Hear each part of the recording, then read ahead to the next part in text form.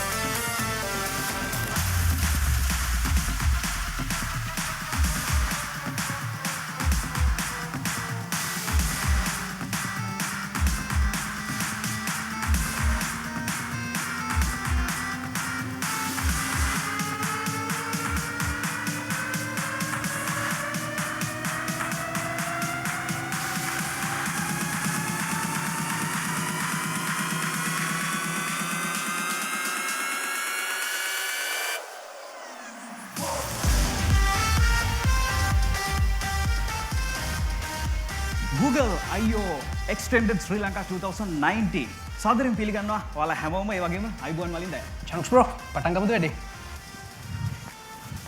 ඉතින් මලින්දයි මේ වෙනකොට USA වල පැවැත්වෙනවා Google I/O මේන් ඉවෙන්ට් එක. ඒකට සමගාමීව ශ්‍රී ලංකාවේ Google I/O Extended Sri Lanka 2019 එක තමයි ඔයාලා එකතු වෙලා ඉන්නේ. ඉතින් ඒ වගේම මේ වෙනකොට Dialog TV වල එහෙම නැත්නම් DTV වල number 1 කියන channel එකෙන් My TV app එකෙන් ඒ වගේම Dialog Facebook live stream එකෙන් සහ thepapera.com website එකෙන් දහස් ගාණක් 100 ගාණක් අපිත් එක්ක සජීවීව මේ වෙලාවේ සම්බන්ධ වෙනවා. ඉතින් Google I/O හැම ඉවෙන්ට් එකකදීම අපි හැමෝටම එන ප්‍රශ්නයක් තමයි ඇත්තටම මොකක්ද Google I/O කියන්නේ කියලා. මොකද Google I/O කියන්නේ? ඔව් චනුක්ස් බ්‍රෝ හොඳ ප්‍රශ්නයක් ඔය ඇහුවේ. මොකද අපි මේ Google I/O ගැන මෙච්චර හයිප් එකක් තියෙනවා පොඩ්ඩක් දැනගන්න එපා මේ මොකක්ද කියලා. ඉතින් කීර්තිමත් විද්‍යාඥයෙක් වෙච්ච ඇල්බර්ට් අයින්ස්ටයින් කියලා තියෙනවා imagination is more important than knowledge කියලා. ඒ කියන්නේ අපේ පරිකල්පනය අපි දැනුමට වඩා වැදගත් කියලා. ඉතින් Google කියලා කියන්නේ ගොඩක් තාක්ෂණයේ අනාගතය ගැන දකින කම්පැනි එකක්. ඉතින් මේ කම්පැනි එකේ තාක්ෂණයේ අනාගතය ගැන දැකලා ඒ වෙනුවෙන් ගොඩාක් දේවල් හදනවා, ගොඩක් සර්විසස් හදනවා, ප්ලැට්ෆෝම් හදනවා.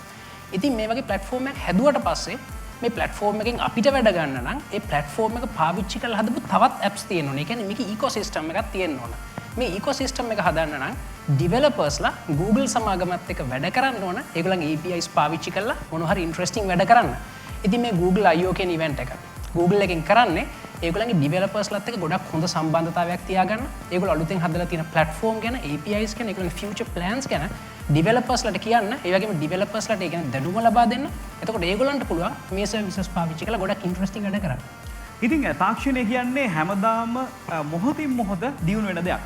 අද මම මේ වෙලාවේ කතා කරන දේ සමහර විට තව තත්පර කීපයකින් වෙනස් වෙන්න පුළුවන්. ඉතින් අන්න ඒ නිසා තමයි මේ වගේ කන්ෆරන්ස් එකක් ඇත්තම ගොඩක් වටින්නේ. ඒ නිසා තමයි Google ලා ගිය අවුරුදු පුරාවම ගිය අවුරුදු කාලය පුරාවටම තමන් රිසර්ච් කරලා හොයාගත්ත අලුත් දේවල්, අලුත් ඉනෝවේෂන්ස් ඊළඟ අවුරුද්ද ඇතුළත අපි කොහොමද මේක ඉවෝල්ව් කරන්නේ? ලබන අවුරුද්ද පුරාවට 2020 Google I/O එක වෙනකන් ඔයාලට මොනවද පාවිච්චි කරන්න හම්බෙන softwares, මොනවද පාවිච්චි කරන්න හම්බෙන technologies, මොනවද පාවිච්චි කරන්න හම්බෙන hardware නම් ඇත්තට පොඩ්ඩක් කතා කරන්නේ Google I/O එකේ. ඉතින් මෙන්න මේ දේවල් තමයි කතා කරන්නේ. ඉතින් එතකොට මේ software industry එකේ, IT industry එකේ මේ Google එක ඇතුලේ ඉන්න tech giants like සාමාන්‍ය tech geeks ලාට එහෙම නැත්නම් මේ තාක්ෂණයට දැඩි ඇල්මක් දක්වන හැමෝටම මේගොල්ලෝ කියන්නේ මොනවද? ඇත්තටම මේවා කොහොමද experience කරන්නේ? ඊළඟට කොහොමද මේක ඉවෝල්ව් වෙන්නේ කියලා experience කරන්න Google I/O කියන්නේ ගොඩක් හොඳ අවස්ථාවක්.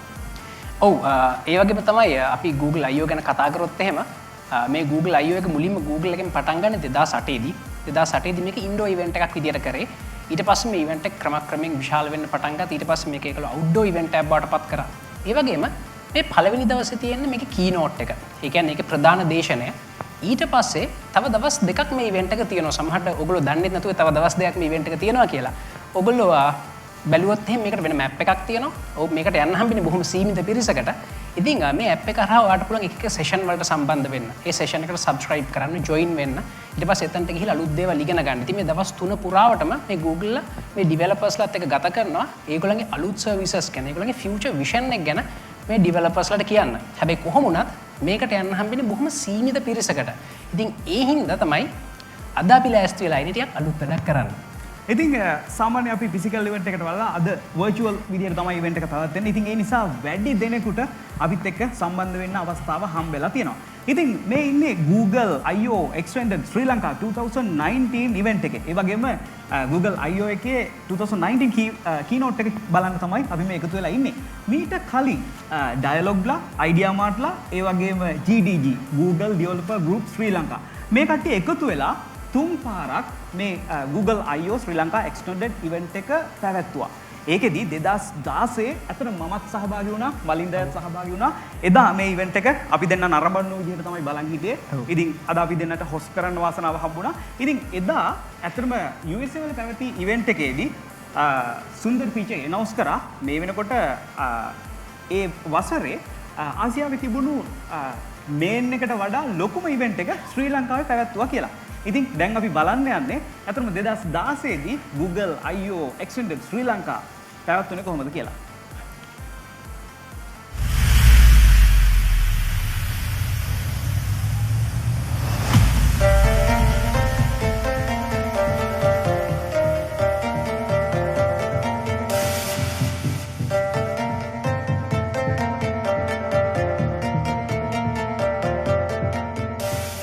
As always, I/O is being live streamed around the world. This year we have the largest ever audience. We are live streaming this to 530 extended events in over 100 countries around the world, including Dublin, which is a major tech hub in Europe, Istanbul, which is our oldest Google developer group, and even to Colombo, Sri Lanka, which is the largest attendance outside of the US with 2,000 people.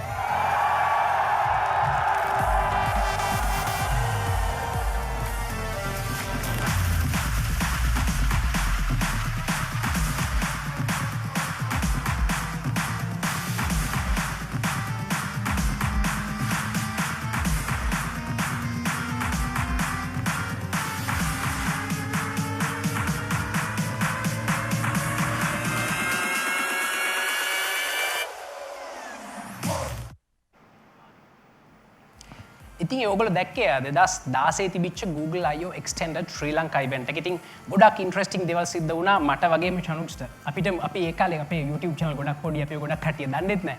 හැබැයි අපිට ආරාධනා ලැබිලා තිබුණා ඒකට එන්න. cosplay event එකක් තිබුණා. තව ගොඩක් ඉන්ටරෙස්ටිං වැඩ එතන තිබුණා. ඉතින් ඊට පස්සේ ඒ අවුරුද්දේ සාර්ථකත්වයත් එක්ක ඊළඟ අවුරුද්දෙත් මේ විදිහටම Google I/O 2017 event එක තිබුණා. අපි ඒකේ වීඩියෝ එකක් බලමු.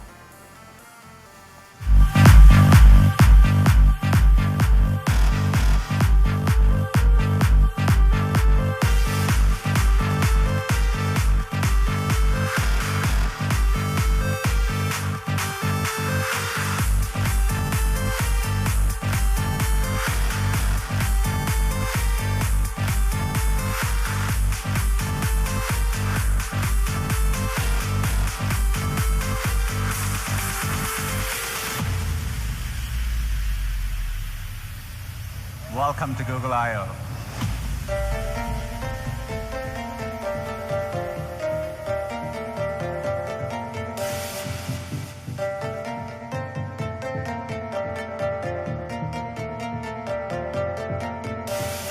More than 3,000 people. What an achievement.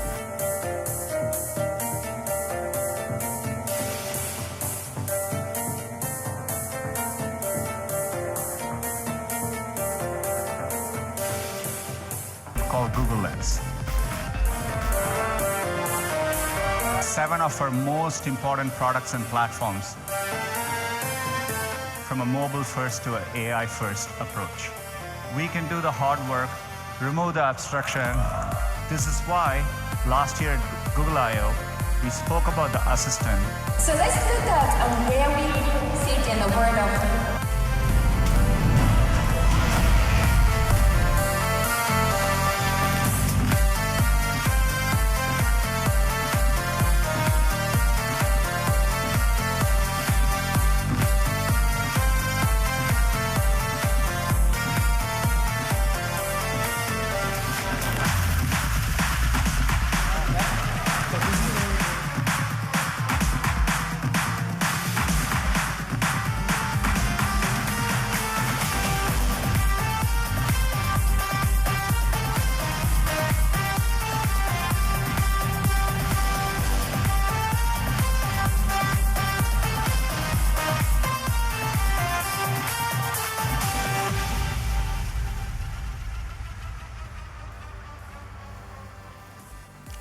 Malinda A event එකේදී මම ගොඩක්ම ආස වුණේ මේකේ තිබුණු තොරතුරු තාක්ෂණික ප්‍රදර්ශනයට. මොකද Google Ideamart සහ GDG පළවෙනි ඉවෙන්ට් එකෙන් පස්සේ මේගොල්ලෝ තේරුම් ගත්තා ශ්‍රී ලංකාවේ මේවට කැමති ගොඩක් දෙනෙක් ඉන්නවා කියලා. ඉතින් අන්න ඒ නිසාම මේ Google I/O කියන ඉවෙන්ට් එක නිකම්ම කීනෝට් එකක් තියෙන ඉවෙන්ට් එකකට වඩා මේක එක්සිබිෂන් එකක් විදියට ශ්‍රී ලංකාවේ software industry එකේ IT industry එකේ ඉන්න හැමෝම එක තැනකට ගන්න පුළුවන් දෙයක් විදියට. තමන්ගේ skills මුළු ලංකාවටම පෙන්වන්න පුළුවන් දෙයක් විදියට තමයි ඉස්සරහට අරගෙන ආවේ. ඒ වගේම ශ්‍රී ලංකාවේ ඉන්න ටෙක් ජයන්ට්ස්ලා එක්ක අපිට කතා කරන්න ඒගොල්ලන්ගේ එක්ස්පීරියන්ස් ෂෙයා කරන්නත් මේ ඉවෙන්ට් එකේදී හැකියාව ලැබුණා. ඒ වගේම මලින්ද කාගෙත් හිත දිනාගත්ත තවත් එතන තිබුණු ඉවෙන්ට් එකක් තමයි රොබෝ බැටල් එක. අනිවාර්යයෙන්ම චනුක්ස් බ්‍රෝ. මොකද මේ ඒක මටත් ටිකක් අලුත් එක්ස්පීරියන්ස් එකක් වුණා. සාමාන්‍යයෙන් මේ වගේ රොබෝ බැටල් එකක් අපි කරන්නේ අපි ස්ට්‍රෙස් එක රිලීස් කරගන්න. මොකද මිනිස්සු විදියට අපි ඇතුලේ කොහේ හරි කොනක හැංගිලා තියෙන මේ රණ්ඩු කරන්න තියෙන ආසාව. ඉතින් මිනිස්සු රණ්ඩු කරන්නේ නැතුව අපේ මොලේ පාවිච්චි කරලා ටෙක්නොලොජි පාවිච්චි කරලා රොබෝ කෙනෙක් හදලා ඒ රොබෝලව රණ්ඩු කරන එක සෑහෙන ජොලි. ඒක සෑහෙන හොඳ එක්ස්පීරියන්ස් එකක් වුණා. අපි හැමෝම ඒක මේ ලංකාවේ මං හිතන්නේ මම ඒ වගේ දෙයක් දැක්කේ පළවෙනි පාරට. ඉතින් ඒකෙන් අපිට ගොඩක් හොඳ ඉන්ස්පිරේෂන් එකක් හම්බෙනවා. මේ වගේ ටෙක්නොලොජි පාවිච්චි කරලා මොන හරි ඉන්ටරෙස්ටිං වැඩක් කරන්න. ඒ වගේම එතන පොඩි කම්පිටිෂන් එකකුත් තියෙන හින්දා පොඩි ඇඩ්‍රිනලින් රෂ් එකකුත් තියෙන හින්දා අපිට හොඳ මොටිවේෂන් එකක් හම්බ වෙනවා. හොඳ රොබෝ කෙනෙක් හදන්න හොඳ ටෙක්නොලොජි පාවිච්චි කරලා. ඒ වගේම Google I/O ඉවෙන්ට් එක මේ විදිහට අලුත් දේවල් ඇඩ් කර තමයි ඉස්සරහට ආවේ. ඉතින් දැන් කතා කරන්න යන්නේ ගිය අවුරුද්දේ 2018 Google I/O Extended ශ්‍රී ලංකා ඉවෙන්ට් එකේ මොකක්ද උනේ කියලා. අතන මේකෙදි තවත් විශේෂ අවස්ථාවක් තියෙනවා. ඒ කියන්නේ ශ්‍රී ලංකාවේ ටෙක් ඉන්ඩස්ට්‍රි එකේ එහෙමත් නැත්නම් තාක්ෂණික දේවල් අලුත් දේවල් ශ්‍රී ලංකාව වෙනුවෙන් කරපු අයව ඇගයීමක් මේකෙදි සිද්ධ වුණා. ඉතින් ඒ නිසා අලුතින් එන අයට මේක ගොඩක් ලොකු මොටිවේෂන් එකක් වුණා. අපි බලමු 2018 වල මොකක්ද උනේ කියලා.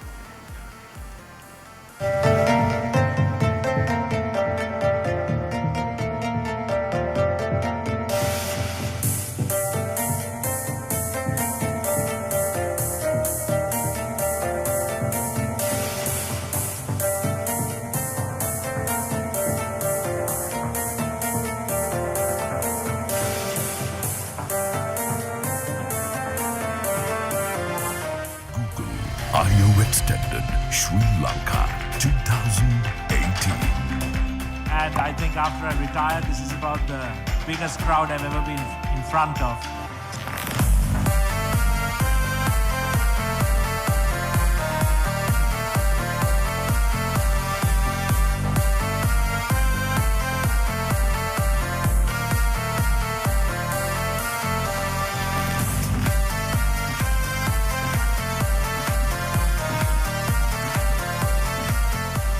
You have the exposure, you have the talent, you have the potential. Can you use it? With our parent company Asiata. So take for example, when you issue a request to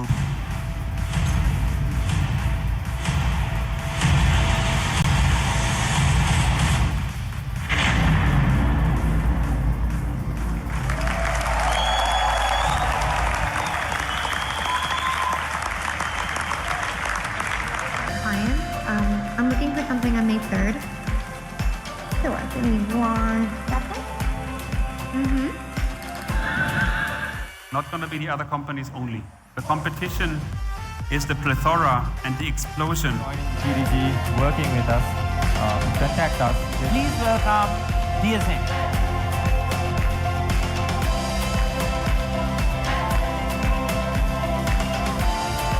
අපේ මව්බිමට උපහාරයක් විදිහට අපි ලංකාව globally ගෙනියන්න තමයි හදන්නේ.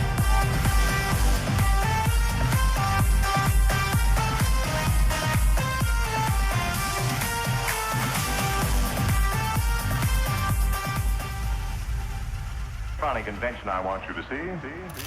It looks something like this. ඉතින් අපි දැක්කේ ගිය අවුරුද්දේ Google I/O Extended Sri Lanka event එක පැවතිච්ච හැටි ගැන.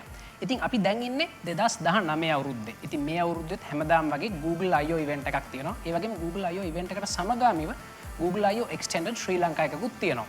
හැබැයි මේ අවුරුද්දේ ඔයගොල්ලෝ ගොඩ දෙනෙක් අපිට රික්වෙස්ට් කරලා තිබුණා. ඒ වගේම ඔයගොල්ලෝ ගොඩ දෙනෙක් රෙජිස්ටර් වෙලා තිබුණා මේ event එකට. ඉතින් ඔයගොල්ලෝ කොච්චර දෙනා රෙජිස්ටර් වුණත් අපිට තියෙන ප්‍රායෝගික ප්‍රශ්න හින්දා ටික දෙනා අපිට මේකට ආරාධනා කරන්න පුළුවන් වෙන්නේ. ඉතින් ඒ හින්දා අපි හිතුවා වෙනසක් කරන්න. ඔයගොල්ලෝ ගොඩ දෙනෙක්ගේ ඉල්ලීම උඩ මේ වෙනස කරන්නේ. ඉතින් ඒ වෙනස තමයි චනුක්ස් බ්‍රෝ. මේ පාර අපි ඕගොල්ලන්ව හම්බෙන්නේ මේ වගේ ලයිව් ස්ට්‍රීම් එකකින්. එතකොට ඕගොල්ලෝ හැමෝටම ගෙදර ඉඳන් මේ අපි කතා කරන දේවල්, ඒ වගේ මෙතනට එන ටෙක් එක්ස්පර්ට් ලගේ, ඔන්ටර්ප්‍රෙනර්ස් ලගේ එක්ස්පර්ටිස් මේ හැම දෙයක්ම ගෙදර ඉඳන් හැමෝටම අත්විඳින්න අවස්ථාව ලැබෙනවා. ඉතින් අපි කතා කරා 2000 පහුගිය අවුරුද්දවල මොකක්ද උනේ කියලා. ඒ වගේම දැන් බලාගෙන ඇති ඔයාලා මේ අවුරුද්දේ මොනවා වෙයිද කියන එක. පළවෙනි දේ තමයි හැම අවුරුද්දෙම ගොඩක් ජනප්‍රිය දෙයක් තමයි Google I/O event එකේදී අපිට දෙන gift pack එක. විශේෂයෙන්ම මේ t-shirt එක. ඉතින් මේ t-shirt එකට gift pack එකට අමතරව තවත් gifts ගොඩක් තියෙනවා. ඒ ගැන කතා කරන්න කලින් මම මේ logo එක ගැන ටිකක් කතා කළ යුතුයි. ඉතින් මේ ශ්‍රී ලාංකිකත්වය සහ තාක්ෂණය එකට එකතු කරලා තමයි මේ logo එක නිර්මාණය කරලා තියෙන්නේ.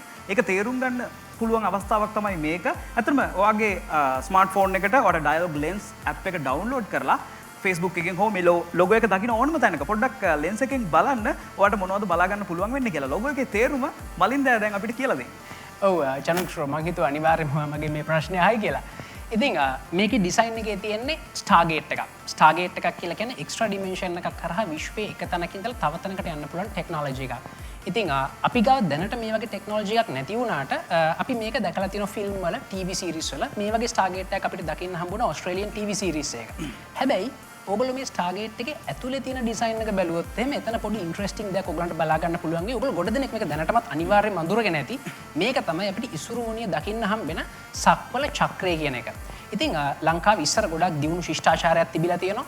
මේ ශිෂ්ටාචාරය සමහරලාට මේ තරු දක්වා ගමන් කරන්නේ නැති කියලා අපි හිතනවා. ඒගොල්ලන්ට ඒ වගේ ටෙක්නොලොජියක් තිබුණා කියලා අපි හිතනවා. ඉතින් සමහරු විශ්වාස කරනවා මේ සක්වල චක්‍රය කියලා කියන්නේ බහුමාන අවකාශයේ තාරකාවල තියෙන සිතියමක් කියලා. ඒ වගේම සමහරු විශ්වාස කරනවා මේක බහුමාන අවකාශයේ දොරටුවක් කියලා.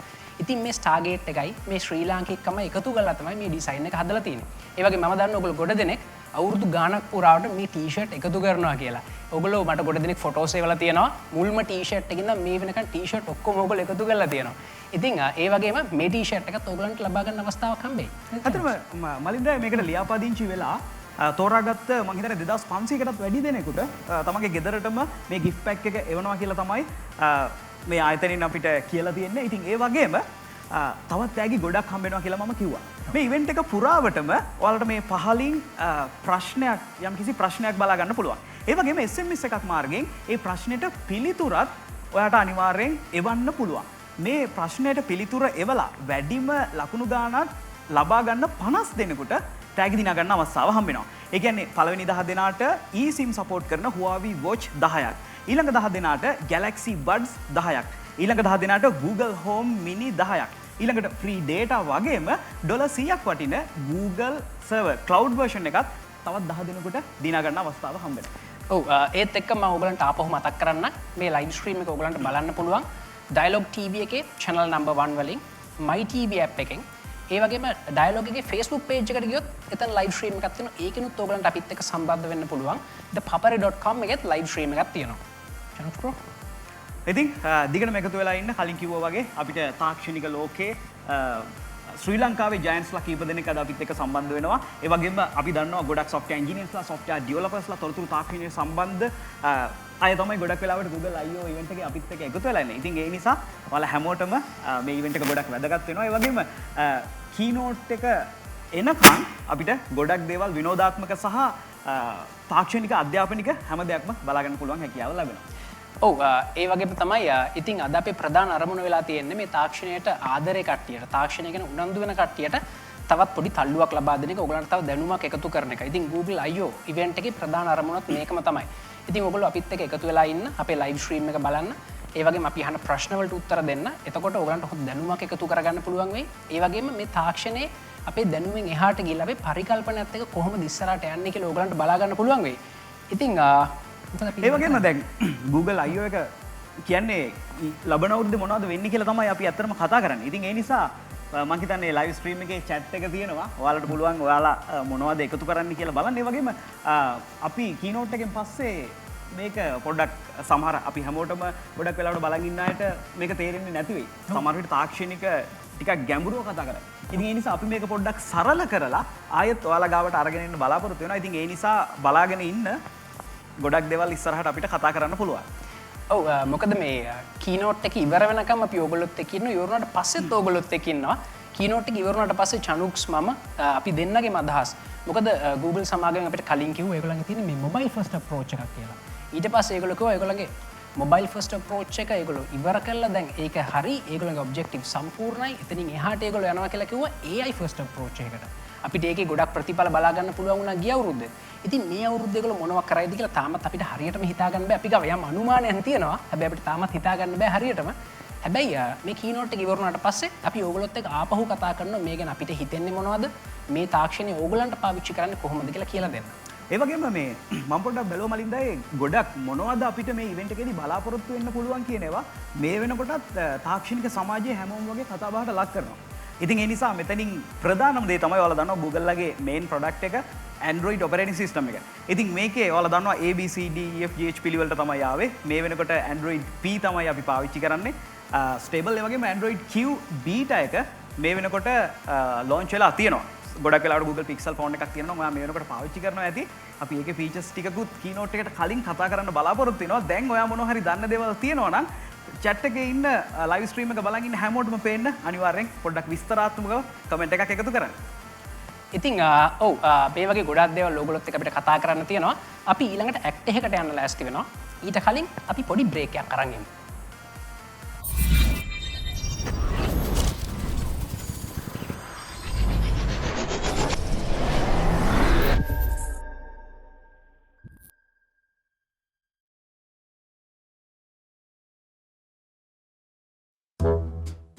ගේම් එකක්ද? ඔන්ලයින්. හෝම් බ්‍රෝඩ්බෑන්ඩ් නේ. නෑ. අංකල් සංගණන් කියන්නේ ඩේටා ගොඩාක් දෙන ඩයලොග් හෝම් බ්‍රෝඩ්බෑන්ඩ්. ඉතින් මගේ පැකේජ් එකේ ඩේටා ගොඩක් දෙනවනේ. තවල්ද? නෑ රෑට. රෑට හැරන් ඉන්නේ බවුලයි බක්මූණයි කියලා ටීචර් කිව්වා. එතකොට අංකල් ආගත්තනේ. ගොඩක් අය වැඩිපුර ඩේටා දෙන්නේ රෑට. රෑ දවල් දෙකටම බෙස්ට් එනිටයිම් ඩේටා දෙන්නේ ඩයලොග් හෝම් බ්‍රෝඩ්බෑන්ඩ් විතරයි. හැමෝම ඇවිල්ලා. ඔයාලා විතරයි අඩුවට හිටියේ. එන්න එන්න. හරි හරි ඔක්කොම බලන්න පුළුවන්. මෙන්න ඔසීන්න ඇන්ඩ්‍රු කතා කරනවා. Hello Andrew. මුළු ක්ලික් එකම අද අපේ ගෙදර. පොඩි ලොකු හැමෝම අද අපේ ගෙදර. මේ හැමෝම සතුටු කරන්න අපේ ගෙදර සුපර් ෆාස්ට් ඉන්ටර්නෙට් වගේම ඇතිතරම් ඩේටා තියෙන්නේ ඩයලොග් හෝම් බ්‍රෝඩ්බෑන්ඩ් නිසා. මගේ ඩයලොග් මගේ විදියට මගේ සුපර් හෝම් එකේ. ලංකාවේ අපිට නම් ඩයලොග් තමයි. ඩයලොග් පාරිභෝගික ජන හදවත් මිලියන 14ක් වෙත පිරිනමන ඩයලොග් ට්‍රිපල් බ්ලාස්ටර් පෙරගෙවුම් මොබයිල් ප්ලෑන් D2D විනාඩි 1000ක් D2D SMS 1000ක් සහ 4G බෝනස් සමග ඩේටා MB 1250ක් මාසිකට රුපියල් 260යි.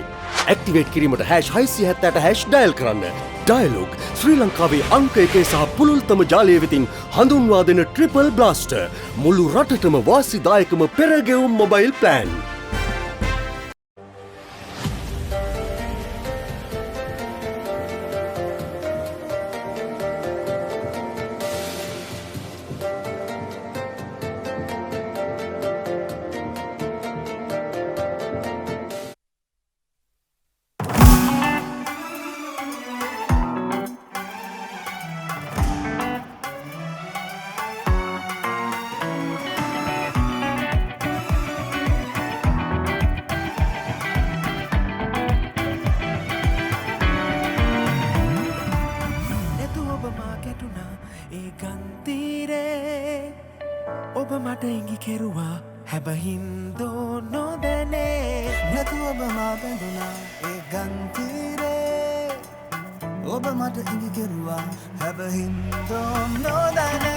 Seen it by my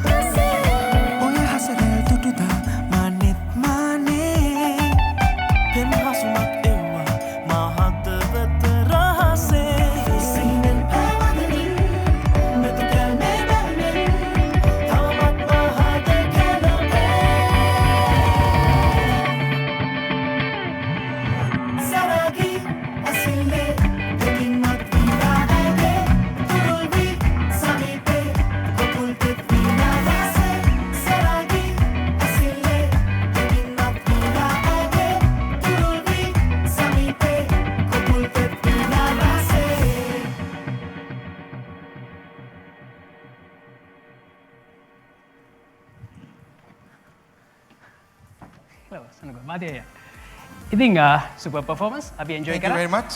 ඉතින් මම වගේ ප්‍රශ්නයක් අහනවා. මේක සමහරට ගොඩක් කට්ටිය දන්නේ නැතුව ඇති සීක්‍රට් එකක් වෙන්නේ නැති. 2004 මං හිතන්නේ. ඔයගොල්ලෝ පළවෙනි පාරට ඩිජිටල් ඔඩියෝ වර්ක් ස්ටේෂන් මේ software මේක 2002 වල ඊටත් කලින් ඔයගොල්ලෝ මේක පාවිච්චි කළා. ඒ කියන්නේ මේ software computers පාවිච්චි කළා සම්පූර්ණ ඇල්බම් එකම කම්ප්ලීට් කරා. අපිට ඒක ගැන විස්තර කියන එක ගොඩක් ලොකු වෙනසක් නේද ඒ කාලේ. ඔව් ඇත්තටම අපි ඉස්සෙල්ලාම ඇල්බම් එක කරන කාලේ මේගොල්ලන් ගාව තිබුණේ මං හිතන්නේ hard disk recorders කියලා જાතියක්. So ඇත්තටම ස්ක්‍රීන් එකක් නැහැ මොකුත් නැහැ නිකන් hard disk එකක් තියෙනවා. ඒකට සින්දු රෙකෝඩ් වෙනවා.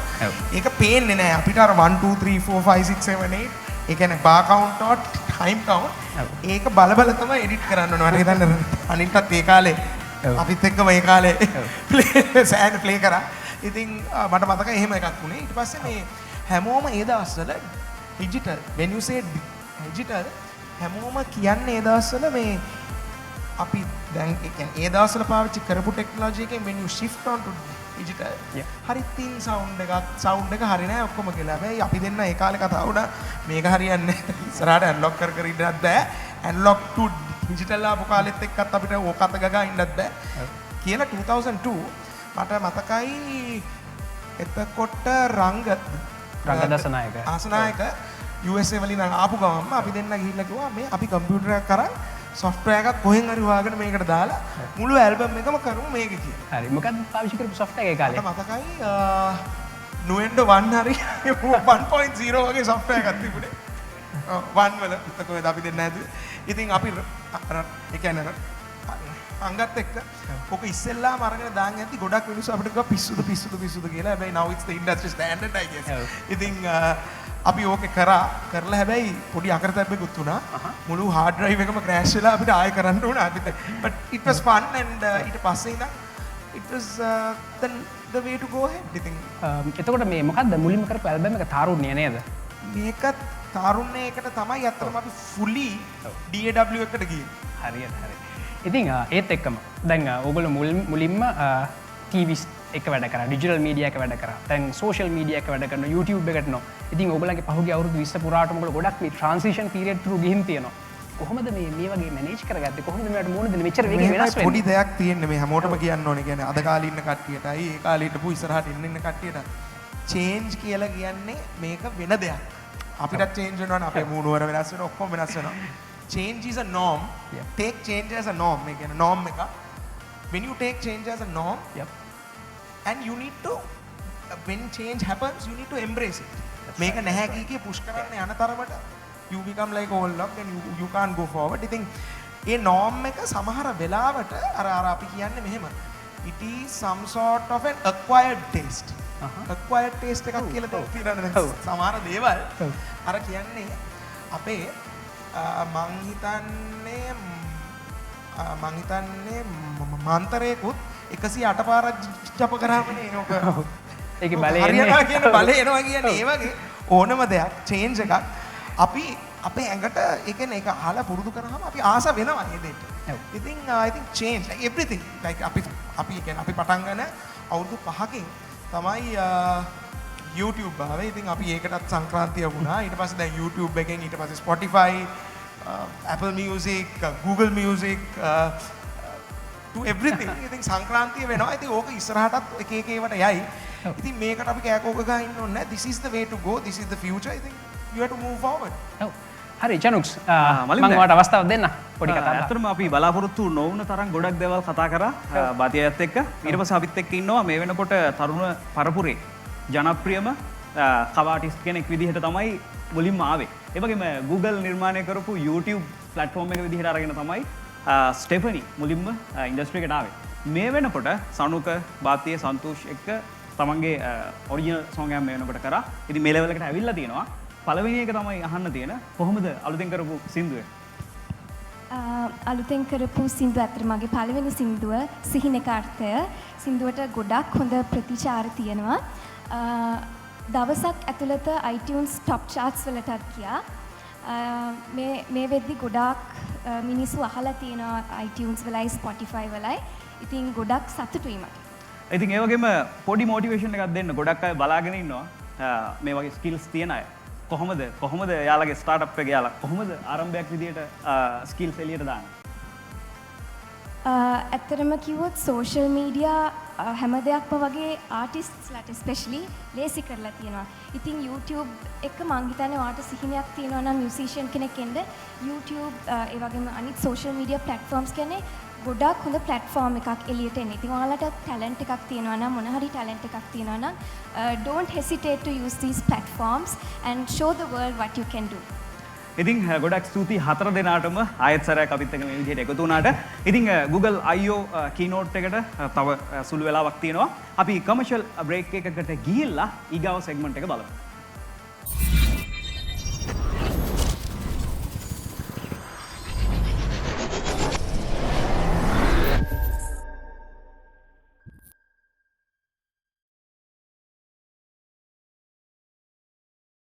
අප්‍රේල් 21 කේතවාචකයට ලක්වුවන්ට තිරසාර අධ්‍යාපන ශිෂ්‍යත්ව සහ මනෝ සමාජයේ පුනරුත්ථාපන සහාය ලබා දීමේ මනුදම් මෙහෙවරට එක්වෙමු. ඩයලොග් විසින් ඔබ ලබා දෙන ආධාර රුපියල් මිලියන 100ක් දක්වා දෙගුණ කරයි. මේ සඳහා www.dialog.lk/donate/ වෙත පිවිසීමෙන් #77.0 ඩයල් කිරීමෙන් টොප් අප් කිරීමෙන් SMS කිරීමෙන් හෝ ස්ටාර් පොයින්ට්ස් easy cash සහ ජීනී ඔස්සේ දායක වන මෙන් අපි ඔබට ආරාධනා කර සිටිමු. මෙය ඩයලොග් පදනමේ දායකත්වයකි.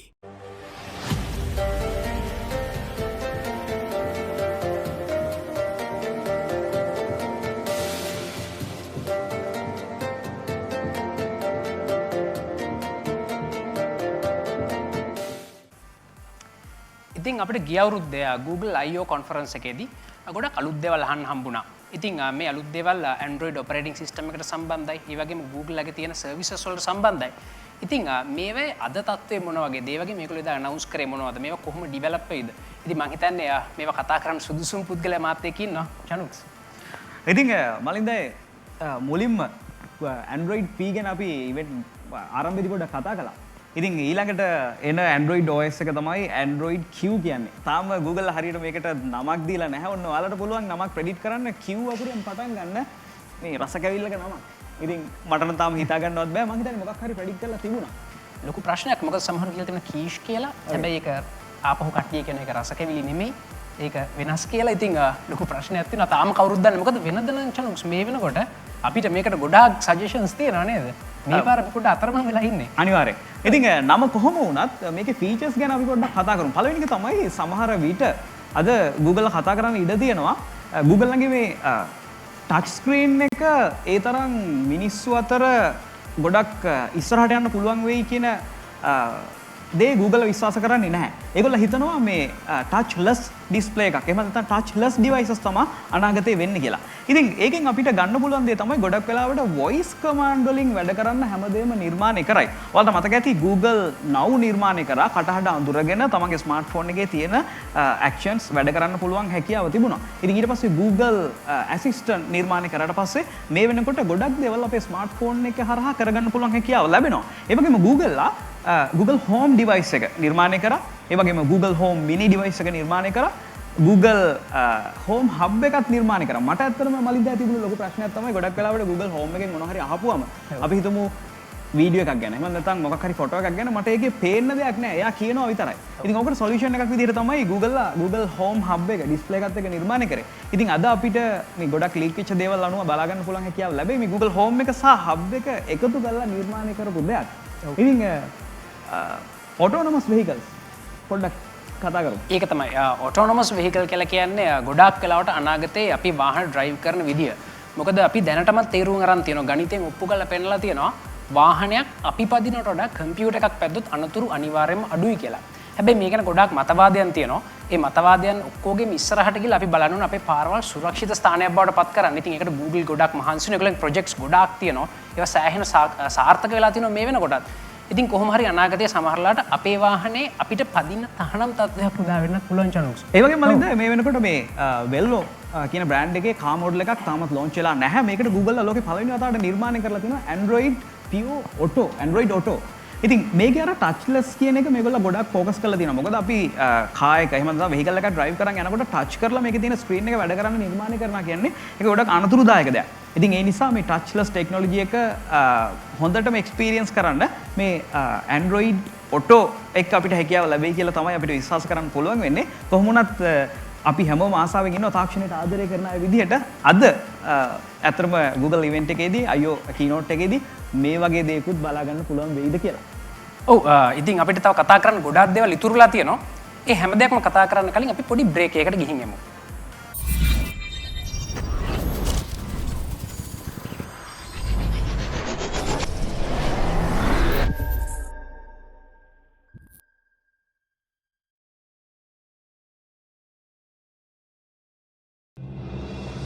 ඩයිලොග් පාරිභෝගික ජන හදවත් මිලියන 14ක් වෙත පිරිනමන ඩයිලොග් ට්‍රිපල් බ්ලාස්ටර් පෙරගෙවුම් මොබයිල් ප්ලෑන් D2D විනාඩි 1000ක් D2D SMS 1000ක් සහ 4G බෝනස් සමග data MB 1250ක් මාසිකට රුපියල් 260යි.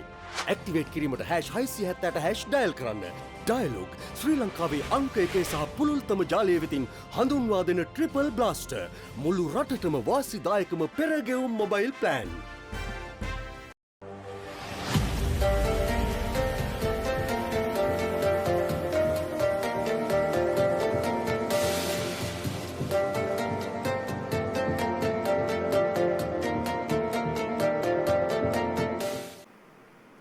හරි දැන් අපි ලෑස්ති වෙලා ඉන්නේ ටෙක්නොලොජි වර්ල්ඩ් එකේ අපිට නැතුවම බැරි පුද්ගලෙක් කතා බහක දෙන්න. ඉතින් මේ පුද්ගලයාව නමින්ම හඳුන්වනවට වඩා මේ පුද්ගලයා කරපු නිර්මාණ ගැන අපි කතා කරොත් එහෙම මේ කවුද කියලා ඔයගලන්ට වඩාත් හොඳ අදහසක් ලබා ගන්න පුළුවන් වෙයි. මීට අවුරුදු ගානකට කලින් අපේ ස්මාර්ට්ෆෝන් එකට Android iPhone ෆෝන් එකට සිංහල තිබුණේ නැහැ. ඉතින් මුලින්ම මේ සිංහල කියවීමේ හැකියාව, ඒ වගේම සිංහල ටයිප් කිරීමේ හැකියාව අපිට ආවේ හෙලකුරු කියන ඇප් එකෙන්. ඉතින් අද අපි ගෙන්නන්න ලෑස්ති වෙනවා මේ හෙලකුරු කියන ඇප් එක නිර්මාණය කරපු කවුද? ඔව් දනික පෙරේරා. ඒ වගේම තව දෙයක් මතක් කරන්න ඕන. දනික පෙරේරා අපිට තවත් ගොඩක් ලොකු නිර්මාණයක් කරලා දුන්නා. ඔයගොල්ලෝ ගොඩ දෙනෙක් ඉන්ටර්නෙට් එකේ මුදල් හුවමාරු කරනවා නම්, ඒ වගේ මොකක් හරි භාණ්ඩයක් හෝ සේවාවක් විකුණනවා නම් ඒකට හරිම අපූර්ව විසඳුමක් මේ අපිට හදලා දුන්නා. ඉතින් අපි අද කතා කරලා බලමු දනික පෙරේරාත් එක්ක එයාගේ ගමන මොන වගේද කියලා. අපි දෙන්න කතා කරලා ඉවරයි. අපි ආරාධනා කරනවා දනික පෙරේරාට වේදිකාවට.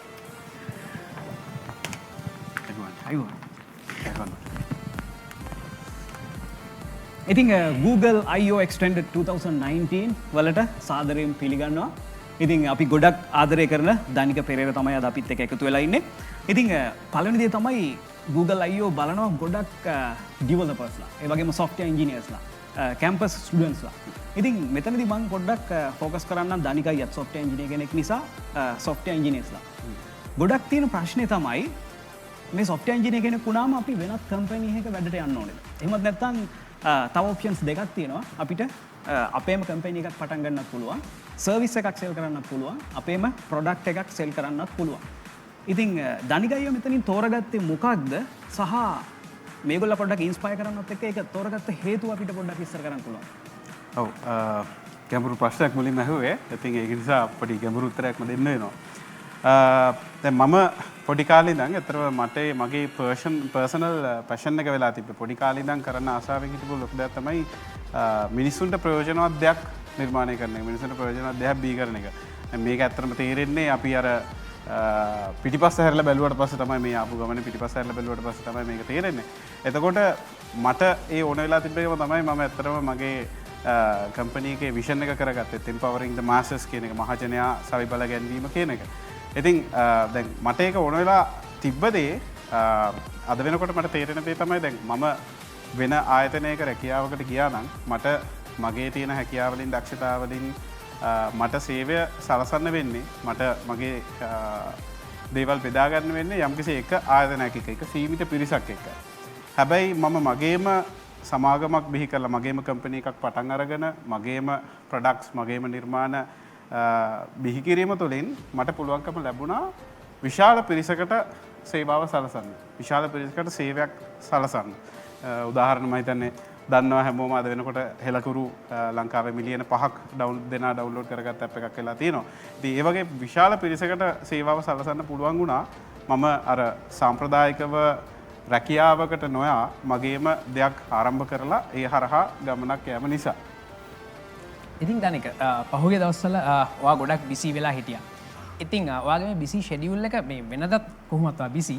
ඉතින් පහුගිය කාලේ ටිකක් වැඩිපුර බිසි වෙලා හිටියේ. ඔයා අලුත් ෆැසිලිටි එකක් හදුවා. ඉතින් මේ ෆැසිලිටි එක හදද්දී මට තාමත් මේ ෆැසිලිටි එකට විසිට් කරලා ඒක තියෙන්නේ මොනවද කියලා බලා ගන්න බැරි වුණා. මම අනිවාර්යෙන් මේක ඉක්මනටම කරනවා. අනිවාර්යෙන්. ඉතින් මම මේකේ ෆොටෝස් දකින්නකොට මට විශේෂතා කීපයක් දකින්න පුළුවන් වුණා. ගොඩක් ලාට මේ ෆැසිලිටි එකේ තියෙන ගොඩක් දේවල් ටිකක් මේ මනෝවිද්‍යාත්මක සංකල්ප පාවිච්චි කරලා ඒ වගේම ගොඩක් නවීන ඉංජිනේරු තාක්ෂණය පාවිච්චි කරලා හදලා තිබුණා. ඉතින් අපි ජනික ඔයාගේ ඔෆිස් එක ගැන කතා කරන්න කලින් අපි ඔෆිස් එක මොන වගේද කියලා පොඩ්ඩක් බලන්න.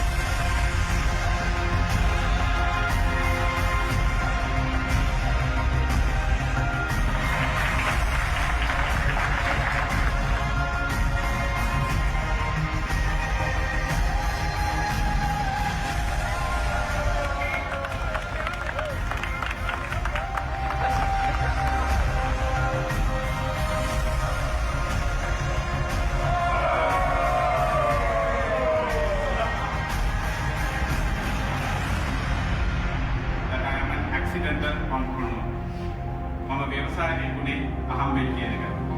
Happy birthday to you. Happy birthday to you.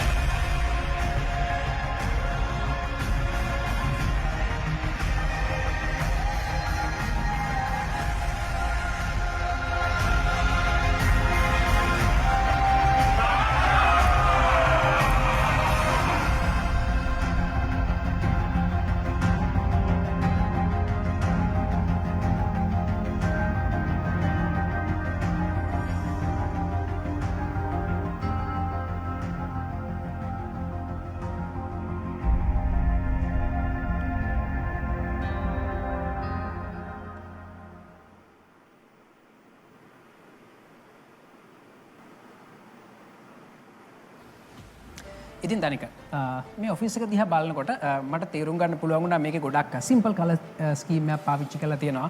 ගොඩක් මිනිමලිස්ටික් ඩිසයින් එකක් තියෙන්නේ. ඉතින් මේක පිටිපස්සේ ගොඩක් ලොකු කතාවක් තියෙනවා කියලා මම දන්නවා. ඉතින් අපි පොඩ්ඩක් ඒක ගැන විස්තර කියමු. ඔව් මේක ඇත්තටම හීනයක්. ගොඩක් කල් ඉඳන් තිබ්බ හීනයක්. මොකද අපි සමාගමක් විදියට කම්පැනි එකක් විදියට අපි කරපු දේවල් වෙනස් මුලින්දම. චානුක ඉස්සෙල්ලා කිව්වා කියන්නේ ලංකාවේ software product companies තියෙනවා software services companies තියෙනවා.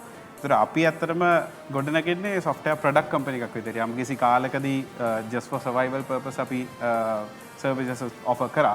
හැබැයි අපි දැන් ඉස්සරහට යන්නේ product company එකක් විදියට. ඒතර වෙනස තියෙන්නේ අර මම ඉස්සෙල්ලා කිව්ව passion එකත් එක්කත් ඒක connect වෙනවා. වෙනස තියෙන්නේ අපි software services company එකක් කිව්වොත් එහෙම අපි අපේ company එකෙන් මාකට් එකට දෙන්නේ ශ්‍රමය ලේබර් තමයි අපි සෙල් කරන්නේ. එතකොට අපේ කම්පැනි එක grow වෙන්නේ අපේ number of employees ලා ගන්න අපේ ඉන්න ටීම් එකේ කට්ටිය ගන්න වැඩි වෙන තරමට.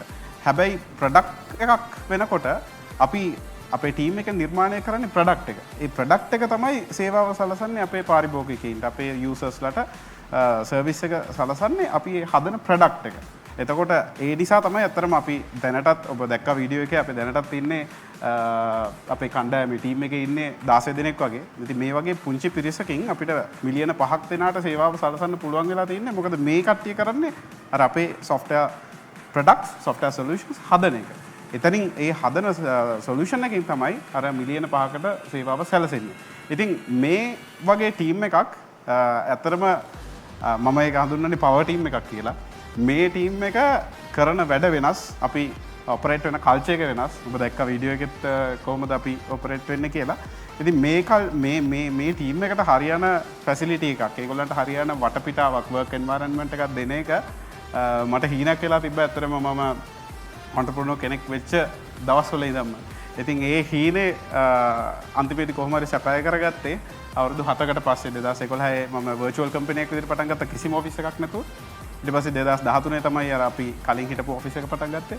2013 ඉඳන් 2019 අවුරුදු 6කට පස්සේ තමයි ඒ හීනේ හැබෑ කරගන්න පුළුවන් උනේ. ඉතින් එතනදී මලින්ද කිව්වා වගේ අතරම අපි ෆලෝ කරලා තියෙන අතරම ඉන්ටර්නැෂනලි අලුත්ම මොඩර්න් ලේටස්ට්ම වර්ක් එන්වයරන්මන්ට් එක සයිකොලොජිස් තමයි ෆලෝ කරලා තියෙන්නේ. නිදහස් මානසිකත්වයක් තුළ ක්‍රියේටිවිටි අපි ගොඩක් කරන ගොඩක් දේවල් ක්‍රියේටිව් දේවල් ඉනෝවේටිව් දේවල්. ඉතින් ඒවා කරන්න නිදහස් මනසක් තියෙන්න ඕන. ඉතින් ඒ වටපිටාවක් තමයි අත්‍තරම හදලා තියෙන්නේ. ඒ ඔබ දැක්ක හැම දෙයකටම අර්ථයක් තියෙනවා. මම හිතන්නේ ඒක කතා කරන්න කිව්වට වෙලා යනවා. ආරාධනා කරනවා එන්න කියලා වෙලාවට කතා කරමු. ඉතින් අපි ඔෆිස් එක ගැන ටිකක් කතා කරා. ඒ වගේම දනිකාගේ කටින් පිට වුණා මේ ඔන්ටර්ප්‍රෙනර් කියන වචනේ. ඉතින් මේ බලන් ඉන්න අයටත් තියෙනවා. ඒ වගේම මටත් තියෙන ප්‍රශ්නයක් තමයි ඇත්තටම දනික ඔන්ටර්ප්‍රෙනර් කෙනෙක්ද? එහෙම නැත්නම් බිස්නස්මන් කෙනෙක්ද? මොකද දනිකය හදන software එක product එක sell කරනවා. එතකොට ඒ වගේ මම දැක්කා මේ ළඟදී ගොඩක් මේ entrepreneurship කියන එක ගොඩක් promote කරන්න දනිකය මහන්සි වෙනවා. ඇත්තටම මොකක්ද මේ entrepreneurship businessman කියන එකේ වෙනස? ඒ වගේම මොකක්ද හොඳ තෝරගන්න software engineer කෙනෙක් developer කෙනෙක් විදියට? වෙනස කිව්වොත් එහෙම වෙනස සරලවම අඳුර ගන්න පුළුවන්. දැන් businessman කෙනෙක් කියන්නේ ඇත්තටම මේ සමාජ වටපිටාව තුළ යම් කිසි ආදායම් උපයන්න පුළුවන් මාර්ගයක් දැනටමත් හැමෝම දන්න මාර්ගයක්කට බැහැලා ඒ දේ තුළ එයාගේ හැකියාවෙන් එයාගේ දක්ෂතාවෙන් මුදල් ලිපීම සහ ඒ ව්‍යාපාරය ඉදිරියට ගෙන යාම. හරි. ඔන්ටර්ප්‍රනර් කෙනෙක් කියන්නේ සමාජයේ දැනට නැති දෙයක්. සමහර වෙලාවට ඒක මාකට් එකේ තියෙන ગેප් එකක් ෆිල් කිරීම. එහෙම නැත්නම් සමාජයේ තියෙන ප්‍රොබ්ලම් එකක් සෝල්ව් කිරීම. අන්න ඒ වගේ දෙයක් හරහා සමාජයට අලුත් දෙයක් දීලා අලුතෙන් මොඩල් එකක් හදාගෙන ඒ මොඩල් එක හරහා ඉස්සරහට යන කෙනෙක්ට මගේ අර්ථකථනය. මම ඇත්තරම මේ ඔන්ටර්ප්‍රනර්ෂිප් වලට මම ගොඩක් යුනිවර්සිටිස් වලට ඉස්කෝලවලට ගොඩක් අපේ තරුණ කට්ටිය තරුණ යං ජෙනරේෂන් එක ඉන්ස්පයර් කරන්න දේවල් කරනවා. ඒ මොකද මම හැමතැනම කියන දෙයක් මම මගේ පාසල් කාලය තුල එහෙමත් නැත්නම් මම කැම්පස් එකේ හිටපු කාලය තුලවත් මේ ව්‍යවසායකත්වයේ ඔන්ටර්ප්‍රනර්ෂිප් කියන වචනේ තේරුමවත් මම දැනන් හිටියේ නැහැ. ව්‍යවසායකත්වය කියන සිංහල වචනේ තේරුමවත් මම දැනන් හිටියේ නැහැ. අර මම අර ස්පීච් එකේ කිව්වත් වගේ වීඩියෝ එකේ මම ඇත්තටම ඔන්ටර්ප්‍රනර් කෙනෙක් වුණේ අහම්බෙක්. මගේ යුනිවර්සිටි ප්‍රොජෙක්ට් එකට මම අලුත් දෙයක් කරා. ඒ අලුත් දෙයට ජාත්‍යන්තර සම්මානයක් හම්බුණා. ඒ හම්බෙච්ච සම්මානය ඉන්ඩස්ට්‍රි එකේ යම්කිසි ආයතනයක් රෙකග්නයිස් කරලා මට බිස්නස් ඔපචුනිටි එකක් දුන්නා. එතනින් අහම්බෙන් තමයි මම මගේ ගමන පටන් ගත්තේ. හැබැයි ඒක ඒ අහම්බේ සිද්ධ නොවුණා නම් මම අදටත් කොහේ හරි මගේ software engineering දැනුම විතරක් පාවිච්චි කරලා කොහේ හරි ජොබ් එකක් කරන කෙනෙක්. ඉතින් මට අර අහම්බේ සිද්ධ වෙච්ච හින්දා තමයි මම මේ තත්ත්වයට ආවේ. හැබැයි මම එහෙම වෙන්නේ නැතුව වැළලා ගියා නම් අන්න ඒ දේ මම හිතනවා නොවෙන්න ඕන අපේ අනාගත පරපුරට. ඇත්තටම මම ගොඩක් දැකලා තියෙනවා අපේ කැම්පස් වල ඉන්න රංගිල මල්ලිලා. තමන්ගේ ෆයිනල් ප්‍රොජෙක්ට් එක කරනවා ඇත්තටම ලෝකේ නැති දෙයක් රිසර්ච් එක. හැබැයි ඒගොල්ලෝ කරන්නේ තමන්ගේ අවුරුදු ගාන ඉවරනාට පස්සේ ප්‍රොජෙක්ට් එක රිසර්ච් එක සම්පූර්ණයෙන්ම නවත්තලා දාලා අදාළම නැති සබ්ජෙක්ට් එකකට කොහේ හරි ජොබ් එකකට යන එක. ඉතින් හොඳ උදාහරණයක් අපිට මේ ඉන්නේ එහෙම නෙමෙයි. තමන්ගේ ප්‍රොඩක්ට් එක දියුණු කරන්න පුළුවන්. පොඩි තව පොඩ්ඩක් ඉන්ස්පයර් කරන්න පුළුවන්. එතන තියෙන බැලේ ඇත්තටම දැන් අර මයින්ඩ්සෙට් එකේ ප්‍රශ්නයක්, ඇටිටියුඩ්ස් වල ප්‍රශ්නයක්. දැන් මොකද අපේ ඉස්කෝලේ කාලේ ඉඳන් ඔයා වුණත් මම වුණත් මලින්ද උනත් ඉස්කෝලේ කාලේ ඉඳන් අපි පුරුදු වෙලා ඉන්නේ ජීවිතේ තියෙන එක මාර්ගයයි. ඉස්කෝලේ ගියා එක්ක අධ්‍යාපන සුසුමක් ලැබුවා. එහෙම නැත්නම් කෙලිම රස්සාවකට ගියා. එහෙම නැත්නම් උසස් අධ්‍යාපන සුසුමක් ලැබලා ඊට පස්සේ රස්සාවකට ගියා. ඔය පාත් එක විතරයි අපිට අර ඉස්කෝලේ කාලේ ඉඳන් අපේ ඔළුවට දාලා තියෙන්නේ. අපේ ළමයින්ට පොඩි අයට තරුණ කට්ටියට ඔළුවට දැමිලා නැහැ කොහෙවත් ජීවිතේ තව මාර්ග තියෙනවා. මේක රස්සාවක් කරන එක එකම මාර්ගය නෙමෙයි. තව මාර්ග තියෙනවා. ඉතින් මම අර කරන හැමදේම උත්සාහ කරන්නේ අපේ කට්ටියට ඔළුවට දාන්න මෙන්න මෙහෙම දේවලුත් තියෙනවා. මෙහෙම දේවල් කරොත් එහෙම මෙන්න මේ වගේ තත්ත්වවලටත් යන්න පුළුවන් කියලා. මගේ ජීවිතේම මම අද වෙන මම ලොකු ගමනක් තාම ඇවිල්ලා නැහැ. හැබැයි කරලා තියෙන දේවල් ටිකෙන් මම අනිත් අයව ඉන්ස්පයර් කරන්න පුළුවන් තරම් උත්සාහයක් දරනවා. මොකද අපි ඇප්ස් ටික ගැන පොඩ්ඩක් කතා කරමු. ඒක තමයි අනිවාර්යයෙන්ම කතා කරන්න ඕනේ. ඉතින් දනිකවා කිව්වා ඔයා සර්විස් සපයන වෙනුවට ප්‍රොඩක්ට් එකක් මැචුවර් කරලා ඒ ප්‍රොඩක්ට් එකෙන් ගොඩාක් ලොකු පිරිසකට සේවාව සපයන්න ඔයා වැඩිපුර උත්සාහ කරනවා කියලා. හැබැයි ඔයා කිව්වා සමාගමේ යම් කාලයකදී වගේ සමාගමේ පැවැත්ම සඳහා ඔයා සර්විසස් දුන්නා. හැබැයි දැන්වත් තනිකරම වැඩ කරන්නේ මේ වගේ ප්‍රොඩක්ට්ස් වෙනුවෙන් ඒ ප්‍රොඩක්ට්ස් තවදුරටත් දියුණු කරන්න. ඉතින් අපි පොඩ්ඩක් කතා කරමු මේ දේවල් ගැනත්. අපි පටන් ගමු හෙලකුරුවනේ. ඔව්. මම කිව්වා අතරම අපි මේ හැමදේම වෙන්නේ අර අපේ කම්පැනි එකක් විදිහට අපේ තියෙන කොමන් විෂන් එක තුල අපේ දැක්ම තුල. ඒ දැක්ම තමයි ඒක ටිකක් වෙනස් කරලා තියෙනවා අද වෙනකොට empowering people digitally. digital තාක්ෂණයන් කියන්නේ මහජනයා සවිබල ගැන්වීම. ඉතින් ඔන්න ඔය එක ඇතුලේ අපි ප්‍රදේශ තුනක් එහෙම නැත්නම් කාණ්ඩ තුනක් අඳුරගෙන ඉන්නවා මේ වැඩේ කරන්න. අපේ විෂන් එකට යන්න. එකක් තමයි අපේ සාමාන්‍ය කන්සියුමර් මාකට් එක අපි හැමෝම පාවිච්චි කරන හෙලකුරු ප්‍රොඩක්ට් එක. හෙලකුරු බ්‍රෑන්ඩ් එක හරහා අපි බලාපොරොත්තු වෙනවා මිනිසුන්ගේ දෛනික ජීවිතය සවිබල ගන්නවන්න පුළුවන් විදිහේ ඩිජිටල් සේවාවන් සපයන්න. ඉතින් අපි මුලින්ම සපයපු සේවාව තමයි හෙලකුරු එකෙන් මේ සිංහලෙන් යතුරු කිරීමේ සේවාව. ඉතින් අද වෙනකොට ඒක මිනිස්සු මිලියන ගාණක් පාවිච්චි කරනවා. එතනින් එහාට නවතින්නේ නැතුව හෙලකුරු එක දැන් ටික ටික තවත් ඩිජිටල් සේවා එහාරහාම අඳුනා දෙමින් පවතිනවා.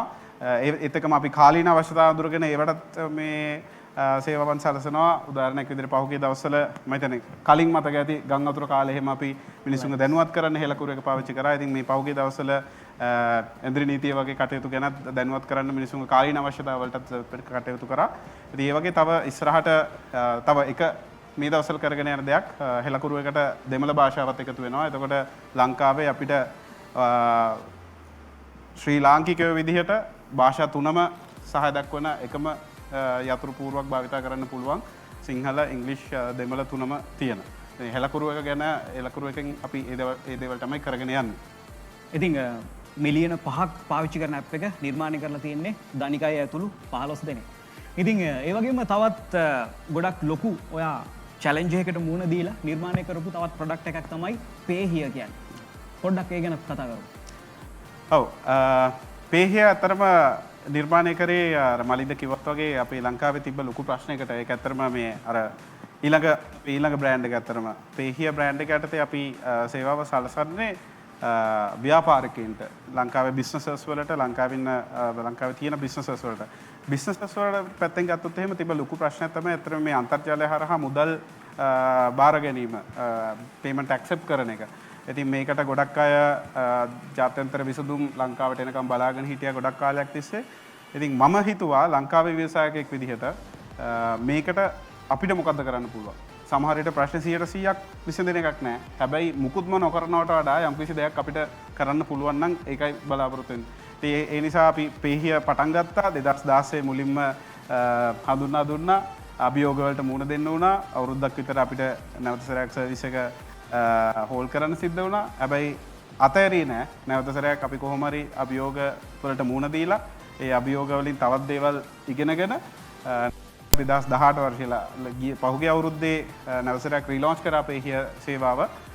මේ අවුරුද්දක කාලේ දැන් අපි ලයිව් ඔපරේට් වුණා අවුරුද්දක කාලය ඇතුළත මිලියන ලංකාවේ බිස්නසස් වලට ලංකාවේ ව්‍යාපාර වලට රුපියල් මිලියන 100කට වැඩි පේමන්ට්ස් ඔන්ලයින් පේමන්ට්ස් ප්‍රොසෙස් කරන්න අපි Pay Here හරහා පහසුකම් සැලසුවා. ඒක තමයි ඇත්තටම Pay Here වල. ඉතින් ඒකේ ඉස්සරහට එන දේවල් ගැන කතා කරොත් එහෙම දැනට අපි සහාය දක්වන්නේ යම් පේමන්ට් මෙතඩ්ස් කීපයක් පමණයි. ඉස්සරහට Amex සහ Dialog Genie පේමන්ට් මෙතඩ්ස් උත් Pay Here එකතු වෙනවා. ඒවා හරහාත් අපේ Pay Here මර්චන්ට්ස් ලට දැනට 1000කට වඩා වැඩි පිරිසකට අපි සේවාව සලසනවා. ඒගොල්ලන්ට ඒ පේමන්ට් මෙතඩ්ස් උත් ඉස්සරහදී බාර ගන්න පුළුවන්. ඉතින් ව්‍යවසායකෙක් විදියට ගමනක් යනකොට ඒ ගමන සාමාන්‍ය ජොබ් එකක් කරනවා වගේ නෙමෙයි.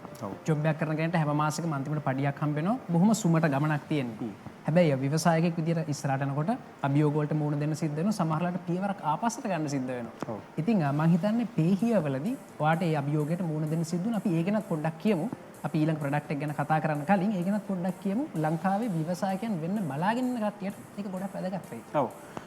මම ගොඩක් තැන්වල කියන දෙයක් මනින්ද ඒ කියන්නේ මම ව්‍යවසායකයෙක් වෙන්න මට මූලිකම හේතු වෙච්ච දේ තමයි මගේ ගාව තිබ්බ පැෂන් එක. හෙලකුරු පටන් ගත්තේ මුල්ම ප්‍රොඩක්ට් එක සෙට් බ්‍රවුසර් පටන් ගත්තේ මට තිබ්බ පැෂන් එකට. සිංහල සම්බන්ධ දේවල් කරන්න මට තාම ඒකට සිංහල හරි වචනයක් නැහැ. අපි කියමු පිස්සුව කියලා. අර තිබ්බ පිස්සුවට තමයි ඒක පටන් ගත්තේ. ඉතින් ඒ හරහා ගමනක් ආවා. හැබැයි Pay Here වලට ඇත්තටම මගේ තිබ්බ තවත් පැෂන් එකක් තමයි එළියට ආවේ. හැබැයි Pay Here දිගටම කරගෙන යන්න පුළුවන් උනේ තව එක දෙයක් නිසා. ඒ තමයි perseverance. නොපසුබට උත්සාහය. අපි වැටෙන තැන් එනවා. ජීවිතේ වුණත් එහෙමයි, ව්‍යාපාරවල වුණත් එහෙමයි, ව්‍යවසායකයෙක් විදියට වුණත් එහෙමයි වැටෙන තැන් එනවා. හැබැයි වැටෙන තැන්වලදී වැටුනොත් එතනින් ඉවරයි ගමන. හැබැයි වැටෙන තැන්වලදී අපිට නැගිටලා ආයසරයක් ඒකට මුණ දීලා ඒ වැටිච්ච දේිනුත් දේවල් ඉගෙනගෙන තවත් ශක්තිමත් වෙලා ඉස්සරහට යන්න පුළුවන් නම් මම හිතන්නේ එතන තමයි සාර්ථකත්වය තියෙන්නේ. ඉතින් Pay Here වලත් උනේ ඒ වගේ දෙයක්.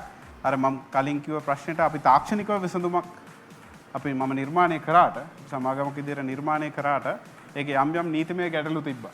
ඉතින් නීතිමය ගැටලු නිසා අපිට ඒක නවත්තන්න සිද්ධ වුණා. ඒක සාධාරණයි. හැබැයි අපි එතනින් අතෑරියා නම් එහෙම එකක් අද වෙනකොට ලංකාවේ මිනිස්සුන්ට නැහැ, ලංකාවේ ව්‍යාපාරවලට නැහැ. හැබැයි අපි මේ නීතිමය ප්‍රශ්න ටිකත් ඇඩ්‍රස් කරලා ඒකත් විසඳගෙන තවත් ටිකක් හොඳට අපේ නීතිමය රාමුවත් හදාගෙන අවුරුද්දක් ඉවසලා අවුරුද්දක් නොපසුබටව උත්සාහ කරලා ආපු නිසා අපිට අද වෙනකොට ලංකාවේ බිස්නසස් 1000කට වැඩි ප්‍රමාණයකට අර වගේ amount එකක් රුපියල් මිලියන් 100කට වැඩි payments process කරන්න පාසුකම් සලසන්න පුළුවන් වුණා. ඉතින් අර ඒ දෙකම හිතේ තියාගන්න ඕන දේවල් දෙකක් passion and perseverance. ඉතින් මලින්දා දැන් මේ apps කීපයම සාමාන්‍ය ස්මාර්ට්ෆෝන් එකක් පාවිච්චි කරන අය වෙනුවෙන් තමයි නිර්මාණය කරලා තිබුණේ. ඒ වගේම මේ පොඩි අය වෙනුවෙන් දැන් ඇත්තටම අවුරුදු 2ක 3ක කියන්නේ ස්මාර්ට්ෆෝන් එකක් හොඳට පාවිච්චි කරන්න පුළුවන් වයස. ඉතින් මේ වයසේ ඉන්න අය වෙනුවෙන් නිර්මාණය කරපු ඇප් එකක් තමයි හපන් කියන්නේ. ඉතින් අපිට දැනගන්න පුළුවන් වුණ විදිහට මේ හපන් එකේ දැනට තියෙන ෆීචර්ස් විතරක් නෙමෙයි ඉස්සරහට තවත් ෆීචර්ස් බලා ගන්න පුළුවන්ලු. ඒ ගැන පොඩ්ඩක් කතා කරමු. ඔව් මම කියමල ඇත්තටම දැන් අපි අර බ්‍රෑන්ඩ්ස් තුනක් යටතේ තමයි භාෂා එකේ අපි සර්විසස් ප්‍රොඩක්ට්ස් ඉස්සරහට එන්නේ. හෙලකුරු කන්සියුමර් මාකට් එකට අපි සේවා හඳුන්වා දෙන බ්‍රෑන්ඩ් එක. පේහිය ව්‍යාපාර වලට බිස්නසස් වලට ඒ වගේම අනිත් එක තමයි අපි හපන් බ්‍රෑන්ඩ් එක යටතේ හපන් ඩිජිටල් බ්‍රෑන්ඩ් එක යටතේ අපි අපේ අනාගත පරපුරට නෙක්ස්ට් ජෙනරේෂන් එකට අපි ඩිජිටල් සේවාවන් ඩිජිටල් නිපැයුම් ඉස්සරහට තව තවත් නිර්මාණය කරනවා. බලාපොරොත්තු වෙන්නේ ඇත්තටම ලංකාවේ දරුවන්ට ලංකාවේ පොඩි අයට ඇත්තටම පොඩි අය කිව්වට ඒගොල්ලෝ සහස්ත්‍රිකයෝ. ඒගොල්ලෝ ඩිජිටල් තිර ඇඟටම හුරු වෙලා තමයි බිහි වෙන්නේ. එතකොට ඒගොල්ලන්ට අලුතෙන් කියලා දෙන්න දෙයක් නැහැ. හැබැයි අද වෙනකොට දෙමව්පියෙක්ට තමන්ගේ ස්මාර්ට්ෆෝන් එක ළමෙක්ට දෙන්න සුදුසු දේවල් ගොඩක් අඩුවෙන් තියෙනවා. අපි නැහැ කිව්වත් සාධාරණයි මම හිතන්නේ. ළමෙක්ට ෆෝන් එක දෙනවා අම්මා තාත්තා සමහර වෙලාවට අර එයාව සංසුන් කරලා තියාගෙන සමහර වෙලාවට. හැබැයි ඒ දෙනකොට අපිට හොඳ කන්ටෙන්ට් එකක් තියෙනවා නම් අපිට හොඳ දෙයක් දෙන්න පුළුවන් නම් ඒ ළමයාත් ඒකෙන් යම්කිසි දෙයක් ඉගෙන ගන්නවා. ඒ ළමගේ ජීවිතේට දෙයක් වැඩක් වෙනවා. ඉතින් ඔන්න ඕක තමයි අතරම හපන් බ්‍රෑන්ඩ් එකක් විදියට අපිට ඉස්සරහට දාන්න ඕනුනේ. ජාත්‍යන්තර මට්ටමේ අධ්‍යාපනික අන්තර්ගතයන් educational content ජාත්‍යන්තර මට්ටමේ හැබැයි අපේ ළමයින්ට සිංහල භාෂාවෙන් සිංහලෙන් කියලා දෙන සිංහල විතරක් උගන්වන්න නෙමෙයි ඉංග්‍රීසි දෙමළ ඉලක්කම් සහ අනිකුත් දේවල් හැබැයි සිංහලෙන් අපි සාමාන්‍ය අපේ තියෙන දෙමව්පියෙක් ළමෙක්ට උගන්වන භාෂාවෙන් ඉන්ටර්නැෂනල් ස්ටෑන්ඩඩ් එකට දේවල් නිර්මාණය කරන්න පටන් ගත්තා. ඉතින් ඒ හරහත් තව සුවිහාල කඩයිමකුත් ඉස්සරහට එනවා ඒකේ. ඒ ගැන ඉස්සරහට දැනගන්න ලැබෙයි. අපි ඒ හරහත් අපේ අනාගත පරපුර වෙනුවෙන් දේවල් ඉස්සරහට කරන්න බලාපොරොත්තු වෙනවා. ඉතින් අපි දනිකත් එක සෑහෙන වැදගත් කතාබහක යෙදුණා. මේ කතාබහෙන් ඕගලන්ට ගොඩක් දේවල් ඉගෙන ගන්න පුළුවන් වෙන්නේ නැති. ඒ වගේම ඔයා ව්‍යවසායකයෙක් වෙන්න බලාපොරොත්තු වෙනවා නම් මේ කතාබහ ඔයාලට ගොඩක් වැදගත් වෙන්නේ නැති. ඉතින් අපි මේ කතාබහත් එක්කම දනිකට සමු දෙනවා. ඉතින් බොහොම ස්තුතියි දනික අපිත් එක්ක එකතු වුණාට. ඊළඟට මම වේදිකාව බාර කරන සනුකට. හැබැයි අපි ඊට කලින් පොඩි බ්‍රේක් එකක් අරගෙන ඉමු. ගේම් එකක්ද? ඔන්ලයින්. හෝම් බ්‍රෝඩ්බෑන්ඩ් නේ. නෑ. අංකල් සංගණන් කියන්නේ ඩේටා ගොඩාක් දෙන ඩයලොග් හෝම් බ්‍රෝඩ්බෑන්ඩ්. ඉතින් මගේ පැකේජ් එකේ ඩේටා ගොඩක් දෙනවනේ. තවල්ද? නෑ රෑට. රෑට හැරන් ඉන්නේ බවුලොයි බකමූණොයි කියලා ටීචර් කිව්වා. එතකොට අංකල් ආගත්තනේ. ගොඩක් අය වැඩිපුර ඩේට දෙන්නේ රෑට. රෑදවල් දෙකටම බෙස්ට් එනිටයිම් ඩේට දෙන්නේ ඩයලොග් හෝම් බ්‍රෝඩ්බෑන්ඩ් විතරයි. අප්‍රේල් 21 කේතවාචකයට ලක්වුවන්ට තිරසාර අධ්‍යාපන ශිෂ්‍යත්ව සහ මනෝ සමාජයේ පුනරුත්ථාපන සහාය ලබා දීමේ මනුදම් මෙහෙවරට එක්වෙමු. ඩයලොග් විසින් ඔබ ලබා දෙන ආධාර රුපියල් මිලියන 100ක් දක්වා දෙගුණ කරයි. මේ සඳහා www.dialog.lk/donate/ වෙත පිවිසීමෙන් #77.0 ඩයල් කිරීමෙන් টොප් අප් කිරීමෙන් SMS කිරීමෙන් හෝ ස්ටාර් පොයින්ට්ස් ඊසි කෑෂ් සහ ජීනී ඔස්සේ දායක වන මෙන් අපි ඔබට ආරාධනා කර සිටිමු. මෙය ඩයලොග් පදනමේ දායකත්වයකි.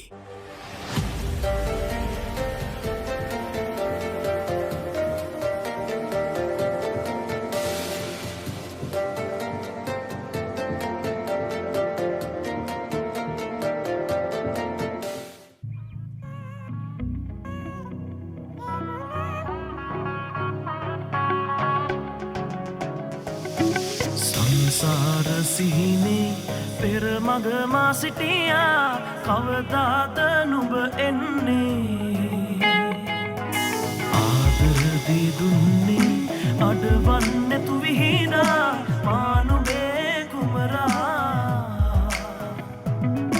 සංසාර සිහිනයේ මානුබේ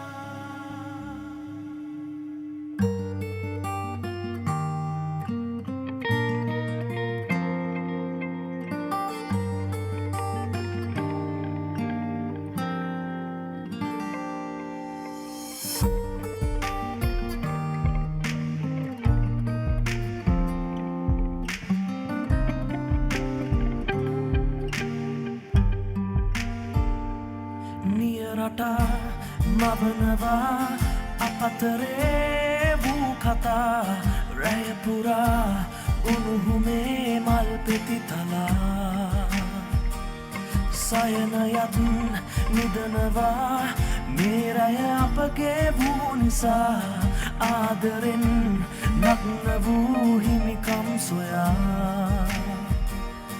උණුසුම් උදයක සුවඳින් ගත පිබිදී ගියා ඔබේ නම සොයනවා තාමත් නියසිතුවම් පුරා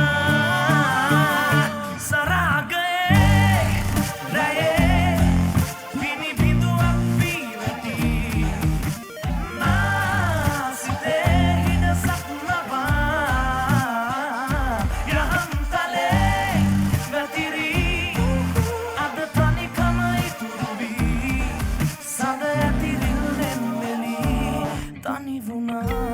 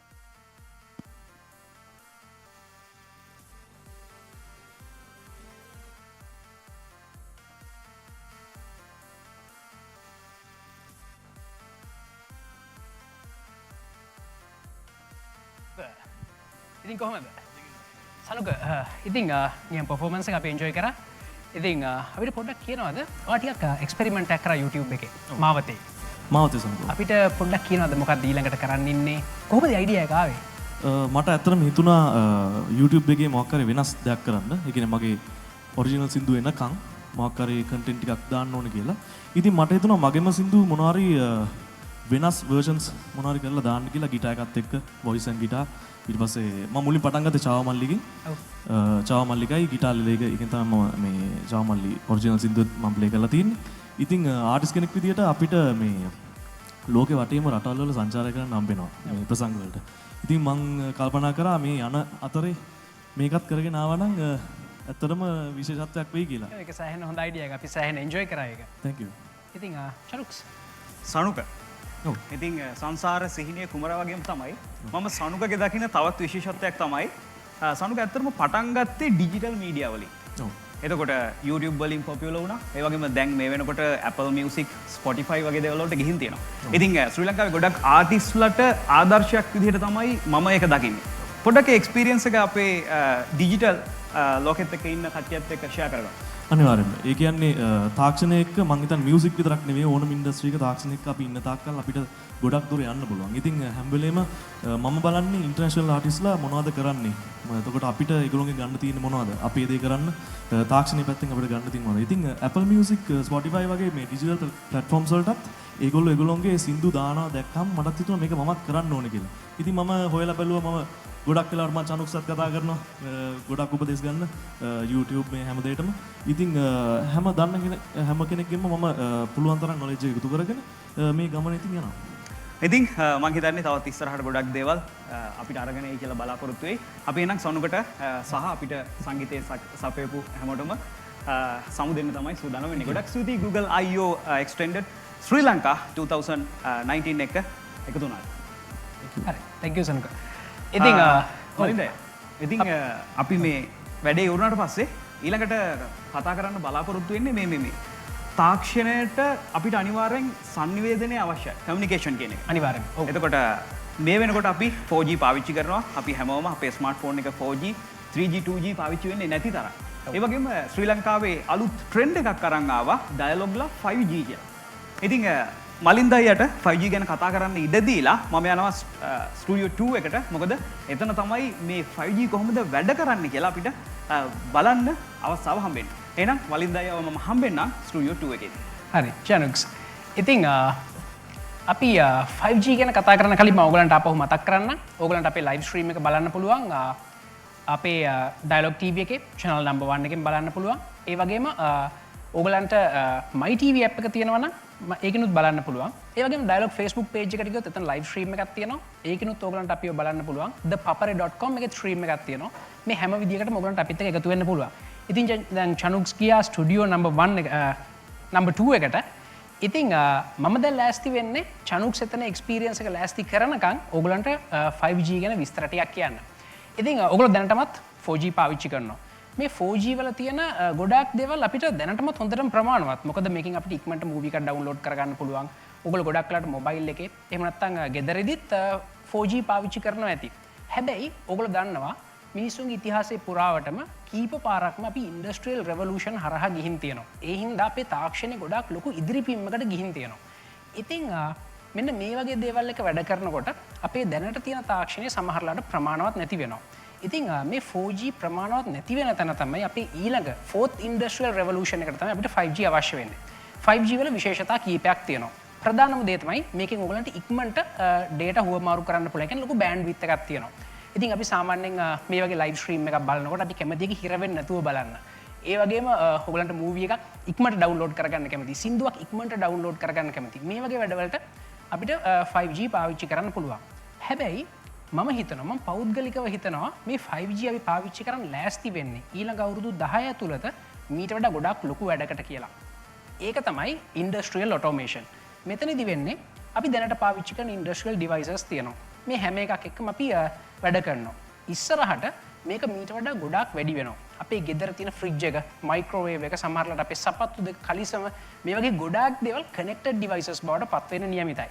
ඉතින් මෙහෙම වුණාට පස්සේ මේ ඩිවයිසස් ඔක්කොම කනෙක්ට් කරගන්න පුළුවන් නෙට්වර්ක් එකක් අපිට ඕන වෙනවා.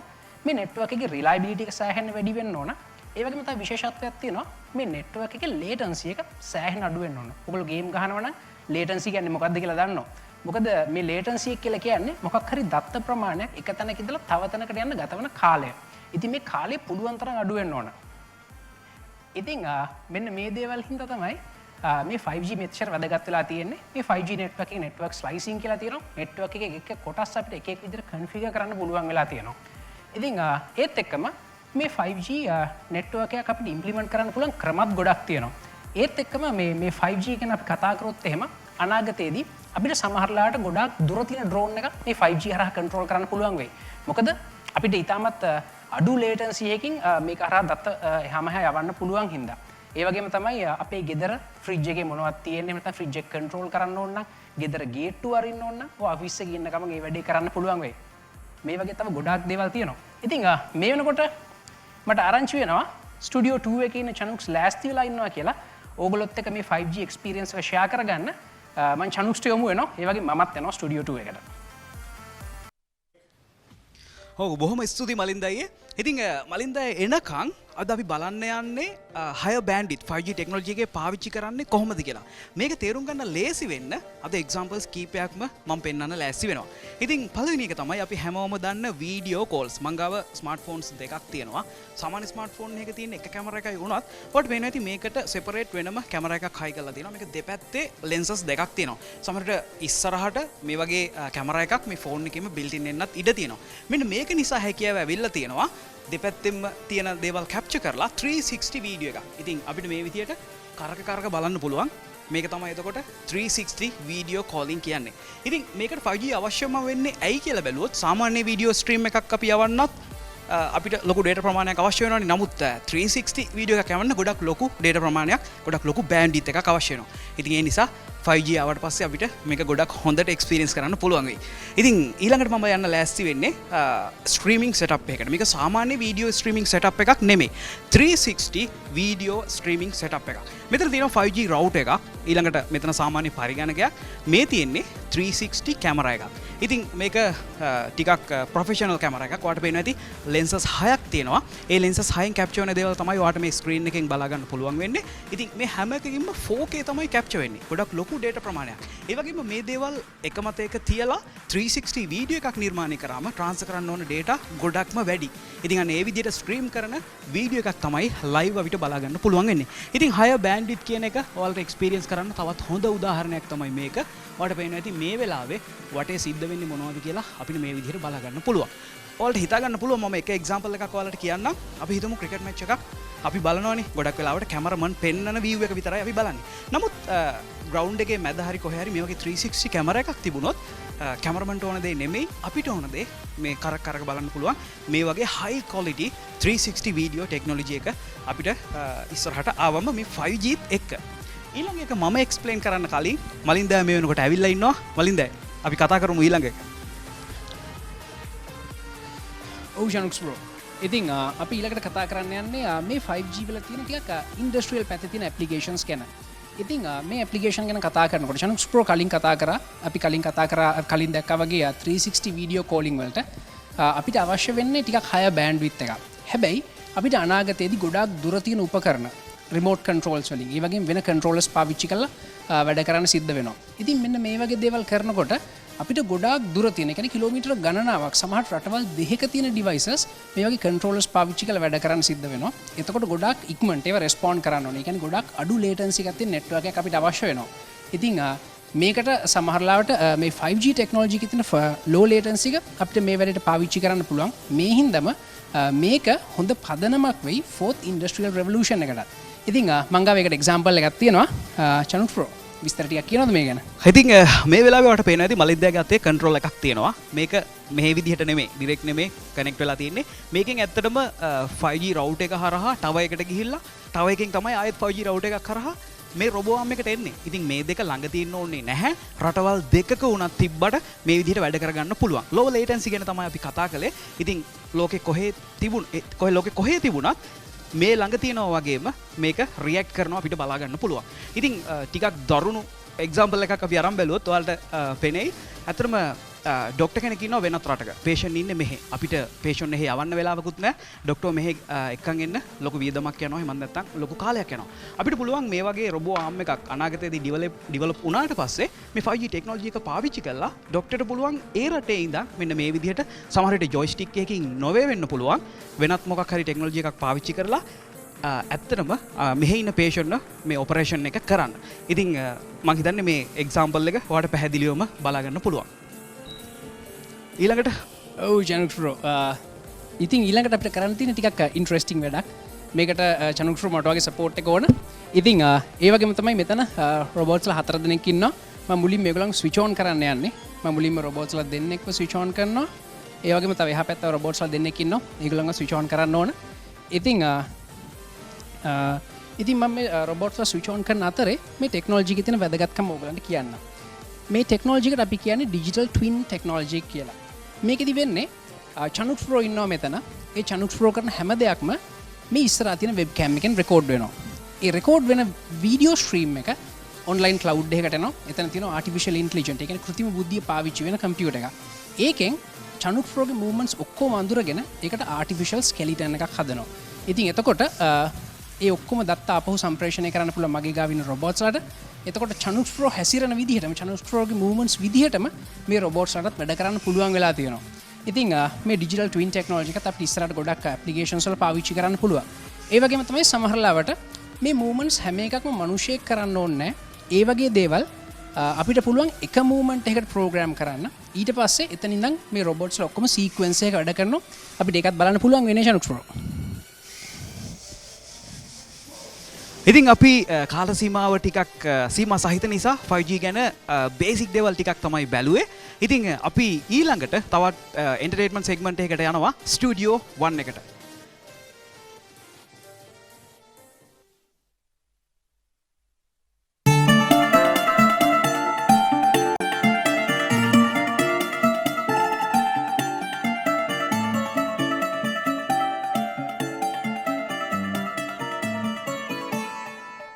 Mama, open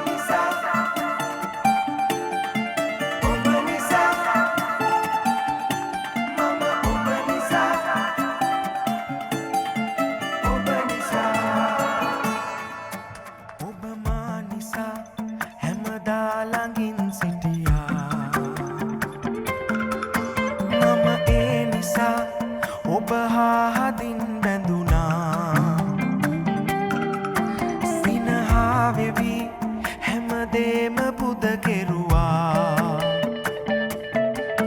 යහමග කියා දී ජීවිතේම හැදුවා ඔබ මා පතා රතුලේ කිරට හරවා මට දුන් නිසා සෙනෙහෙන් තුරුල් කරමා සිප සනසලා දිවාරෑ දෙක නොබලා කැප වූ නිසා නොසැලී හිඳිමි ඔබ හා මම ඔබ නිසා මගේ ලෝකෙ දිනුවා ඔබ නිසා ඒ අරුමෙ දුටුවා ඔබ නිසා හැමදේම ලැබුවා ඔබ නිසා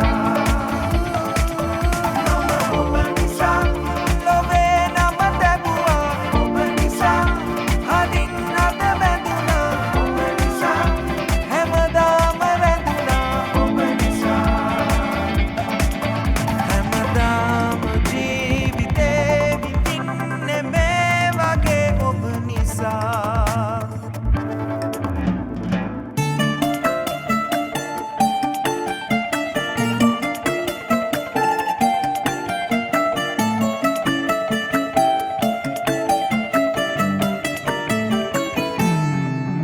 ඔබ මා නිසා අනසේ මවෙත බැඳුණා කඳුලැල් දරා ඔබේ සතුට කැප කෙරුවා මහා බැඳී මගේ සිහින සැබෑ කෙරුවා ළඟ ඇති පුරා මගේ දිරිය ඔබයි සැමදා මම ඔබ නිසා මගේ ලෝකෙ දිනුවා ඔබ නිසා ඒ අරුමෙ දුටුවා ඔබ නිසා හැමදේම ලැබුවා ඔබ නිසා මම ඔබ නිසා ලොවේ නම ලැබුවා ඔබ නිසා හදින් හද බැඳුණා ඔබ නිසා හැමදාම රැඳුණා ඔබ නිසා හැමදාම ජීවිතේ විඳින්නේ මේ වගේ ඔබ නිසා සීත සුළඟක් වගේ ගත වෙලා මා බදා රකින්න පවුරක් වෙලා ලොවම පිනවන්න ඉඩ දුන්න හින්දාම මේ දුර ගියේ ඔබ නිසා මම ඔබ නිසා මගේ ලෝකෙ දිනුවා ඔබ නිසා ඒ අරුමෙ දුටුවා ඔබ නිසා හැමදේම ලැබුවා ඔබ නිසා මම ඔබ නිසා ලොවේ නම ලැබුවා ඔබ නිසා හදින් හද බැඳුණා ඔබ නිසා හැමදාම රැඳුණා ඔබ නිසා හැමදාම ජීවිතේ විඳින්නේ මේ වගේ ඔබ නිසා මම ඔබ නිසා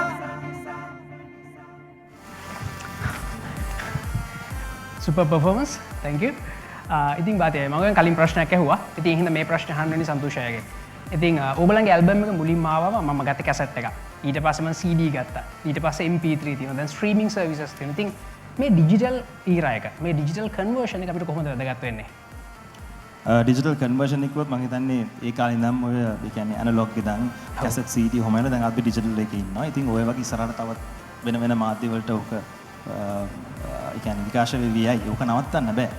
හැබැයි ඩිජිටල් කියන දේ අපේ රටේ මේ ඩිජිටල් විකාශ ඩිජිටල් කියන මාධ්‍ය අපිට ඉතාමත් වැදගත් වෙන්නේ එකක් තමයි obviously ඉස්සරහට අපි ඒ කියන්නේ ඒක අපිට රටේ දිනුවට අපේ තියෙන කලාත්මක පැත්තට අවශ්‍ය වෙනවා. හැබැයි මේක කාරණා කීපයක්. එකක් තමයි අපේ පොඩි කට්ටියට මේ ඩිජිටල් එකේ අවශ්‍යතාවය නිසා රටේ මිනිසුන්ට මේක හරියට කියන්න ඕනේ.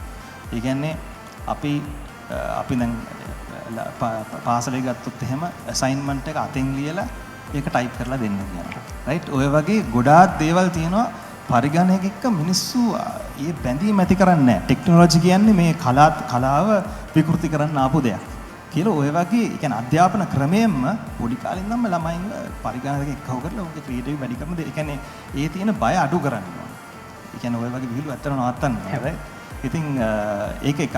දෙවෙනි එක තමයි ඇයි අපිට වැදගත් වෙන්නේ ලෝකයේදී මේ හැමදේම ඩිජිටල් පැත්තට හැරෙනකොට කලාත්මක මාධ්‍යත් රටින් එළියට යමක් ගෙනියන්න නම් මේ ඩිජිටල් කරණය කරන්නම වෙනවා. ඉතින් එතකොට රටක් හැටියට අපේ මේ කියන්නේ ඒ අපි කරන ඩිජිටල් දේ ඒ අවශ්‍ය බුද්ධිමය දේවල් රයිට් ඒ කරන නිර්මාණ ආරක්ෂා කරන්නේ කොහොමද? ඩිජිටල් මාධ්‍ය ඇතුළත ආරක්ෂා කරන්නේ කොහොමද? ඔය වගේ ගොඩාක් දේවල් තියෙනවා. අපේ ඒ රටට අවශ්‍ය නීති රීති හැදිලා අපේ ඉන්න අනාගතේ ඉන්න සහ වර්තමාන කලාකරුවන් ආරක්ෂා කරන පද්ධතියක් ඇති වෙනවා. නැත්තම් වෙන්නේ අපි ලෝකෙත් එක්ක ඩිජිටල් මාධ්‍ය ඔස්සේ තරඟ කරන්න ගිහිල්ලා අපේ රටක් හැටියට අපේ තියෙන කලාකෘති ඔක්කොම නැති වෙනවා අපේ ආරක්ෂක පද්ධතියක් නැත්තම්. ඉතින් ඒ දේවල් වලට අපිට දැනට ඒ කියන්නේ ඊටාම සරලව කිව්වොත් කෙටියෙන් අවසාන වශයෙන් කිව්වොත් එimhe අපිට performing rights society එකක් නැහැ. performing rights society එකක් තියෙනකොට තමයි අපිට ඒ අවශ්‍ය රැකවරණය හම්බෙලා අපිට මුදල් ඔක්කොම හම්බෙන්නේ ඒ අපේ ඉන්න කොල්ල කෙල්ලන්ට. ඉතින් අපි ඩිජිටල් ලෝකේ යනවත් එක්කම ඒකට අවශ්‍ය ආරක්ෂක නීති පද්ධති අපේ මියුසික් ඉන්ඩස්ට්‍රි එකට සහ ඊතුරු කලාත්මක ඉන්ඩස්ට්‍රි තියෙනවා. ඉතින් මේක ඉස්සරහට උනොත් මම හිතනවා අපිට ලෝකෙත් එක්ක හැප්පෙන්න පුළුවන්. මොකද අවශ්‍ය ටැලන්ට් එක ඔක්කොම ලංකාවේ තියෙනවා. අනිවාර්යයෙන්ම. ඉතින් thank you සන්තෝෂය චනුක්ස්. මලින්ද දැන් අපි ඉදිරිපස්සේ හිටපු වීරයෝ දෙන්න එක්කම කතා කළා. අපි දැන් පොඩ්ඩක් යන්නේ පිටිපස්සේ ඉන්න වීරයත් එක්ක කතා කරා. ඉතින් රනිල්යි මම ඔයාලට සවුන්ඩ් ඉන්ජිනියර් කෙනෙක් කියලා කියන්නද? ගිටාරිස්ට් කෙනෙක් කියලා කියන්නද? මියුසිෂියන් කෙනෙක් කියලා කියන්නද? ඔව් දැන් මට තියෙන පළවෙනි ප්‍රශ්නේ තමයි දැන් ගොඩක් අය හිතාගෙන හිටියා පරිගණකයකින් සංගීතය මෙහෙම එළියට එනවා කියන එක මේක ස්කිල් එකක් නෙමෙයි. හැබැයි මේ වෙනකොට මේ ට්‍රැඩිෂනල් තිබ්බ සංගීත භාණ්ඩ ගොඩ වෙනුවට ඔයාට මේ එක පුංචි සෙටප් එකක් නිර්මාණය කරගෙන ඉන්නවා. පොඩ්ඩක් කිව්වොත් ඒකෙන් මේක වෙනස් වෙන්නේ කොහොමද සහ මේ පරිගණකත් එක්ක එහෙම නැත්නම් ටෙක්නොලොජිත් එක්ක සංගීතය කොහෙට යයිද? ඒ දවස්වල ලී වලට ගස් වලට කොට හිටපු මිනිස්සු ගිටාර අරව මේව හදපු කට්ටියට ඒගොල්ලන්ටත් කියන්නේ නැති දැන් ඕගොල්ලන් ටෙක්නොලොජි මේවා කරගෙන දැන් ඔක වෙනස් කරන්න යන්නේ කියලා. එහෙම ඇත්තටම එහෙම එක තැනක ඉර වෙන්න බෑ. අපි ටෙක්නොලොජිත් එක්ක ඉස්සරහට යනවා. ටෙක්නොලොජි එකෙන් කොහොමද අපිට පාවිච්චි කරලා අන්තිමට ඕනේ ෆීලිං එකක් දෙන්නනේ. we have to convey feeling. A feeling එක කන්වේ කරනවා නම් ඒකට මොන මීඩියම් එකක් මොන විදියක් පාවිච්චි කරත් ඒක ප්‍රශ්නයක් නෑ because what you are trying to do is to convey a feeling. So that's as long as you don't lose that then you're okay. Okay එහෙනම් ගොඩක් ස්තුතියි අපිත් එක්ක සන්තෝෂ් බාතිය ඒ වගේම රනිල් අය හැමෝටම. ඉතින් Google I/O Extended 2019 ශ්‍රී ලංකා ඉවෙන්ට් එකත් එක්ක තමයි ඔයාලා එකතු වෙලා ඉන්නේ. අපි කමර්ෂල් බ්‍රේක් එකකට ගිහිල්ලා ආයෙත් එකතු වෙනවා.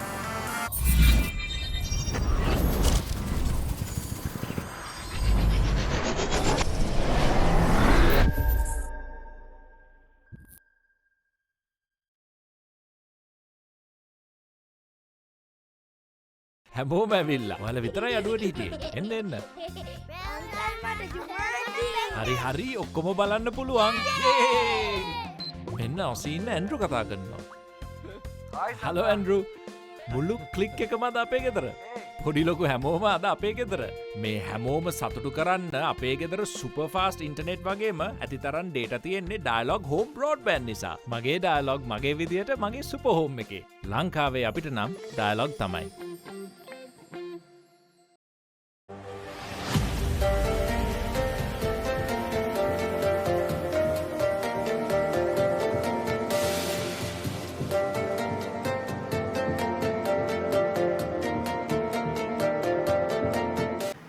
දැන් අපි ලෑස්ති වෙන්නේ ලංකාවේ තියෙන බොහොම සුවිශේෂ සමාගමක නිර්මාතෘවරයෙක් කතා බහගේ දෙන්න. මේ සමාගම ඉතාමත් කුඩා සමාගමක් විදිහට ආරම්භ කළා. ඒ කියන්නේ ස්ටාර්ට්අප් එකක් විදිහට පටන් අරගෙන මේ වෙනකොට විශාල සමාගමක් බවට පත් වෙන්න පුළුවන් වෙලා තියෙනවා. ඒ වගේම මේ සමාගමේ වර්තමාන වටිනාකම රුපියල් බිලියන ඉක්මවලා තියෙනවා. ඉතින් මේ සමාගම ගැන කතා කරන්න කලින් මේ සමාගමෙන් කරපු දේවල් ගැන අපි කතා කරොත් එහෙම මේ සමාගම මොකක්ද? මේ සමාගමේ අයිතිකාරයා කවුද කියන එක ඔයගලන්ට බොහොම පහසුවෙන් තේරුම් ගන්න පුළුවන් වෙයි. ඉතින් ඇරිමැක් ආයතනය මට මතකයි මීට අවුරුදු 7කට විතර කලින් වලින් දැය. බොහොම පුංචියට තමයි පටන් ගත්තේ. අද වෙනකොට 2019 වෙනකොට ශ්‍රී ලංකාවට වගේම ජාත්‍යන්තර මට්ටමේ සොෆ්ට්වෙයාර් ඒ වගේම හાર્ඩ්වෙයාර් නිර්මාණය කරන්න පුළුවන් හැකියාව ඇරිමැක් ආයතනයට ඇවිල්ලා තියෙනවා. ඉතින් ඒ වගේම ඔයාලා ගොඩක් ආසාවෙන් ඇති ඇරිමැක්ලගේ රොබෝ ගැනත් දැනගන්න. ඉතින් දැන් අපි ආරාධනා කරන්න ලෑස්ති වෙන්නේ ඇරිමැක් ආයතනයේ නිර්මාතෘ චමීර ජයසිංහට. අයිබෝන් චමීර. අයිබෝන් චමීර.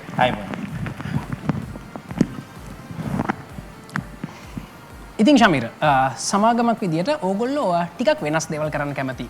ටිකක් වෙනස් ක්ෂේත්‍රයන්ට අත ගහන්න කැමති. ඉතින් මේ පාරත් ඕගොල්ලෝ ටිකක් වෙනස් දෙයකට අත ගහලා තියෙනවා. ඒක තමයි එයාර්ලයින් ඉන්ඩස්ට්‍රි එක. ඉතින් කොහොමද ඔයගොල්ලෝ මේ එයාර්ලයින් ඉන්ඩස්ට්‍රි එකත් එක්ක සම්බන්ධ වෙන්නේ? ඕමලින්ද ඇත්ත වශයෙන්ම අපි ඒ කියන්නේ software and mobile apps පටන් ගත්තේ ටෙල්කෝස් එක. ඉතින් ඩයලොග් ආයතනයේට අපි දැනට මොබයිල් ඇප්ස් 20කට වැඩිය ප්‍රමාණයක් හදලා තියෙනවා. ඉතින් අපි ඩයලොග් ආයතනයේට ඊටාම ස්තුතිවන්ත වෙන්න ඕනේ. අපි වගේ ඒ කියන්නේ අවුරුදු 7කට කලින් අපි ඊටාම කුඩා සමාගමක්. ඉතින් මේ සමාගමට අතහිත දීලා අපිව විශ්වාස කරපු ඩයලොග් ආයතනය අපි අත් වශයෙන්ම ස්තුතිවන්ත වෙනවා. ඉතින් එතනින් පටන් ගත්ත ටෙල්කෝස් එක අපි පටන් ගත්ත ගමනත් එක්ක තමයි අපි එයාර්ලයින් ඉන්ඩස්ට්‍රි එකට එන්නේ. වගේ එයාර්ලයින් ඉන්ඩස්ට්‍රි එකේ සොෆ්ට්වෙයාර්ස් හදනකොට ගොඩක් ඩොමේන් නොලෙජ් එක ඕනේ. ඉතින් අපි ඒක කරන් අපි එමිරේට්ස් ආයතනයට යනවා. එමිරේට්ස් ආයතනයේ ඒ තාක්ෂණික අංශත් එක්ක කටයුතු කරලා අපි ඒගොල්ලන්ගෙන් හොඳ ඩොමේන් නොලෙජ් එකක් අරගෙන තමයි අපි ඊට පස්සේ අපේ ඉනොවේටිව් අයිඩියාස් දාලා අපි තනිකරම එයාස්පේස් කියලා දැන් අපිට ලංකාවෙම ඒ කියන්නේ ලංකාවෙම තරුණයෝ ලංකාවෙම තාක්ෂණයෙන් හදපු කම්ප්ලීට් ප්‍රොඩක්ට් සූට් එකක් තියෙනවා එයාර්ලයින්ස් වලට. ඔව් චමීර මේ එයාර්ලයින් ඉන්ඩස්ට්‍රි කියලා කියන්නේ ගොඩක් ලොකු කම්පිටිෂන් එකක් තියෙන ඉන්ඩස්ට්‍රි එකක්. මේ වෙනකොටත් ලෝකේ තියෙන ගොඩක් කම්පනීස් ගොඩක් සොෆ්ට්වෙයාර් කම්පනීස් මේකට සොලියුෂන් ඉන්ට්‍රොඩියුස් කරලා දීලා තියෙනවා. ඉතින් මේ කම්පිටිෂන් එකට ඔයගොල්ලෝ කොහොමද මුහුණ දෙන්න බලාපොරොත්තු වෙන්නේ? ඇත්තට මලින්ද අපි ඇරිමැක් ආයතනයේ කවදාවත් කම්පිටිෂන්ස් කියන කොම්පොනන්ට් එක කවදා බිලීව් කරන්නේ නැහැ. අපි හැමතිස්සෙම බලන්නේ නොලෙජ් එක ඇක්වයර් කරලා ඒ නොලෙජ් එක අපි ගත්ත නොලෙජ් එක කොහොමද නිව් ටෙක්නොලොජි එකත් එක්ක මොඩියුලේට් කරලා අලුතෙන් ඉනෝවේෂන්ස් කරන එක තමයි අපි බලන්නේ. අපි කවදාවත් ලෝකලි හෝ ඉන්ටර්නැෂනලි කම්පිටිෂන් කියන කොම්පොනන්ට් එක ගන්න නැහැ. හැබැයි මං කිව්වත් වගේ කියන්නේ අපි එයාර්ලයින් ඩොමේන් එක පිළිබඳව අවබෝධ කරගෙන ඒකට නැති සොලියුෂන්ස් තමයි අපි ඇරිමැක් එයාස්පේස් එකෙන් ගත්තේ. ඇත්තටම ඒකේ පළවෙනි නම ඇරිමැක් විමාන. හැබැයි ගොඩක් පිටරට කට්ටියට ඒක කතා කරන්න බැරි නෑ. ඒ කියන්නේ විමාන කියන එක ප්‍රොනවුන්ස් කරන්න බැරි නෑ. ඒකින්ද අපි ඇරිමැක් එයාස්පේස් කියලා අපි ඒක නම් කරා. ඔව් ඉතින් ශමීර අපිට මේ ගැන තව විස්තර ටිකක් කතා කරන්න පුළුවන්. අපි ඊට කලින් මේ සම්බන්ධයෙන් වීඩියෝ එකක් බලමු. Whilst we continue to marvel at one of humankind's greatest technological advancements, air travel, innovation and data are redefining comfort and safety of airline travel experience.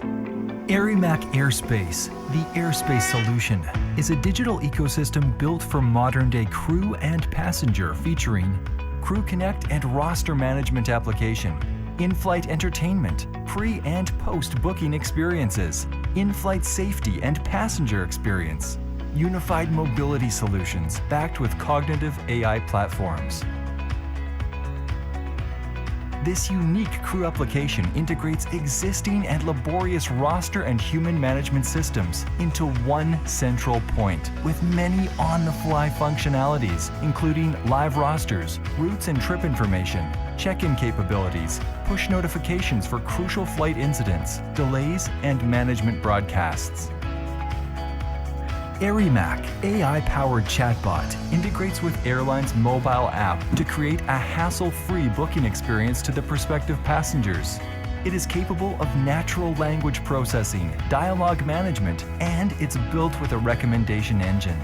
A multilingual interactive safety guide will enable passengers to comprehend safety instructions via an augmented reality-based interactive guide.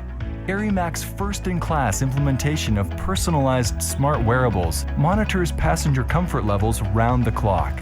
We create exhilarating virtual reality experiences immersed in rich media content varying from virtual destination excursions to cockpit tours. Elevating the onboard meal selection experience to the next level, a superimposed 360-degree three-dimensional food menu can be used during meal service. A novel shopping experience is created throughout the flight with a lifelike duty-free product catalog. eMe Games Portal delivers endless gaming possibilities to engage a diverse age group of passengers, creating a unique onboard experience. Extending the virtual reality experience, prospective travelers can now trawl business and first-class cabins from the comfort of their home. We take pride in creating rich and diverse content and seamlessly integrating to your airline's mobile app. Arimac Airspace, the airspace solution, elevates digital transformation to 35,000 feet.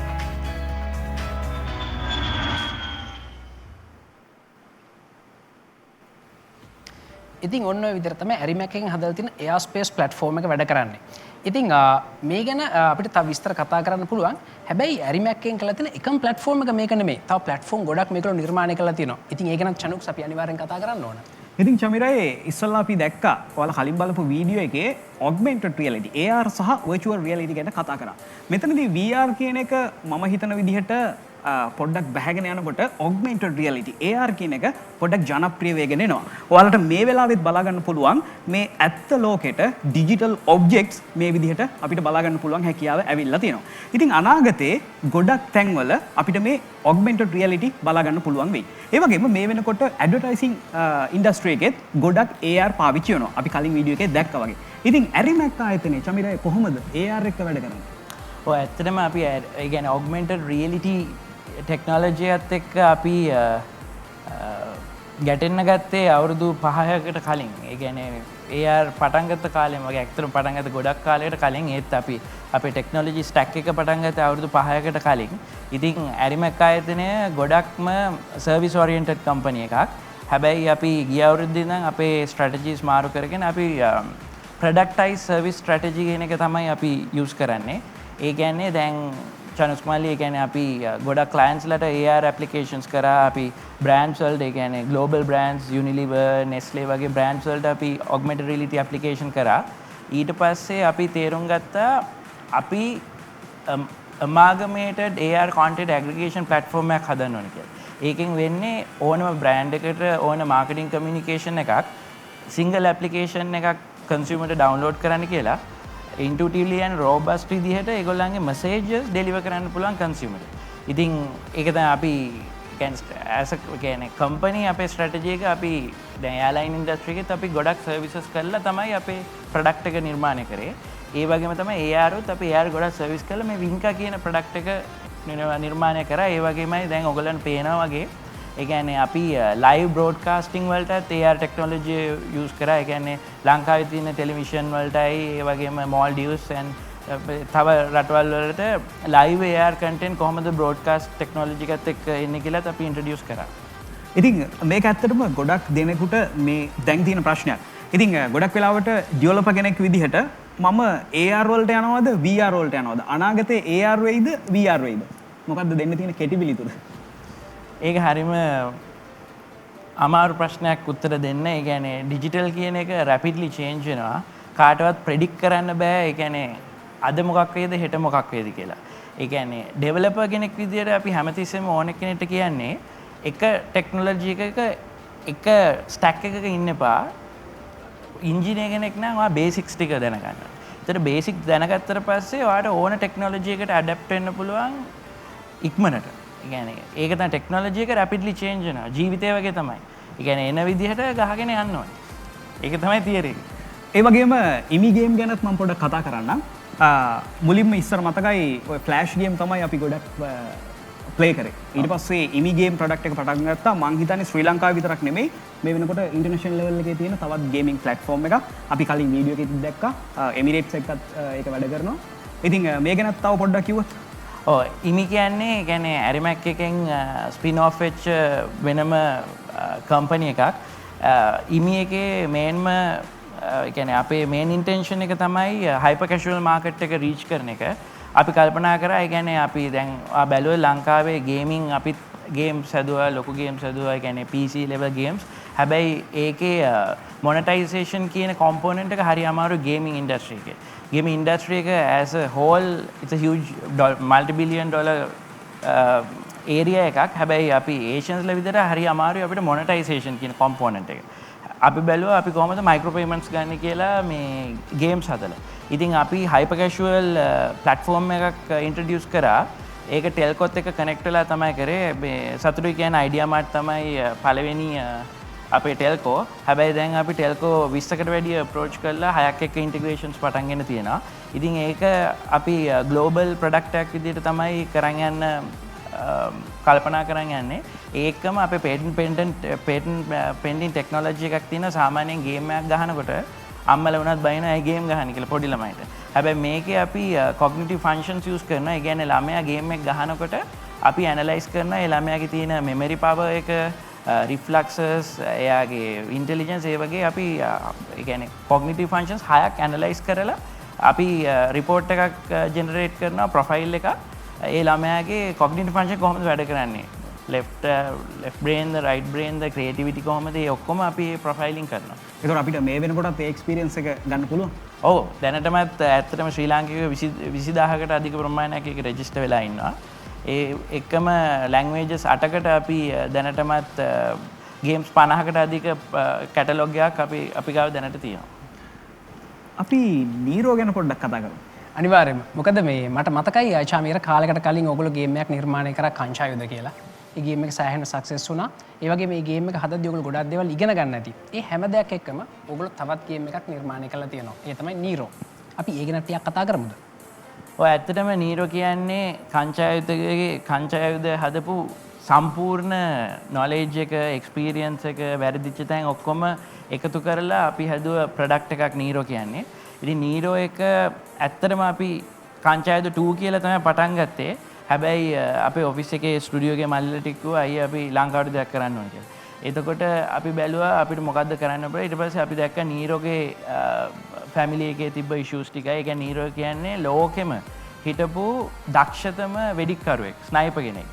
ඉතින් එයාගේ targets ගොඩක් වරදින අඩුයි. ඉතින් අපි ඇත්ත එක්ක ඒ කියන්නේ අපි ඇත්ත වශයෙන්ම අපි ශ්‍රී ලංකා ආමි එකත් එක්කත් අපි ගොඩක් වැඩ කරා ඒගොල්ලන්ගේ 75th anniversary එකත් එක්ක. ඉතින් ඒගොල්ලෝ එක්කත් වැඩ කරනකොට අපිට ලොකු අවබෝධයක් ආවා කොහොමද ආමි එක වැඩ කරන්නේ. ඉතින් අපිට ලොකු ශක්තියක් අපි දන්නවා කොහොමද මේ ළඟදිත් වෙච්ච ඉන්සිඩන්ට්ස් එක අපි දන්නවා. ආමි එක ඒ කියන්නේ එන්ටයර් මිලිටරි එක අපේ මාර ශක්තියක්. ඉතින් අපි ඒගොල්ලන්ට ග්‍රැටිටියුඩ් එකක් විදිහට මේ ගේම් එක පටන් ගත්තා. ඉතින් අපි ඒකෙන් එන ආදායම හා ඒකෙන් එන ඒ කියන්නේ මොන සල්ලි අපි ෂෙයා කරනවා. මේ ගේම් එක දැන් ප්‍රී ඕඩර් කරන්න පුළුවන්ද අපිට? ඔව්. දැන් අපි ප්‍රී ඕඩර්ස් ගිය සතියේ ඕපන් කරා. ඒක මර්චන්ඩයිස් ඉම්පෝර්ට්ලයත් අපි ඕපන් කළා තියෙනවා.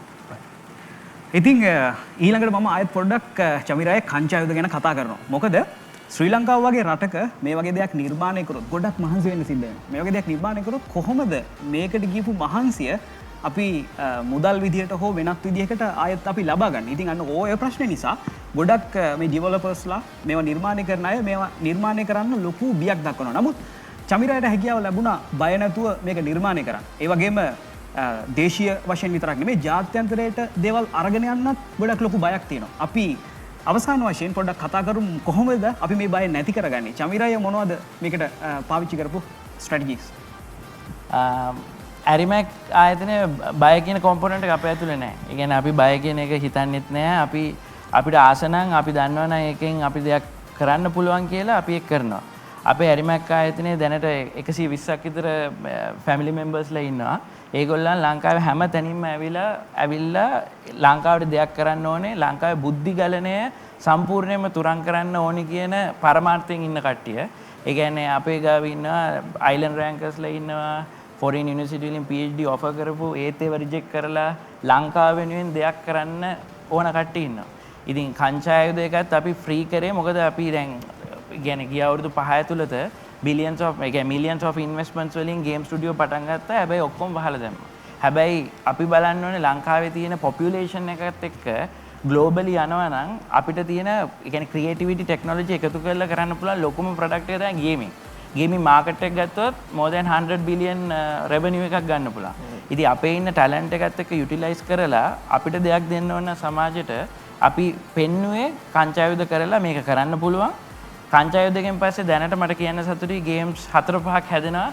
අතිශයින්ම සතුටුයි. ඒක අපි ඕන වෙලාවක උදව් කරනවා. ඒක ඉමි පෝටල් එක හැදුවේ හම්බන්තොට හිටියත් ජැෆ්නා හිටියත් ඕන මල්ලි කෙනෙක්ට ගේම් එකක් හදලා සල්ලි හොයන්න ඕන නම් අපි 70%ක් දෙනවා ඉමි පෝටල් එකෙන්. අපිට ඕනේ ලංකාවේ ඉන්න කට්ටිය ටැලන්ට් එක පිටරට නොයා ඒගොල්ලන් එම්පාවර් වෙලා ඒගොල්ලන්ව සල්ලි හොයාගෙන මේක දිගටම කරන් යන්න. ඒක තමයි අපි කංචායුධ හදලා ලංකාවට පෙන්වන්නේ. ඉතින් මං හිතන්නේ දැනගෙන හිටපු නොදැන හිටපු ගොඩක් දේවල් අපිට චමිරායගෙන් ලබා ගන්න හැකියාව ලැබුණා. ඉතින් ඒ වගේම නීරෝ ගැන තව විස්තර කීපයක් බලමින් අපි අද සමුදෙනවා. ගොඩක් ස්තුතියි Google I/O එකට අපිත් එක්ක මේ විදිහට සම්බන්ධ වුණාට. ටාගට් එක ගන්න දවස් 4ක් මාස ගානකින් අම්මා දැක්කේ අම්මා වෙනකම් බලන්නේ මේක මිස් කරන්න බෑ. මචං ජීපේ ටාගට් එක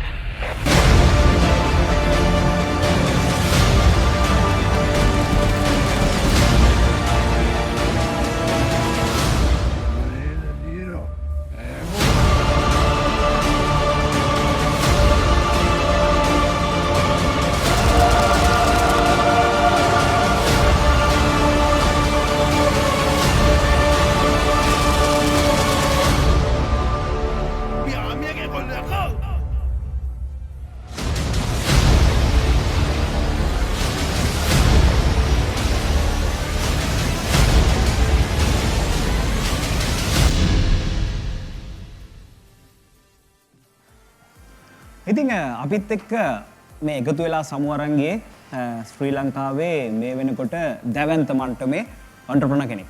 අනිවාර්යයෙන්ම. ඉතින් ඊළඟට මලින්ද මේ ගොඩක් අය ලයිව් මේ වෙනකොට බලනවා. විශේෂයෙන්ම Facebook එකෙන් සහ මේ Dialog TV එකෙන් my app එකෙන් සහ thepapare.com වෙබ්සයිට් එකෙන්. ඉතින් මම පොඩ්ඩක් කමෙන්ට්ස් ටිකක් කියවන තමයි ලෑස්ති වෙන්නේ. ඉතින් පළවෙනි එක කුෂාන් අහලා තිනවා කොහොමද ප්‍රී ඕඩර් කරන්න කියලා මේ නීරෝ ගේම් එක. ඉතින් ඒ ගැන විස්තර මං හිතන්නේ ඇරිමැක් වෙබ්සයිට් එකෙන් ඔයාලට බලා ගන්න පුළුවන් වෙයි. ඊළඟට ගොඩක් දෙනෙක් ඇත්තටම මේ අර ගැටලු වලට පිළිතුරු chat එකේ තමයි අපිට දාලා තියෙන්නේ. මම පොඩ්ඩක් නම් ටිකක් කියවගෙන යන්නම්. ගොඩක් සතුටුයි මේ වගේ ගොඩක් ලොකු chat එකක් දැක්කම. සම්පත් මුදලිගේ අපිත් එක්ක ඉන්නවා I am watching 2 කියලා. ඊට පස්සේ කොහොමද ප්‍රී ඕඩර් කරන්න කියලා අහලා තියෙන්නේ කුෂාන් ඒකනායක. ඊට පස්සේ ප්‍රවීන් ලහිරු මෙතන ආන්සර් එක දාලා තියෙනවා. ඔයාලට SMS එකක් දාන්න සිද්ධ වෙනවා අනිවාර්යෙන්. ඊට පස්සේ නිරෝෂා සුරංගි අපිත් එක්ක එකතු වෙලා ඉන්නවා Facebook කරහා. හර්ෂ ලක්ෂාන් පෙරේරා. ඊට පස්සේ ගොඩක් ඇවිල්ලා තියෙනවා. කමෙන්ට් සුපර් පිස්සු වගේ කියලා දාලා තියෙනවා. මම හිතන්නේ ගේම් එකට වෙන්නේ නැති. අවිෂ්ක M ගමගේ මේ වගේ කියවන්න ගොඩක් වෙලා තියෙනවා. හෙලෝ අයියා කියලා දාලා තියෙනවා. පසින්දු ගුණසේකර මුළු ප්‍රෝග්‍රෑම් එකම වුණත් මේ විදිහට නම් ටික කියවන්න පුළුවන්. ඉතින් ඇත්තටම මේ ප්‍රශ්න වලට පිළිතුරු දෙන විදිහ මේ chat එකේ නෙමෙයි SMS එකකින් තමයි එවන්න ඕනේ. ඒ SMS එක එවන විදිහ දැන් මේ වෙලාවේ ඔයාලට පහළ බලා ගන්න පුළුවන්. ඉතින් අනිවාර්යෙන් SMS එකකින් එවන්න මතකනේ අපි දිනාගන්නේ මොනවද කියලා. Huawei smart watch තියෙනවා, Google Home Mini, Galaxy Buds, ඒ වගේම free data, ඒ වගේම developersලාට ගොඩක් වැදගත් Google servers දිනා ගන්න පුළුවන් හැකියාව තියෙනවා. ඔව් ඒ වගේම චනුක්ස් ප්‍රෝ මේ වෙලාවේ කියන්න ඕන. ඔයාලට මතකද 2016 වල Google I/O extended event එක අපි දෙන්නත් එක තවත් එක්කෙනෙක් ආවා. සම්පත් අය අපිත් එක්ක දැන් live එක තුලා ඉන්නවා. ඉතින් සම්පත් thanks ඔයා ලංකාවේ හිටියනම් ඔයා අපිත් එක්ක එකතු වෙනවා කියලා අපි දන්නවා. ඉතින් මමත් මේකේ මේ comments බල හිටියේ. ඉතින් ගොඩ දෙනෙක් අපිත් එක්ක Facebook live එකෙන් එකතු වෙලා ඉන්නවා. ඒ වගේම තමයි Dialog TV එකේ channel number 1 එකෙන් අපිත් එක්ක දහස් ගණක් දෙනා එකතු වෙලා ඉන්නවා. ඒ වගේම my TV app එකෙන් thepapare.com වලින් සෑහෙන පිරිසක් අපිත් එක්ක එකතු වෙලා ඉන්නවා. ඉතින් අපි දැන් ටික ලෑස්ති වෙන චනුක්ස් ප්‍රෝ අපේ Google Keynote එකට යන්න. තව ටික වෙලාවක් තියෙනවා. ඒ ලයිව් එක පටන් ගන්නකම් අපිට පුළුවන් තව කීප දෙනෙක්ගේ කමෙන්ට්ස් කියවන්න. ඒ වගේම තව දේවල් ටිකක් කතා කරන්න නේද? nice work ඇරිමැක් නවෝත් කියලා තියෙනවා. ඒ වගේම සනෝජ, පසින්දු කල්හාර, කවුද? දුෂ්‍යන්ත ගොඩක් අය තාමත් මේකේ SMS වලට යවන්න ඕනේවා. මෙතන තමයි අපිට බලා ගන්න පුළුවන් වෙන්නේ. ඉතින් ඒ වගේම මේ දවස්වල ගොඩක් ජනප්‍රිය මූවි එක ගැන අපිට මෙතනදී බලා ගන්න පුළුවන්. හරි. ඉතින් මලින්ද මේ වෙනකොට අපි ගොඩක් දේවල් කතා කරා. මේ chat එක වගේම අපි keynote එකටත් ready වෙන්න ඕනේ. තව මම හිතන්නේ පොඩි වෙලාවක් තමයි තියෙන්නේ keynote එකට. ඉතින් comment section එකේ පොඩ්ඩක් දාන්න ඔයාලා predict කරන දේවල් මොනවද බලාපොරොත්තු වෙන්නේ? Google ලා ලබන අවුරුද්ද වෙනකොට මොන වගේ දේවල් අපිට දෙයිද? ලබන අවුරුද්ද පුරාවටම Google ලගේ අපිට මොන products පාවිච්චි කරන අවස්ථාව දෙයිද කියලා. ඇත්තටම මලින්ද ගොඩක් වෙලාවට Google I/O event එකේදී මේ Google ලා focus කරන්නේ ඒගොල්ලන්ගේ software part එකට. ඉතින් ලෝකේ දැවැන්තම software නිර්මාණය කරන ආයතනයක් Google කියන්නේ. ඉතින් ඒ වගේම මේගොල්ලෝ මේ වෙනකොට හાર્ඩ්වෙයාර් නිර්මාණය කරන්නත් පෙළඹිලා තියෙනවා කියන එක අලුත් දෙයක් නෙමෙයි. ඉතින් විද්වත්තු කියලා තියෙනවා තමන්ගේ software හොඳටම run කරන්න නම් මේ වගේ හොඳ experience එකක් ගන්න නම් තමන්ගේම hardware නිර්මාණය කරන්න ඕනේ කියලා. ඉතින් Google ගොඩක් මේකට try කරනවා සහ අද අපිට සමහර විට බලා ගන්න පුළුවන් වෙයි Google අලුත් Pixel phone එක. මේකට මලින්දයි මේ අපිට අවසානට බලා ගන්න පුළුවන් වුණ Google ගේ flagship එක තමයි Google Pixel 3 එක සහ Google Pixel 3 XL 3 එක. ඊට පස්සේ මේකේ මේ Google Pixel 3 මට මතක විදිහට A කියලා එක data leak වෙලා තියෙනවා. ඉතින් මේක ගොඩක් වෙලාවට flagship වලට වඩා ටිකක් පහළ level එකෙන් A කියලා තමයි කියන්නේ. නමුත් මේකේ වෙනම මේගොල්ලෝ Android experience එක අපිට ගොඩක් fast ගන්න පුළුවන් වෙන්න ඒ වගේම මිල විශේෂයෙන්ම අඩු කරලා දෙය කියලා තමයි ගොඩක් මේ ටෙක්නොලොජි එක්ස්පර්ට්ලා ප්‍රෙඩික්ට් කරලා තියෙන්නේ. සහ ලීක් වෙච්ච data වලින් මේ වෙනකොට බලා ගන්න පුළුවන් වෙන්නේ. ඉතින් ගොඩක් වෙලාවට මේ software focus කරලා තියෙන event එකක මේ වගේ hardware එකක් ඇත්තටම අපිට බලා ගන්න අවස්ථාව හම්බුනොත් ඒක ගොඩක් අපිට වටින දෙයක් විදිහට තමයි බලා ගන්න පුළුවන් වෙන්නේ. ඉතින් ඔව් ජනුක්ස් ප්‍රෝ ඉතින් ඔයා කතා කරන අතරේ මම තවත් කමෙන්ට්ස් කියව හිටියේ. ඉතින් ගොඩක් කට්ටිය කියලා තියෙනවා අපේ මේ වීඩියෝ ස්ට්‍රීම් එකේ ක්වලිටි එක හරිම හොඳයි කියලා. ඉතින් අපේ ප්‍රොඩක්ෂන් ටීම් එකට තෑන්ක් කරන්න ඕන මේ වගේ දෙයක් අපිට කරලා දෙනවට. ඒ වගේම තව ගොඩක් කට්ටිය ප්‍රශ්න අහලා තියෙනවා. ඔව් ගොඩක් කට්ටියගේ ප්‍රෙඩික්ෂන් මෙතන තියෙනවා. ඉතින් ඔයගලන්ට තව මොන හරි අපිනුත් අහන්න ඕන නම් අපි මොන හරි කියන්න ඕන නම් ඒ ඔක්කොම මේ ලයිව් ස්ට්‍රීම් එකේ දාන්න. ඔව්. ඉතින් අපි චනුක්ස් ප්‍රෝ මලින්දයි අපි පොඩ්ඩක් කමර්ෂල් බ්‍රේක් එකකට ගිහිල්ලා ආයෙත් ඇවිල්ලා කතා කරමු. මොකද මේ වෙනකොට කීනෝට් එකට හැමෝම රෙඩි වෙලා තමයි ඉන්නේ.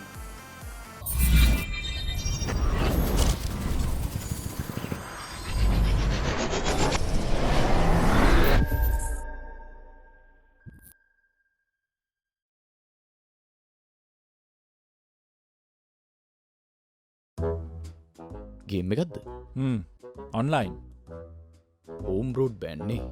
නෑ. අංකල් සංගණන් කියන්නේ ඩේටා ගොඩාක් දෙන ඩයලොග් හෝම් බ්‍රෝඩ්බෑන්ඩ්. ඉතින් මගේ පැකේජ් එකේ ඩේටා ගොඩක් දෙනවනේ. දවල්ද? නෑ රෑට.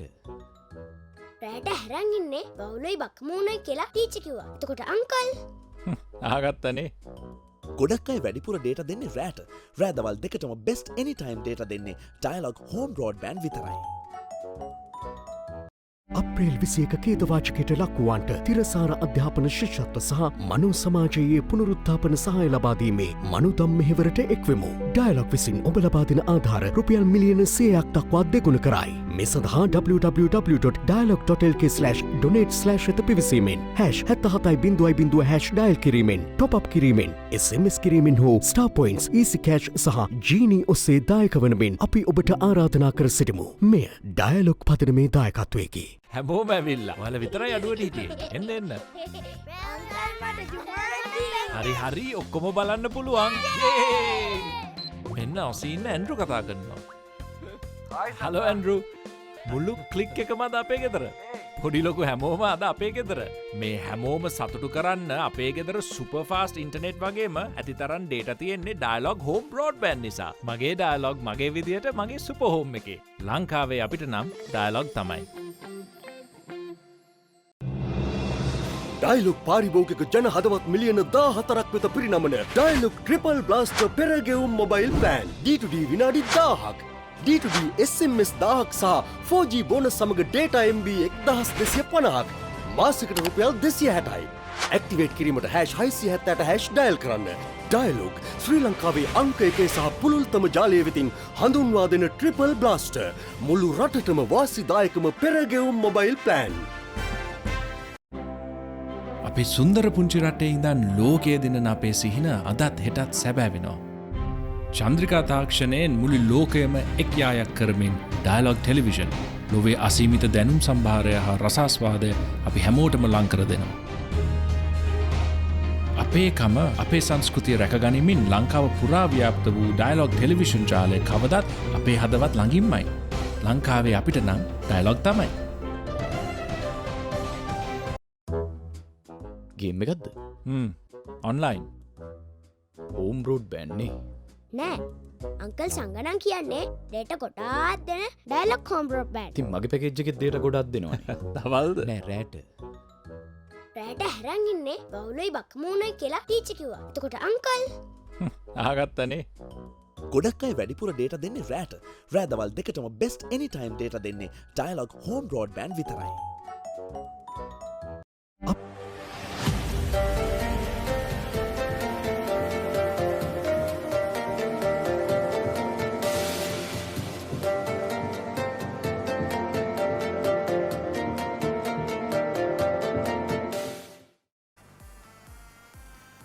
ඉතින් අයත් පිළිගන්නවා Google I.O. Extended Sri Lanka 2019 වලට keynote එකට ගොඩක් ආසන්න වෙලා තමයි ඉන්නේ. ඉතින් මම තාමත් මලින්ද මේ chat එක තමයි කියවමින් ඉන්නේ.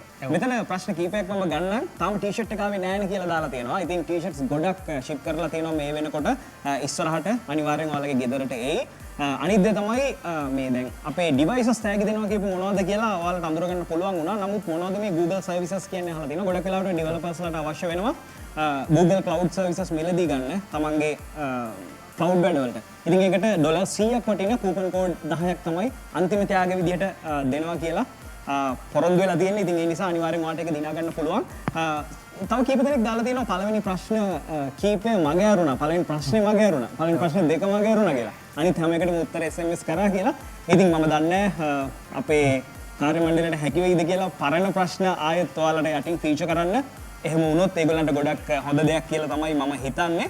ඉතින් මලින්ද ඔයාලටත් මොනවා හරි කියන්න තියෙනවද? ඔව් චනුක්ස් ප්‍රෝ ඉතින් ඔයා වගේම තමයි මාත් මේ ලයිව් ස්ට්‍රීම් එකේ කට්ටියගේ කමෙන්ට් කියව හිටියේ. ඉතින් මමත් කමෙන්ට් කීපයක් කමෙන්ට්ස් ගොඩාක් වේගෙන් එනවා. ඒ හින්දා මම කීපයක් ස්ක්‍රීන්ෂොට් කරගත්තා. ඉතින් ධනුෂ්ක අහනවා චනුක්ස් ප්‍රෝ Google ආයතනයේ ලංකාවේ වෙනුවෙන් ලොකු දෙයක් කරයි කියලා හිතනවලු. අපේ දක්ෂ කොල්ලන්ට කෙල්ලන්ට ලෝකෙට යන අවස්ථාවක් දෙයි කියලා බලාපොරොත්තු වෙනවා. චනුක්ස් ප්‍රෝ මම හිතන විදියට මේ ධනුෂ්කගේ අදහස හොඳයි. හැබැයි Google ආයතනයෙන් අපිට අවස්ථාවක් දෙනකන් අපි ඉන්න ඕනේ නැහැ නේද? අපිට පුළුවන් මේ API ස්ටඩි කරන්න. ඔව්. ඉතින් මලින්දයි. ඔව්. මේ වෙනකොට Google I.O. main event එකේ 2019 main event එකේ දර්ශන අපිට බලා ගන්න පුළුවන් කියලා පොඩ්ඩක් විස්තර එනවා.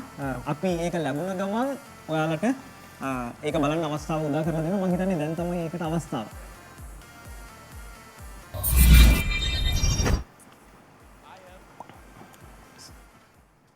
ඔව් ශනුක්ස් ප්‍රෝ ඉතින් අපිට මේ පේන්නේ US වලින් අපිට එන ෆීඩ් එක ලයිව් ෆීඩ් එක.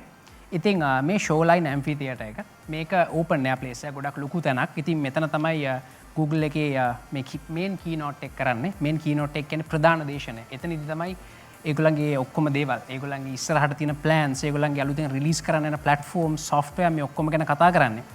ඉතින් අපි බලමු තව මොනවද ඒගොල්ලෝ පෙන්වන්න ලෑස්ති වෙන්නේ කියලා. තාම ඉවෙන්ට් එක පටන් අරන් නැහැ. මේ ඉවෙන්ට් එකට කලින් ඒගොල්ලෝ පොඩි සාකච්ඡාවක් දෙනවා වගේ තමයි අපිට පේන්නේ. ඒ වගේම තව විස්තර සමහරවිට අපිට ඉස්සරහට බලා ගන්න පුළුවන් වෙයි. ඒක එනකම් මලින්ද ඒගොල්ලන්ට කතා කරමු. අතරම මේ ගොඩක් ශ්‍රී ලංකාවේ මේ වෙනකොට සොෆ්ට්වෙයාර් ඉන්ඩස්ට්‍රි එකේ ඉන්න අය ඉස්සරහට යන්න ඕන විදිය ගැන මොකක් හරි පාත් එකක් කියලා දන්නවා. මොකක්ද වෙන්න ඕනේ කියලා එලා දන්නවා. ඒ වගේම මේ වෙනකොට පාසල් වල ඉන්න නංගිලා මල්ලිලා මේ IT කියන එකට සොෆ්ට්වෙයාර් පැත්තට පොඩ්ඩක් බර වෙලා ඉන්නේ. ඉතින් මේගොල්ලන්ට අදහසක් තියෙනවා ඇත්තටම ශ්‍රී ලංකාවේ සොෆ්ට්වෙයාර් කම්පැනිස් වල විතරද වැඩ කරන්න පුළුවන්. අපිට මේ Google, Microsoft වගේ ආයතනවල රැකියාවට යන්න පුළුවන්ද කියන එක. ඉතින් මේ වගේ ආයතනවල ඕන තරම් ශ්‍රී ලංකාවේ ගියපු අය ඉන්නවා. ඉතින් ඒ නිසා ඔයාගේ ඩ්‍රීම් එක අනිවාර්යෙන් කරන්න පුළුවන් දෙයක්. ඉතින් ඒ නිසා බය වෙන්න එපා. ඔයාගේ ඩ්‍රීම් එකට වැඩ කරන්න. ඔයාට අනිවාර්යෙන් ඒකට යන්න පුළුවන්. මලින්ද අපි ටක් ගාලා දැන් කීනෝට් එකේ ලයිව් එකට තමයි යන්නේ.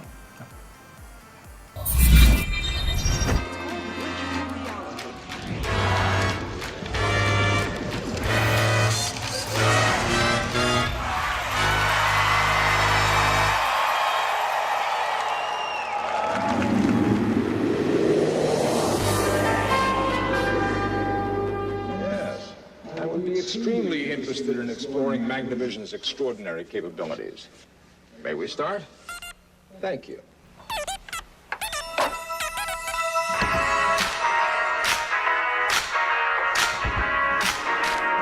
The only thing we can be sure of about the future is that it will be absolutely fantastic. We have an opportunity to create the future and decide what that's like. Can you see better?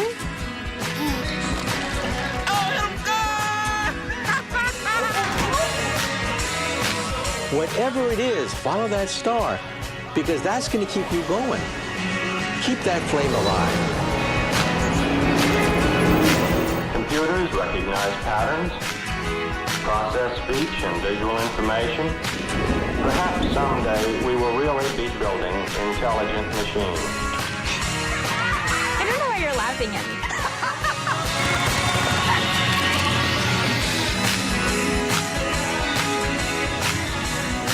I see this and it feels like nothing short of magic. Reconsider your vision of the future. Take a chance and be surprised. Strawberry, so I can show you things.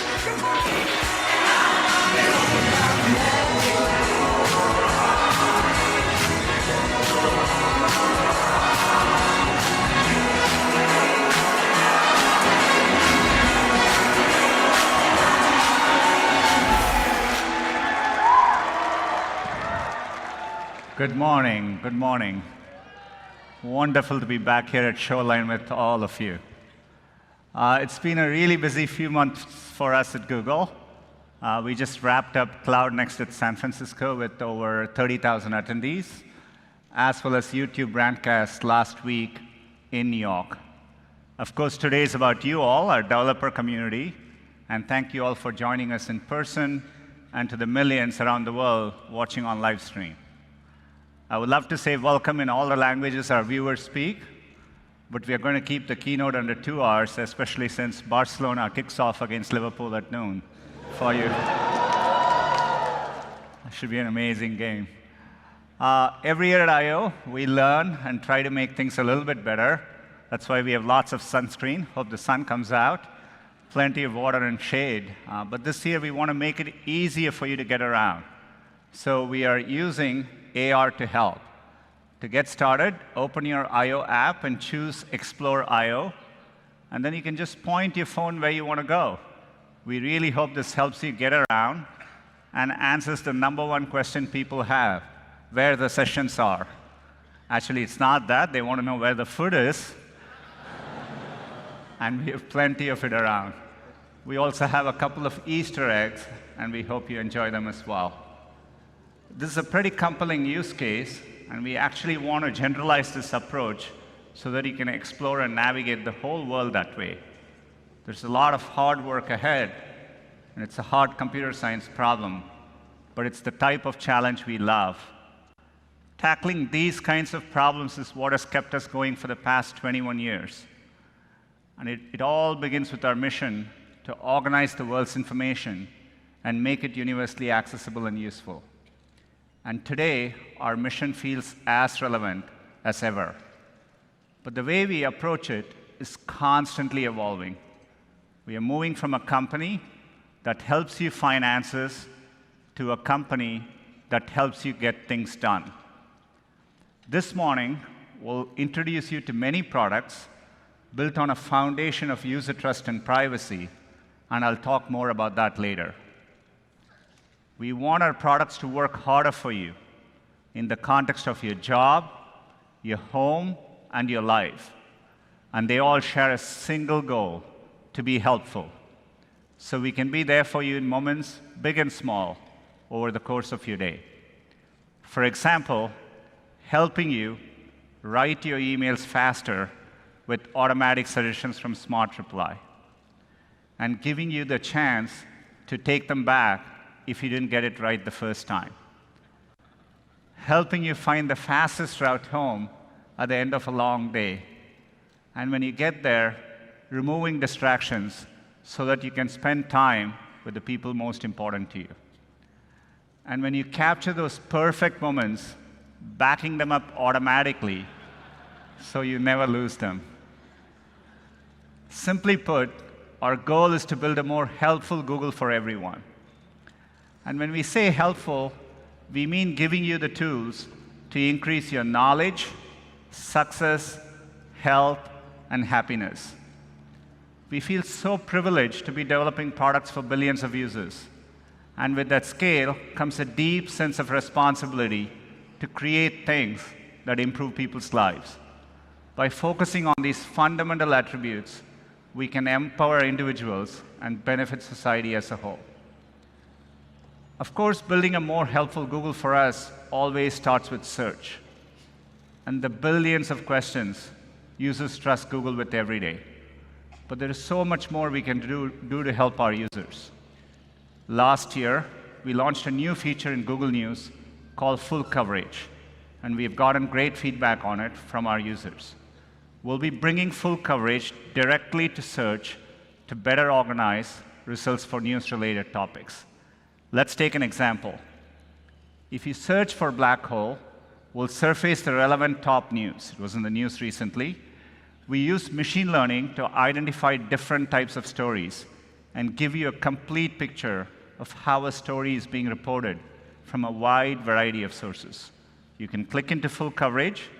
It surfaces a breadth of content, but allows you to drill down into what interests you.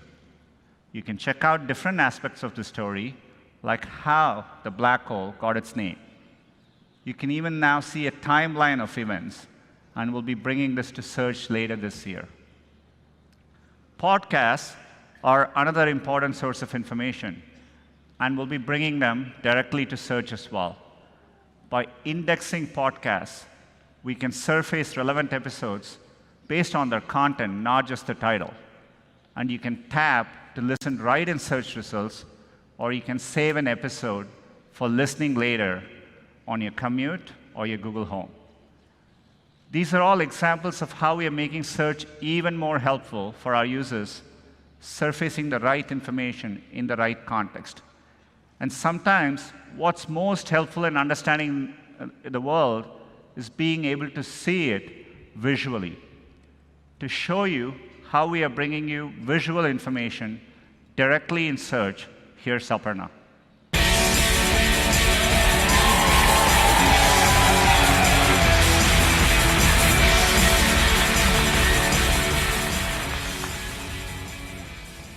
Whether you're learning about the solar system or trying to choose a color scheme for your home, seeing is often understanding. With computer vision and augmented reality, the camera in our hands is turning into a powerful visual tool to help you understand the world around you. So today, we are excited to bring the camera to Google Search, adding a new dimension to your search results. Oh, actually 3 dimensions to be precise. So let's take a look. Say you're a student studying human anatomy. Now, when you search for something like muscle flexion, you can view a 3D model built by Visible Body right from the search results.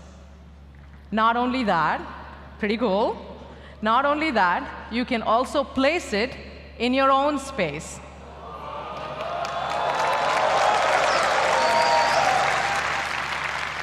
Look, it's one thing to read about flexion or extension, but seeing it in action right in front of you while you're studying the concept, very handy.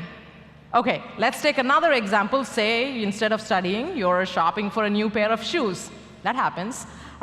With New Balance, you can look at shoes up close from different angles, again, directly from search. That way, you get a much better sense for things like what does the grip look like on the sole, or how they match with the rest of your clothes.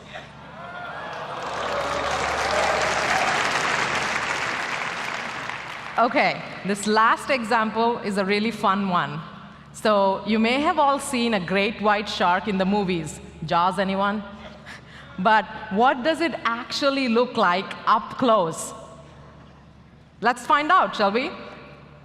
Okay, I have Archana here with me to help with the demo. So let's go ahead, search for great white shark on Google. As you scroll through, you get information on the knowledge panel, facts, but also see the shark in 3D directly from the knowledge panel. Why don't we go one step further? Why don't we invite the shark to the stage? Whoa! There it is. You know, it's one thing to read a fact, like a great white can be anywhere between 17 feet to 21 feet long. But to see it in front of you at scale, filling up the shoreline stage like a rock star, that is truly understanding its scale. Okay, let's take a closer look. It's an AR shark. It won't bite. Oh, look at those layers of teeth. You know, I don't know about you all, but I'd much rather see these teeth up close in AR than in real life. Thank you, Archana. Really excited about bringing the camera and AR capabilities to Google search. Now, sometimes though, the things that you're interested in, they're difficult to describe in a search box. So that's why we created Google Lens to help you search and do more with what you see by simply pointing your camera. We've built Lens as a capability across products, so you can access it directly from the Google Assistant, but we've also built it into Google Photos and the camera app on many Android devices. People have already used Lens more than 1 billion times so far, and they've used it to ask questions about what they see, like what kind of flower that is, or where to get a lamp like that, or just who the artist is. One way we've been thinking about it is, with Lens, we're indexing the physical world, billions of places and products and so on, much like search indexes the billions of pages on the web. Okay, today, let me show you some new ways that we're making Lens more helpful to you. Say you're at a restaurant trying to figure out what to order. Instead of going from the menu to different apps on the phone and back to the menu and so on, you can simply point your camera. Lens automatically highlights the popular dishes at this restaurant right on the menu.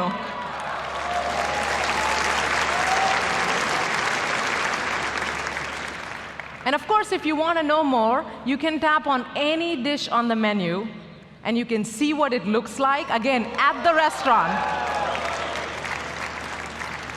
And of course, check out what other people are saying about it on Google Maps. By the way, when you're done eating, Lens can help pay for your meal. Not so fast, it's not picking up your tab, but it can calculate the tip and even split the total. Again, just by pointing your camera at the receipt, and voila.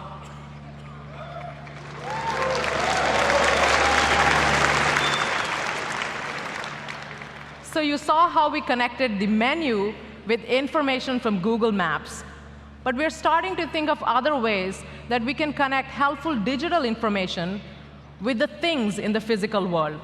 So I'm going to give you just one example. So you're flipping through a Bon Appetit magazine, and you see a recipe you like. Soon, you can point your camera at the recipe and see the page come alive, showing you how to make the dish. We're starting to work with more partners, like museums, magazine publishers, and retailers, to bring unique visual experiences like this. There's one final area where we think that the camera can be particularly helpful to people. Around the world, there are more than 800 million adults who are struggling to read the words that they come across in their daily lives. Bus schedules, bank forms, etc. And many of them are coming online for the first time with a smartphone. So to help with that, we've integrated a new camera capability into Google Go. This is our search app for entry-level devices. Take this sign in English next to an ATM. Now, for someone who does not understand the language and cannot read the words, this is important information that they're not getting access to. And we think that the camera can help here. So let me show you how. So directly from the Google search bar, you can use Lens, open it, point it at the sign, to hear the text read out aloud to you. Information for card holders. All customers using old proprietary magnetic stripe cards should be advised. What is nice here is that it is highlighting the words as they're spoken. That way, even if you can't read the language well, you can follow along and you understand the full context of what you see. You can also translate it into your own language. Like this.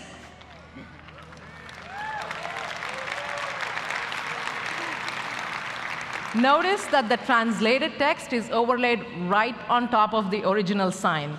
You know, it almost feels like the sign was written in your own language to start with. And again, you can hit listen and hear the words read out loud, this time in your own language. Información para los titulares de la tarjeta.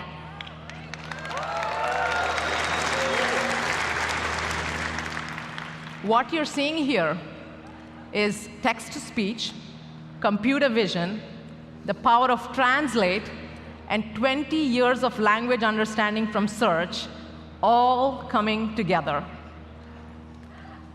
Now, our teams in India have been working with some early testers and getting a lot of feedback to make the product better. And I want to now show you how one of them is using it in her daily life. Take a look. मेरा नाम उर्मिला है, EP की रहने वाली हूँ। मेरे 3 बच्चे हैंगे,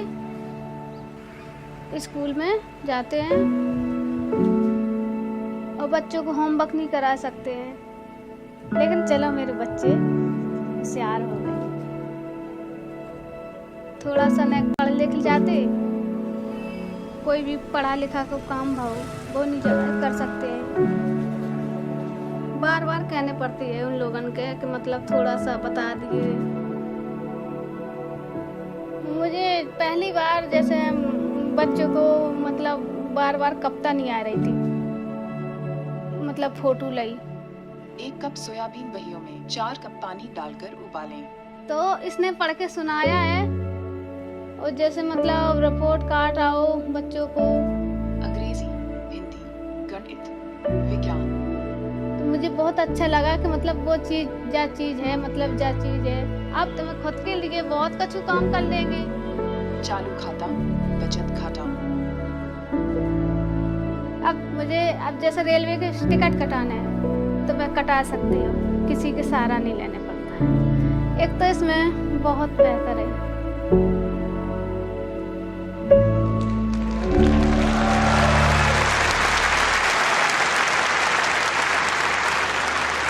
Thank you, Urmila, for testing it and giving us a lot of feedback for the team to make the product better. The power to read is the power to buy a train ticket, to shop in a store, to follow the news. It's the power to get things done. So we want to make this feature accessible to as many people as possible. So it already works in more than a dozen languages. And the teams worked incredibly hard to compress all of this tech to just over 100 kilobytes.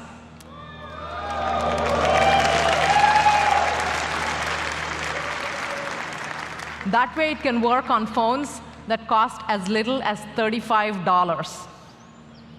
So we're super excited about this and all the other features across search and lens to help you throughout the day. You'll start to see these updates roll out later this month. Thank you.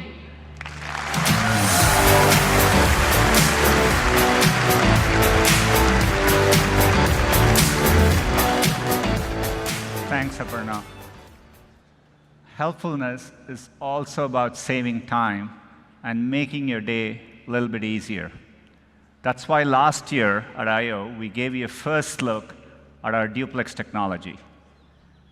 Duplex enables Google Assistant to make restaurant reservations on your behalf by actually placing a call. It's now available in 44 states across the US, and we've gotten great feedback, not only from our users, but from businesses as well. For us, Duplex is the approach by which we train AI on simple but familiar tasks to accomplish them and save you time. Duplex was launched with restaurant reservations on the phone, but now we are moving beyond voice and extending Duplex to tasks on the web. We again want to focus on narrow use cases to start.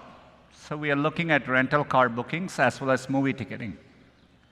Today, when you make a new reservation online, you have to navigate a number of pages and steps, filling out information and making selections along the way. I'm sure you're all familiar with this experience. It's time-consuming, And if users leave during the workflow, businesses lose out as well. We want to make this experience better for both users and businesses. So let me show you how the assistant can do it better. Say you get a calendar reminder about an upcoming trip, and you want to book a rental car. You can just ask Google, book a national car rental for my next trip. The assistant opens the national website and automatically starts filling out your information on your behalf, including the dates of the trip. You can confirm the details with just a tap. And then the assistant continues to navigate the site. It even selects which car you like. It's acting on your behalf and helping you save time, but you're always in control of the flow. Let's go ahead and add a car seat. And once all the details are in, you can check everything one last time and just tap to finalize the reservation. You'll immediately get a booking confirmation. It's amazing to see the assistant complete a task online on your behalf in a personalized way.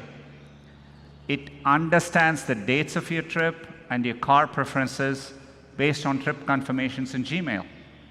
I also want to point out that this was not a custom integration. This required no action on part of the business to implement. What you just saw is an early preview of what we are calling Duplex on the web. We're going to be thoughtful and get feedback from both users and businesses to improve the experience, and we'll have more details later this year.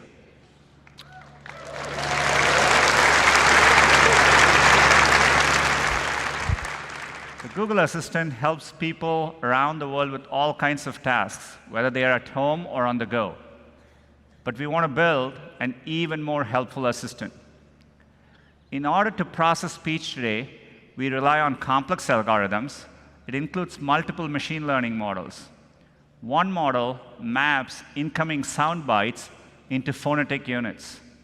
Another one takes and assembles these phonetic units into words. And then a third model predicts the likelihood of these words in a sequence. They are so complex that they require 100 gigabytes of storage and a network connection.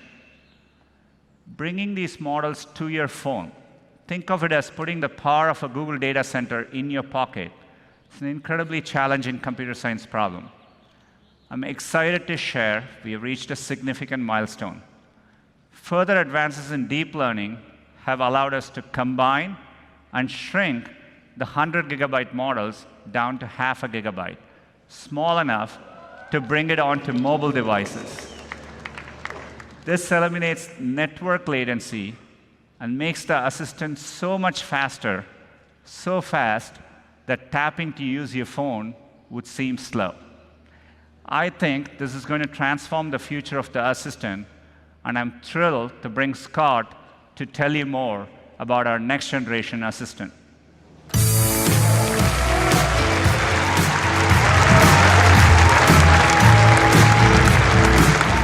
Thanks, Sundar.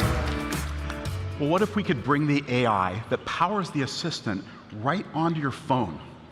What if the assistant was so fast at processing your voice that tapping to operate your phone would almost seem slow? It opens up many new use cases, and we want to show you how fast it is. Now, internally, we've been calling this the next generation assistant. Running on device, it can process and understand requests in real time and deliver the answers up to 10 times faster. Now, Maggie's here, and she's going to help us test it out, starting with some back-to-back commands to demonstrate its speed. Now, this demo is hot off the press, so please send your positive energy over in Maggie's direction.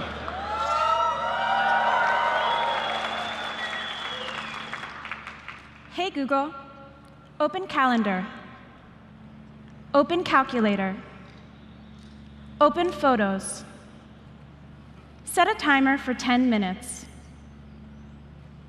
What's the weather today? What about tomorrow?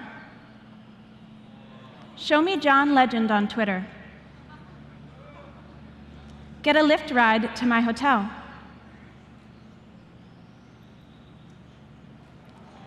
Turn the flashlight on. Turn it off. Take a selfie.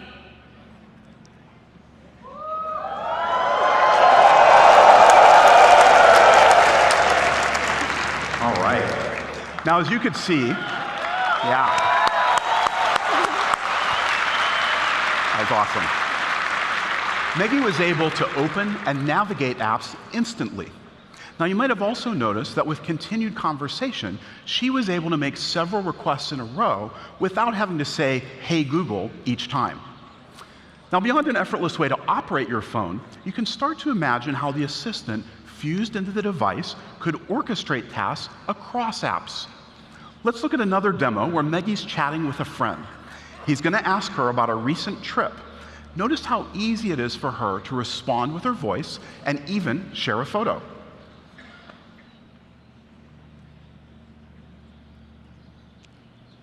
Reply, had a great time with my family, and it was so beautiful. Show me my photos from Yellowstone. The ones with animals. Send it to Justin. All right. Wow.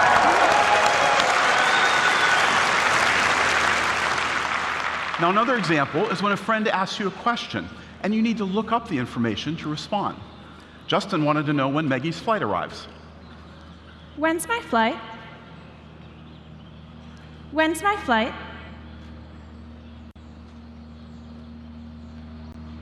Reply, I should get in around 1 p.m. All right, so notice how it helped Maggie multitask more easily across different apps, saving her a lot of back and forth. Now, you can even imagine this next generation assistant handling more complex speech scenarios, like composing and sending an email. Hey Google, send an email to Jessica. Hi Jessica. I just got back from Yellowstone and completely fell in love with it. Set subject to Yellowstone Adventures. Let me know if next weekend works for dinner so I can tell you all about it. Send it.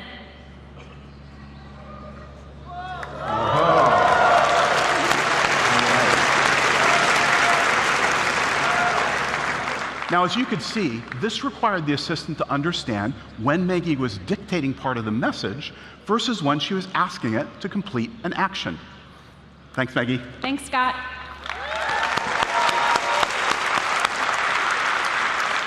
By moving these powerful AI models right onto your phone, we're envisioning a paradigm shift. This next generation assistant will let you instantly operate your phone with your voice, multitask across apps, and complete complex actions, all with nearly zero latency. And actions like turning on the flashlight, opening Gmail, or checking your calendar will even work offline. Now, it's a very hard problem we've been solving, and I'm really excited to share the realization of this vision is not far off. In fact, this next generation assistant is coming to the new Pixel phones later this year.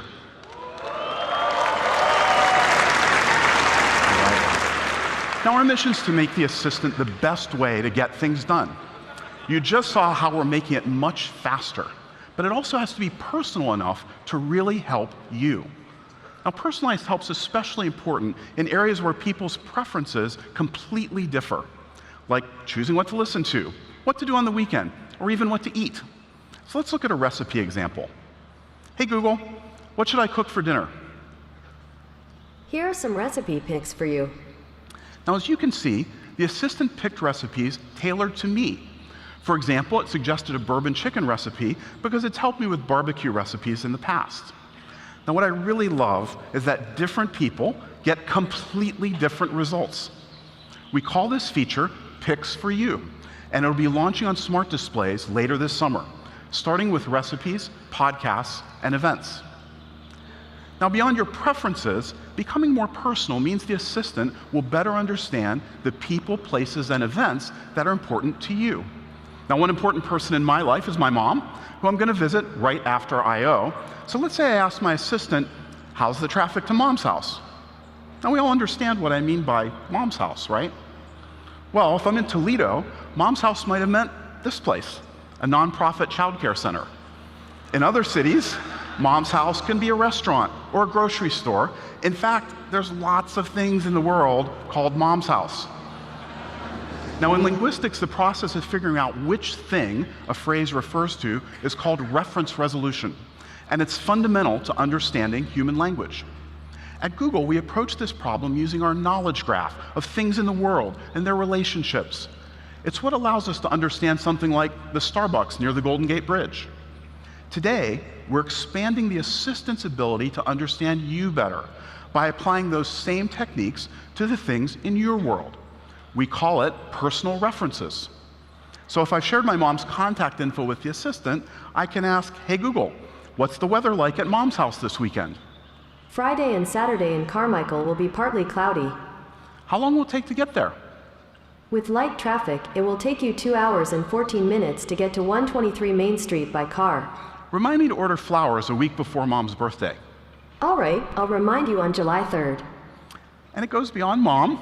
If you've shared important people, places, and events with the assistant, you'll be able to ask for things more naturally, like show me photos of my son, or directions to the restaurant reservation, or remind me to pick up chocolates on my anniversary. And rest assured, you're always in control. You can edit or delete this information at any time in the updated You tab in Assistant Settings. Now, one place where the assistant can be especially helpful is in the car, offering a safer, hands-free way to get everything you need while you're on the road. Now, we've been focused on the main things that we all want when we're driving: to get where we're going safely, to catch up with friends, and to listen to something interesting along the way. Last year, we brought the assistant to Android Auto, and earlier this year, we added it to navigation in Google Maps. I'm happy to share the assistant is also coming to Waze in the next few weeks. Now, I'd like to show you the future of how we're improving your mobile driving experience even more, introducing the assistant's new driving mode. Just put your phone in the car and say, "Hey Google, let's drive." Driving mode has a thoughtfully designed dashboard that brings your most relevant activities front and center while you're driving, and includes suggestions personalized for you. For example, if you have a dinner reservation on your calendar, you'll see a convenient shortcut to navigate to the restaurant. Or if you started a podcast at home in the morning, once you get in your car, it'll display a shortcut to resume the episode right where you left off. Now, it also highlights top contacts, making it easy to call them or message them, and recommendations for other things to listen to. Now, once you're navigating, phone calls and music appear in a low-profile way, so you can get things done without leaving your navigation screen. "Hey Google, play some jazz." Sure, check out this jazz music station on YouTube Music. Now, everything is voice-enabled, so if a call comes in, the assistant will tell you who's calling and ask if you want to answer without having to take your eyes off the road. Call from Mom. Do you want to pick it up? No thanks. But thanks for your help with the demo, Mom. All right, so best of all, with the assistant already on your phone, there's no need to download an app. Just start driving. Driving mode will be available this summer on any Android phone with the assistant. Yeah, that's good. Now, today the Google Assistant is available on over 1 billion devices in over 30 languages across 80 countries. And with Duplex on the web, the next generation assistant, personalized help, and assistance in the car, we're continuing to build on our mission to be the fastest, most personal way to help you get things done. Now, before I go, I want to share a little something that a lot of you have been asking for.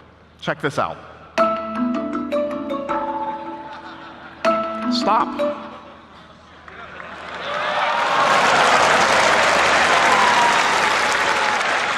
Now you can stop your timers and alarms just by saying stop.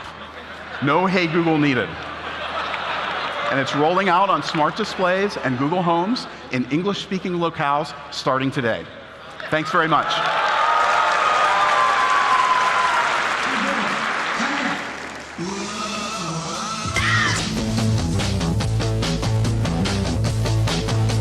Hey Google, Open the pod bay doors. Hey Google. Hey Google. Hey Google. Turn on the lights. Turn on Sumo. I love that. Hey Google. Oh, Mom. I found a few restaurants near you. Order my usual Starbucks. Ordering you a grande vanilla latte from Starbucks. Love you. I love you. Okay, Google. This is a cat. The forecast is 72 and sunny. Take a selfie. Hey Google. What's on my calendar for today? Make me laugh. How do I slice a mango? Turn on the Christmas spirit. Begin Operation Kevin. Operation Kevin underway. Show me how to make an octopus costume on YouTube.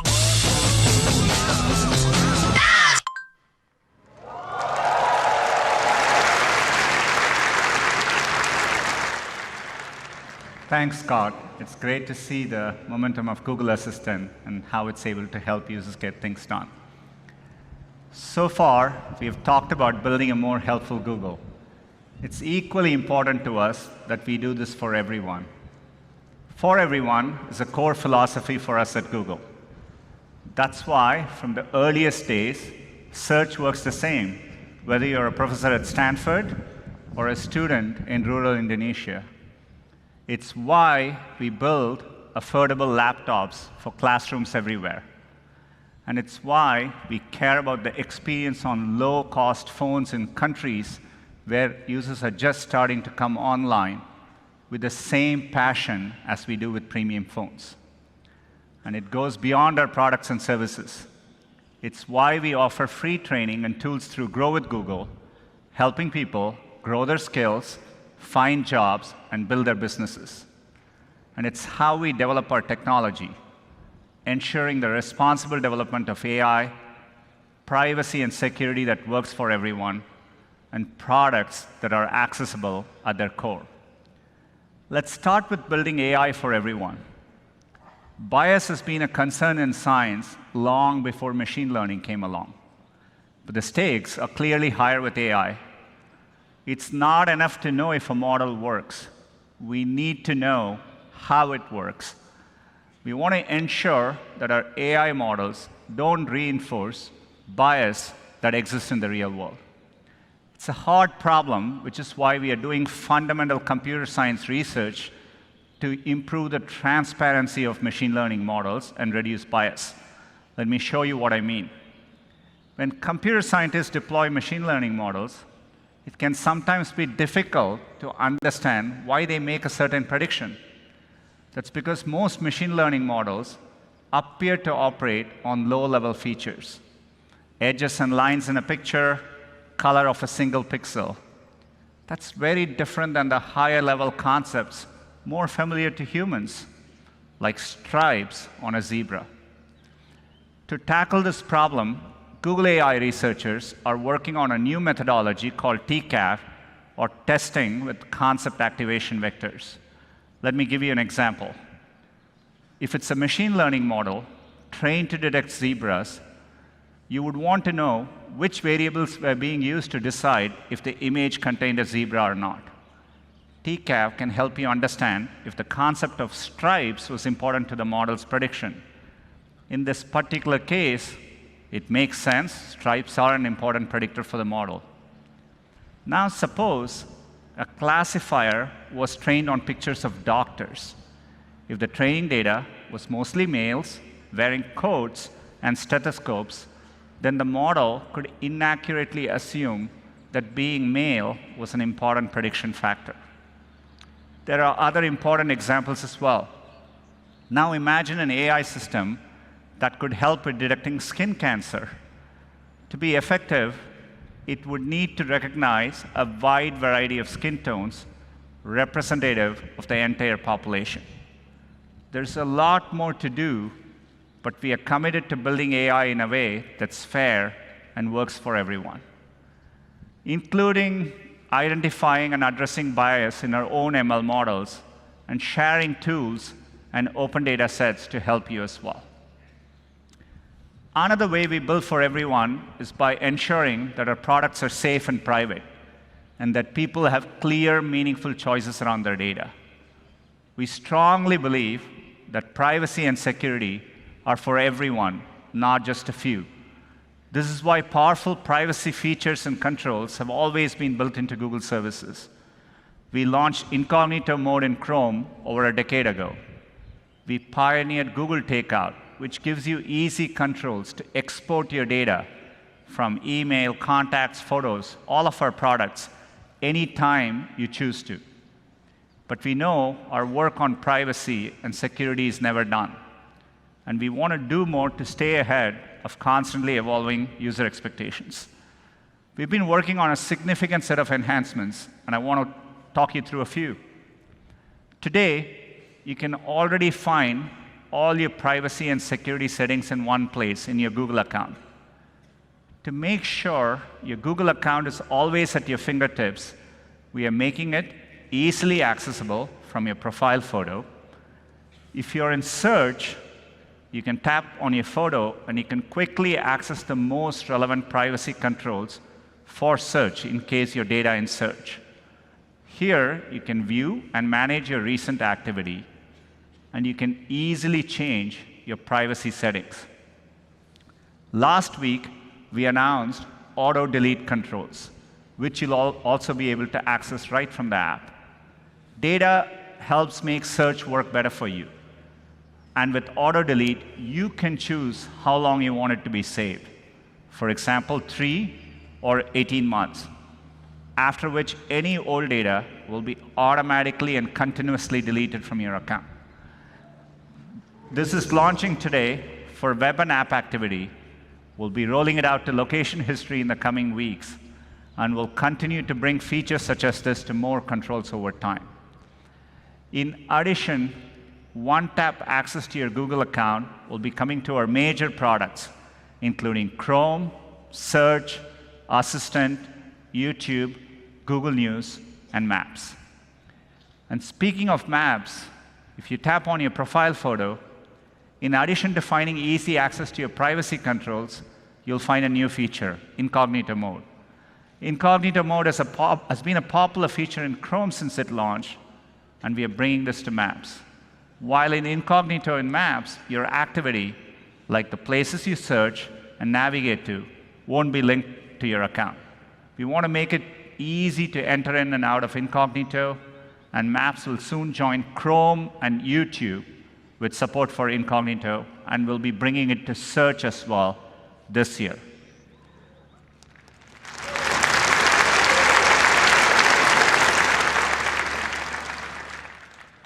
Another way we ensure your privacy is by working hard to keep your data secure. From safe browsing, which now protects over 4 billion devices every day, to using TensorFlow to significantly reduce phishing attacks in Gmail. We also encourage users to use two-step verification, because an additional layer of protection is always helpful. Today, we are making two-step verification even more convenient for everyone by bringing the protection of security keys directly into your Android phone. So now you can confirm a sign-in with just a tap. And today, it'll be available to over 1 billion compatible devices.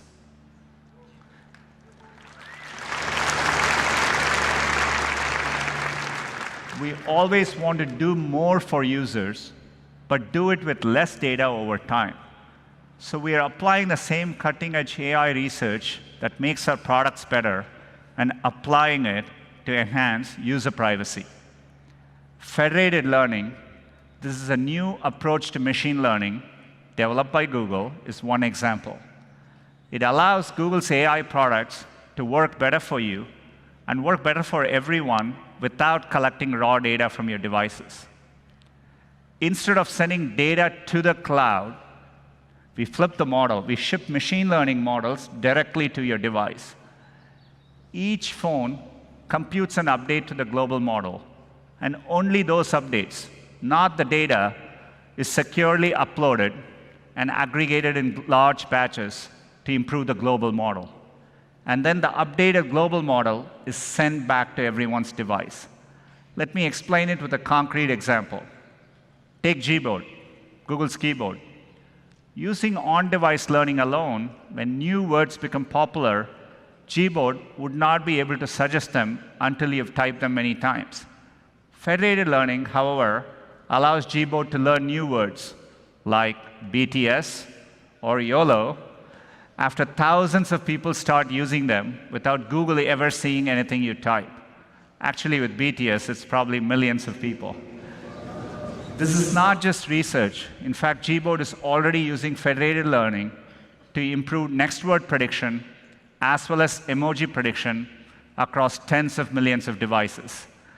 It's still very early, but we are excited about the progress and the potential of federated learning across many more of our products.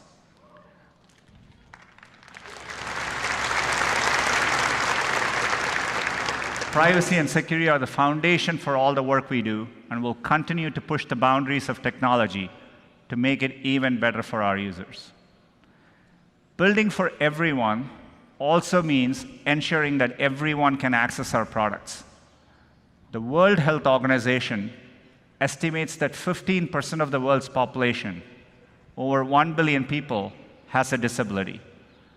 We believe technology can help us be more inclusive, and AI is providing us with new tools to dramatically improve experience for people with disabilities.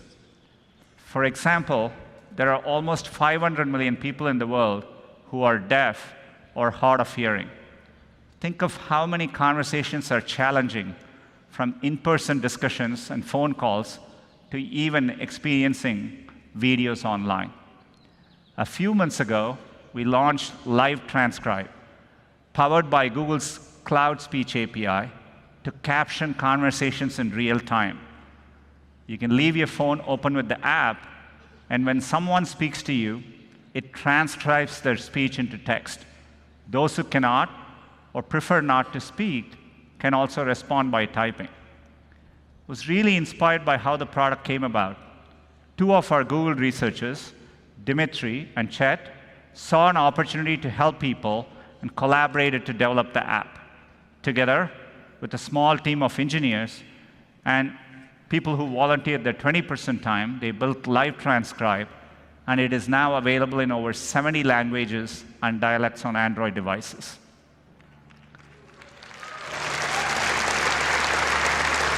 Today, we are going further and extending this technology.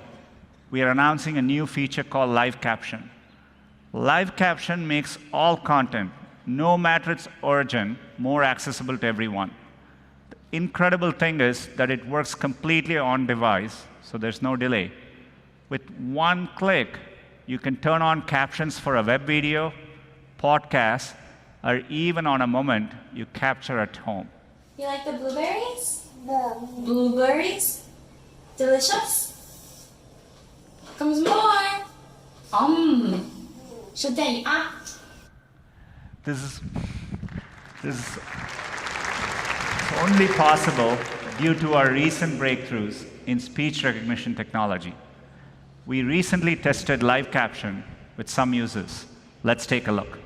So if you hit this volume button here, and then we turn on that button, and you can even, if you want to see more, you can. Oh my God. This is really amazing. It feels like, wow, it's such a simple feature, but it has such an impact on me. It's going to make our lives so much easier. I wake up 2 o'clock in the morning to walk, to wake up my mom or dad, to say, what are they saying on this? You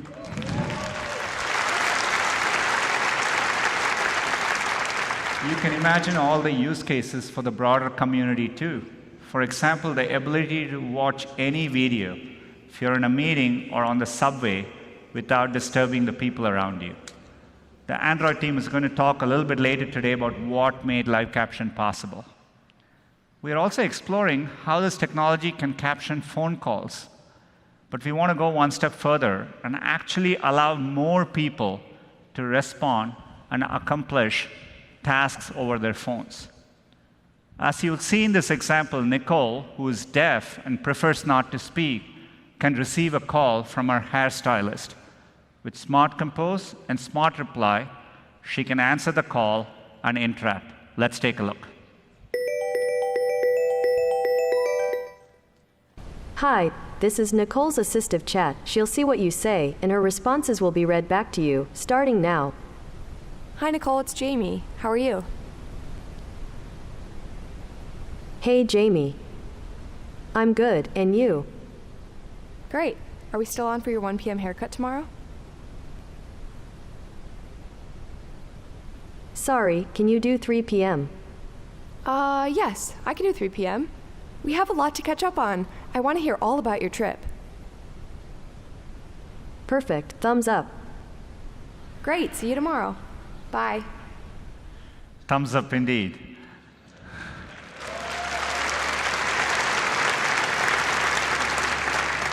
We call this new technology Live Relay.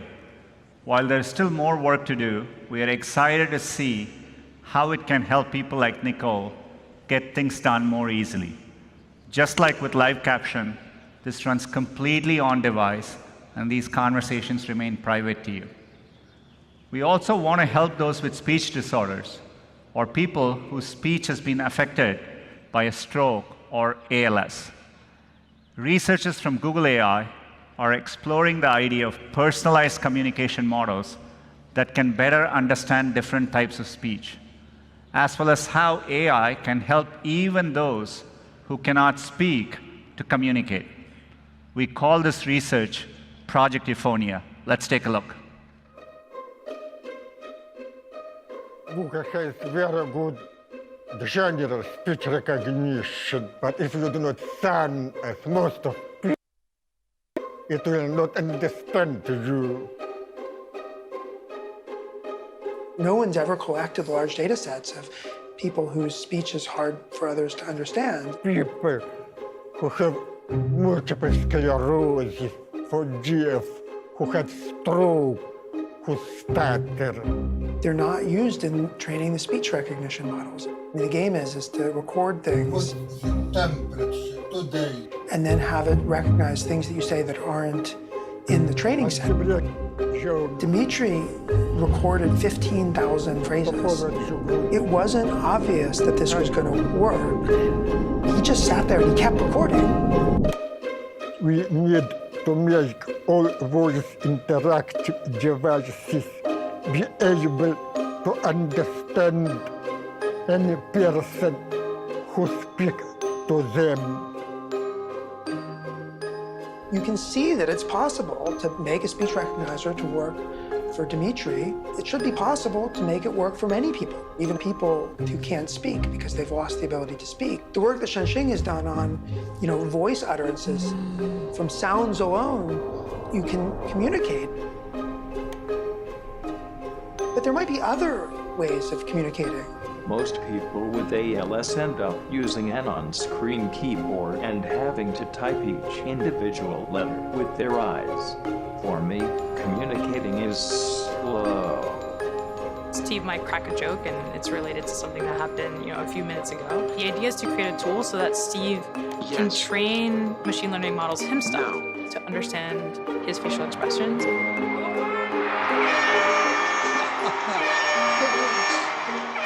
To be able to laugh, to be able to cheer, to be able to boo. Things that seem maybe superfluous, but actually are so core to being human. I still think this is only the tip of the iceberg. We're not even scratching the surface yet of what is possible. If we can get speech recognizers to work with small numbers of people, we'll learn lessons which we can then combine to build something that really works for everyone. To understand and be understood is absolutely unbelievable.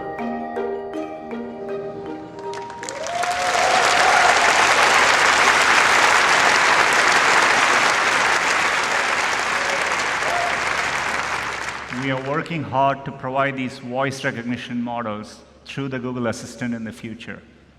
But as you saw in Dimitri's case, this will only be possible with many more speech samples to train our models on. If you or someone you know has slurred or hard to understand speech, we'd like to invite you to submit voice samples to help accelerate this effort. Fundamental AI research, which enables new products for people with disabilities, is an important way we drive our mission forward. Live transcribe, live caption, live relay, and Project Euphonia will ultimately result in products that work better for all of us. It's a perfect example of what we mean by building a more helpful Google for everyone. One of the most powerful ways we deliver help to our users is through our open source platforms like Android. To tell you more, I'd like to invite Steph onto the stage.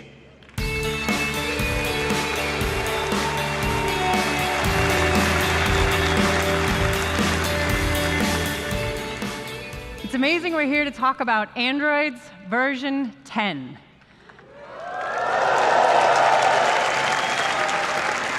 And we get to celebrate a milestone together. Today, there are over 2.5 billion active Android devices. And today, we want to walk you through what's coming next in Android Q. Innovation, security and privacy, the central theme of the Q release, and digital well-being.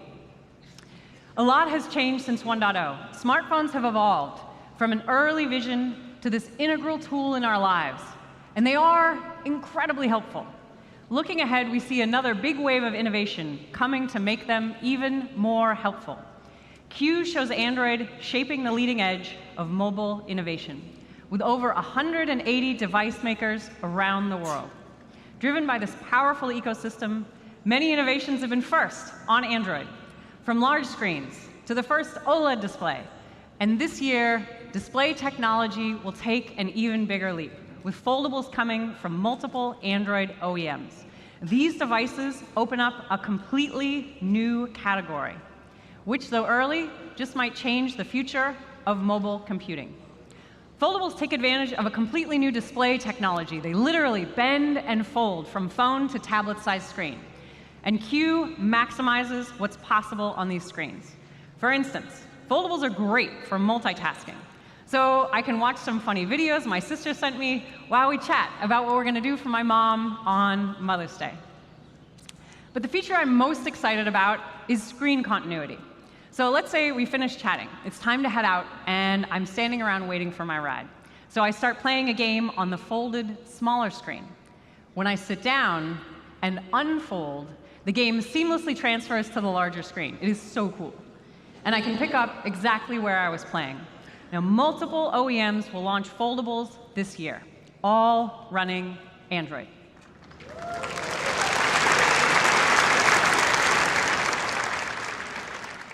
Another exciting innovation is 5G. 5G networks mean consistently faster speeds with lower latency. So apps, and especially games, can target rich, immersive experiences to these 5G connected phones. And Android Q supports 5G natively. This year, more than 20 carriers will launch networks. And our OEMs have over a dozen 5G-ready phones, all launching this year, and they'll all be running Android. Now, in addition to hardware innovation, we're also seeing huge firsts in software, driven by advances in on-device machine learning.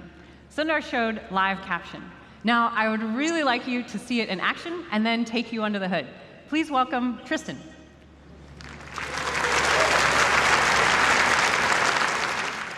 Like many people, I watch videos without sound when I'm on the go.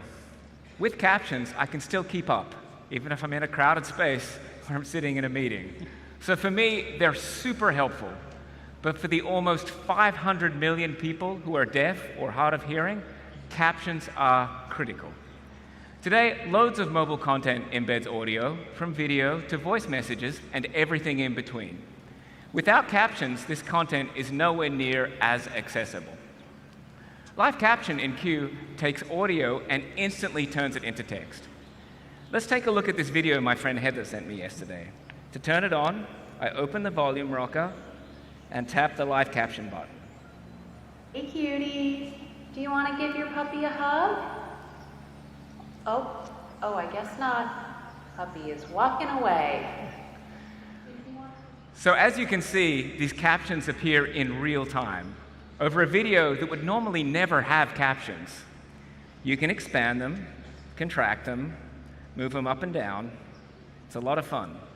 But what makes this feature so incredible is that it's entirely done on device. In fact, it doesn't need to be connected to the internet at all. If we take a look, this entire demo I've done in airplane mode. Thank you. Thank you, Justin. Okay, so how is this possible? It's because of a huge breakthrough in speech recognition that we made earlier this year. This once required streaming audio to the cloud to run a 2 gigabyte model for processing. Now we can do that same processing on device using a recurrent neural net in just 80 megabytes. The live speech model is running on the phone, and no audio stream ever leaves it. All this protects user privacy. And this is OS-wide, which means you get those captions in all your apps and in web content too. Now, the same on-device machine learning powers another useful Q feature, which is Smart Reply. With Smart Reply, the OS helpfully suggests what you'll type next. It'll predict the text you'll type, even emoji, and it's a huge time saver. What's really cool is this works now for all messaging apps in Android. Like in Signal, you can see the OS providing these helpful suggestions. And Smart Reply can now even predict the actions that you'll take. So say a friend sends you an address, and normally you copy and paste that into Maps. That's kind of a hassle. With Smart Reply, you just tap, and it will open for you. And all this is saving you time. On-device machine learning powers everything from these incredible breakthroughs like live caption to helpful everyday features like Smart Reply. And it does this with no user input ever leaving the phone, all of which protects user privacy. Now, there's one more addition to Android Q that's small, but you've been asking us about for a while, and that is Dark Theme, and we're launching it in Q.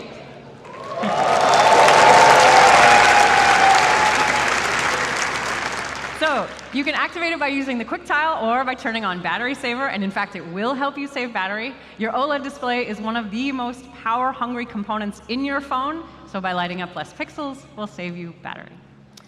So that's innovation.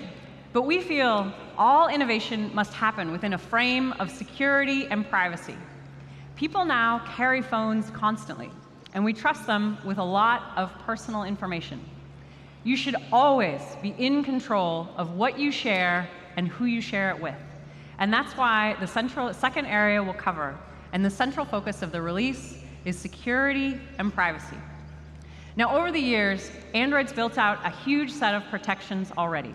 File-based encryption, SSL by default, secure DNS, work profiles, and many of these were first on Android.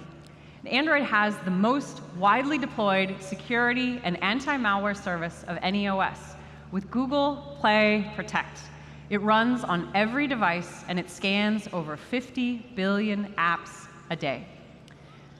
In fact, in Gartner's 2019 security report, which was published this week, Android scored the highest possible rating in 26 out of 30 categories.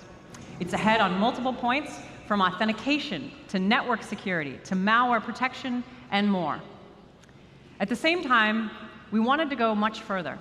And that's why Android Q includes almost 50 features focused on security and privacy, all providing more protection, transparency, and control.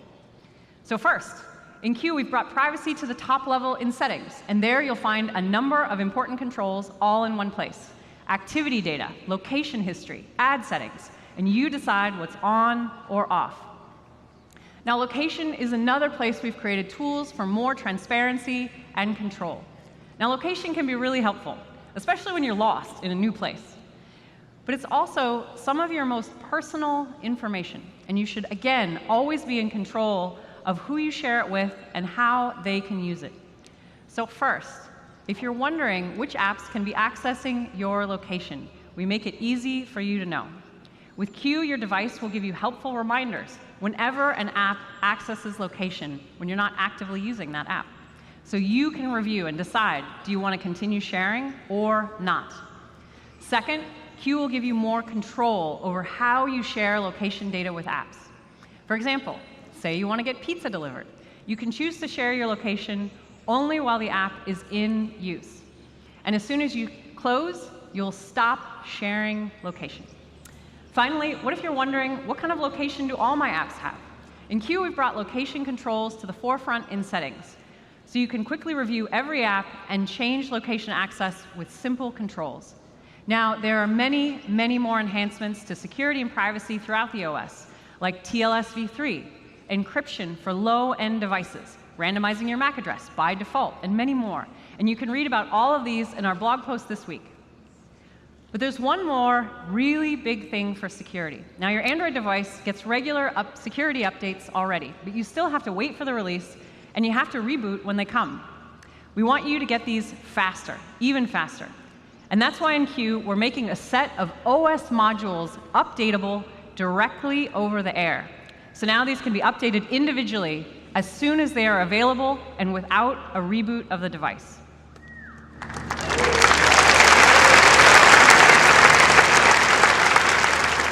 Now, this was a huge technical challenge. We're updating these in the background the same way we're updating Google Apps. It's easier for our partners with whom we're working closely, but more importantly, it's much better for you.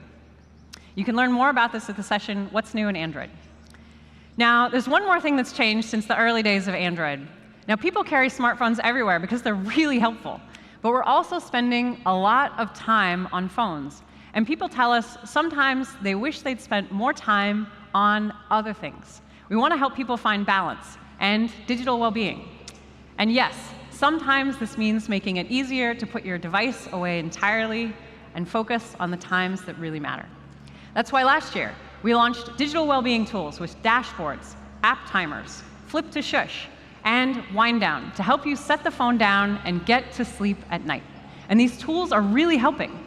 App timers helped users stick to their goals over 90% of the time. And users of wind down had a 27% drop in nighttime usage. If you're not using these already, I would really recommend them. But this year, we want to help even more with distraction. A lot of times, I just want to sit down and focus to get something done. And when I'm trying to do this, like working, maybe it's studying for you, I don't want email or anything else to distract me. And that's why we've created a new mode for Android. It's called Focus Mode. When I enter Focus Mode, I can select the apps that I find distracting. For me, that's email, the news. So now they're turned off and I can really get to work. Those apps that distract me are disabled. But I can still keep texts because it's important to me that my family can always get a hold of me. Until I come out of Focus Mode, and then everything is back. Focus Mode is coming to devices on P and Q this fall.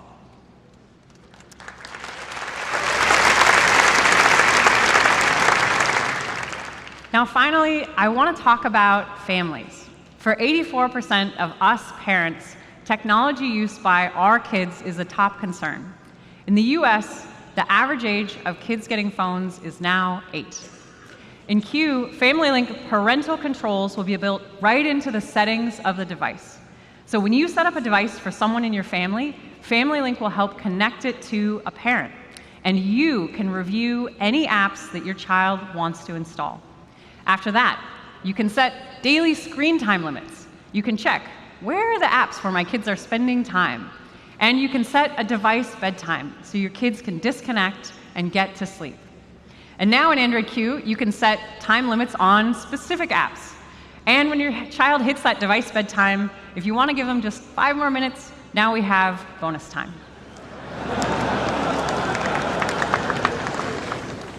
Now, there's a ton more in Q that we don't have time to cover. A ton. Everything from streaming media to hearing aids to better connectivity to new gesture UI and more. So today, I'm excited to announce that Q Beta 3 is available on 21 devices. That is 12 OEMs plus all pixels. And that is more than double last year. We hope you head over to the link to get it on your phone because we would love to have you try it out. And now I will hand it over to Rick. Thank you very much.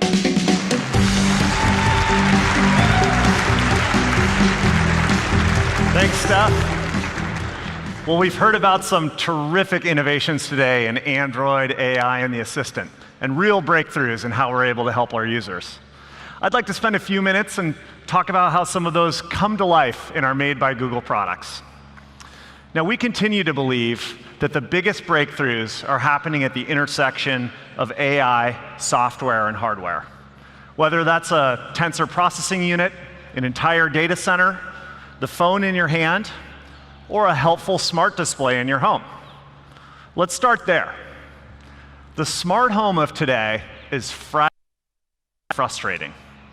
To deliver real help in the home, you can't start with technology. You have to start with people. And we've always worked to put people first and build technology around their needs. There's no more important place to get this right than in the home. Let's take a look. Hold on to me No, sweetie. Create volume and drama in front as we roll down this unfamiliar road. Mommy and Daddy. Although this way street just know you're not alone. 'Cause I wanna make this place yours. Trouble in my dragging down. You can always be found.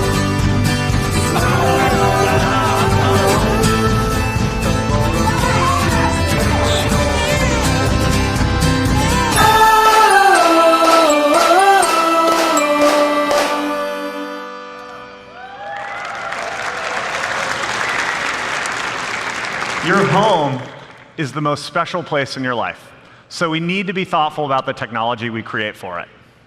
By putting people first, we're going beyond the idea of a smart home to create a truly helpful home. Over the past year, we've brought the Nest and Google teams together to deliver on our vision of the helpful home. And today, we're further simplifying things, bringing all of these products together under the Nest name. As a single team and a single product family, we're following a set of guiding principles that reflect our commitment to putting people first. Now, to start, we believe technology should be easy for everyone in the home to use, whether they're 5 or 95. The helpful home should also be personal for everyone. With Google Assistant at the core, we can provide a personalized experience for the entire household, even in communal spaces. And the tech in your home should work together for a single, seamless experience across rooms and devices. Most importantly, the helpful home needs to respect your privacy.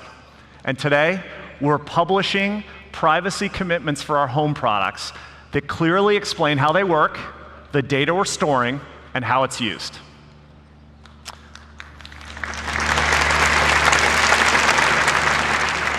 Our vision for the helpful home is anchored in the assistant. And as you heard from Scott, we're continuing to get more helpful over time. We want to make sure that you can get the help you need where you need it. Google Home Hub, which we're renaming Nest Hub, was designed specifically to bring the helpfulness of the assistant to any room in your house. Now, we've also been working on a new display that builds on the things that people love about Hub, but is designed for communal spaces in the home where the family gathers. Introducing Nest Hub Max.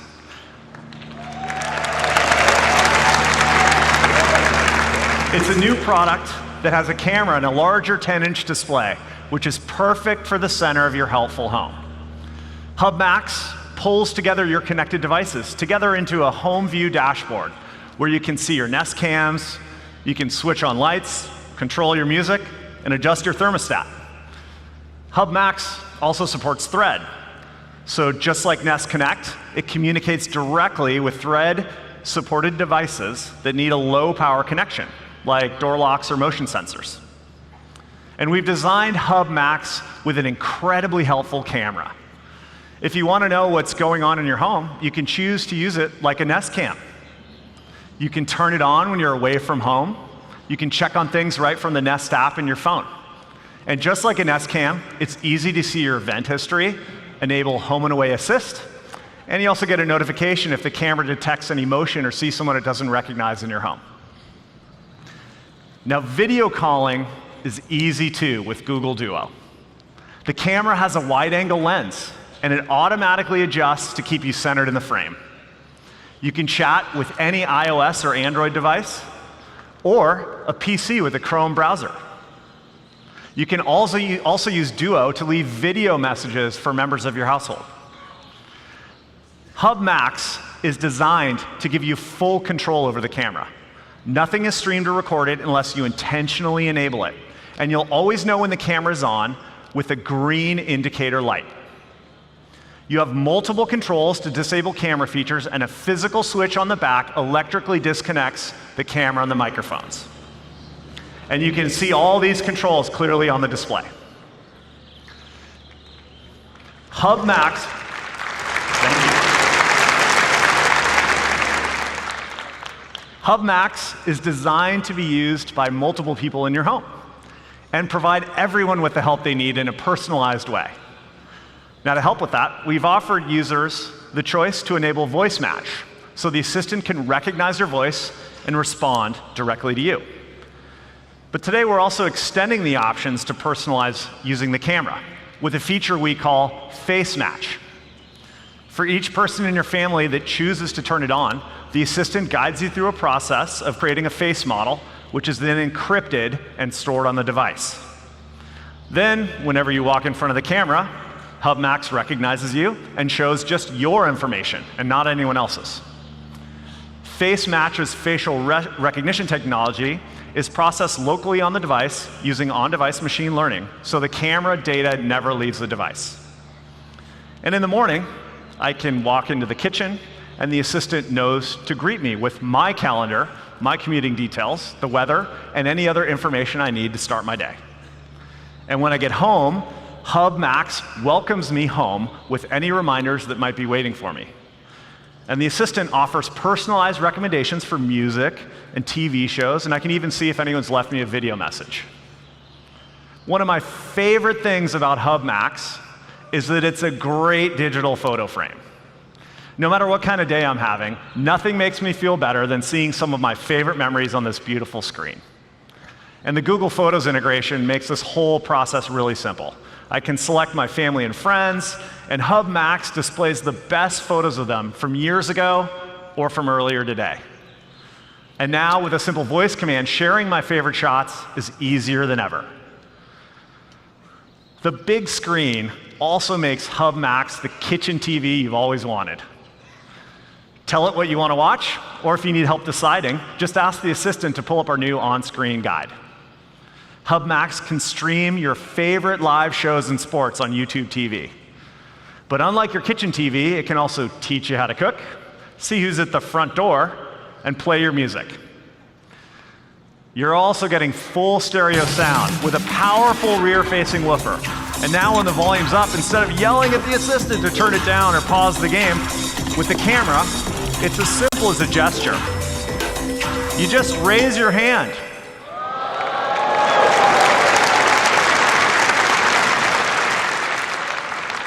And Hub Max uses on-device machine learning to instantly identify your gesture and pause your media.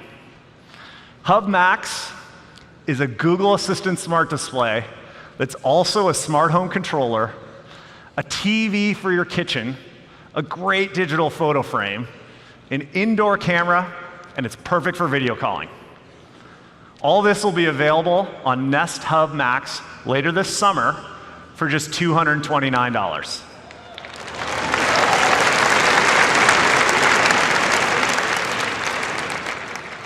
And today, we're lowering the price of the original Nest Hub from $149 to $129. And we're expanding its availability to 12 new markets and supporting 9 new languages. So whether you prefer a hub with a camera or without one, we have a device that'll help you in your home. As I said earlier, there's a fundamental difference between a smart home and a helpful home. And we're excited to unify all our products under the Nest brand to make the helpful home more real for more people. All right, next I want to talk about Pixel. And thank you. And I love talking about Pixel. I want to talk about our work to bring a more helpful smartphone experience to more people.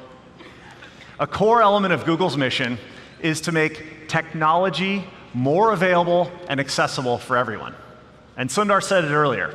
We need to ensure that technology benefits the many, not just the few. But there's been a really troubling trend in the smartphone industry. To support the latest technologies, everyone's high-end phones are getting more and more expensive. So we challenged ourselves to see if we could optimize our software and AI to work great on more affordable hardware, so we can deliver these high-end experiences at a more accessible price point. I want to introduce you to the newest members of the Pixel family, Google Pixel 3a and 3a XL, designed to deliver premium features at a price people will love.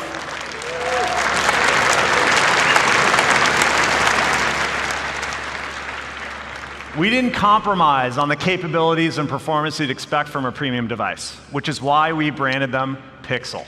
They start at just $399. It's about half the price of typical flagship phones. And I want to introduce Sabrina to tell you more about how we did it.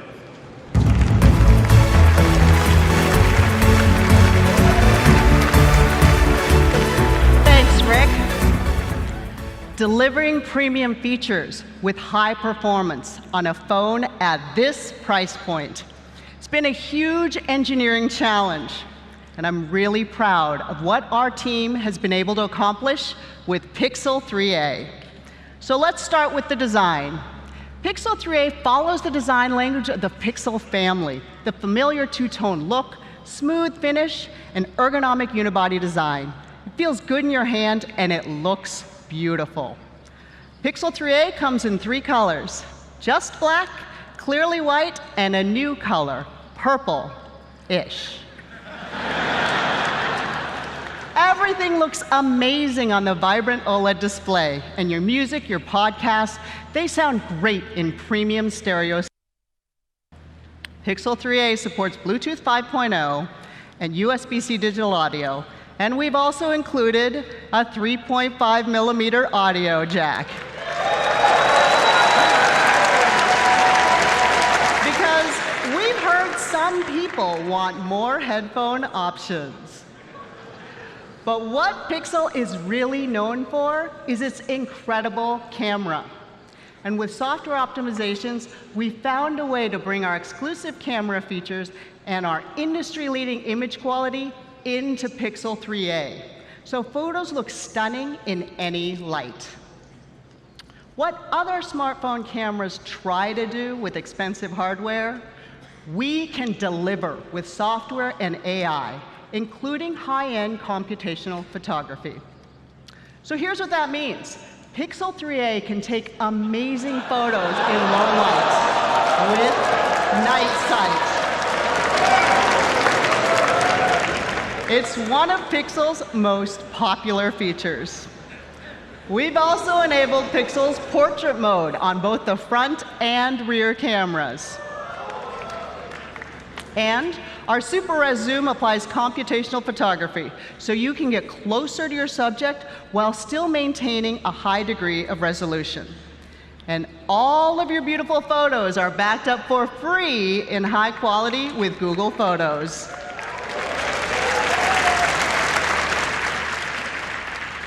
Pixel 3a also has the helpful features you'd expect in a Pixel. Just squeeze the sides of your phone to bring up the Google Assistant. We're using the AI in Pixel 3a to help manage your phone calls, too.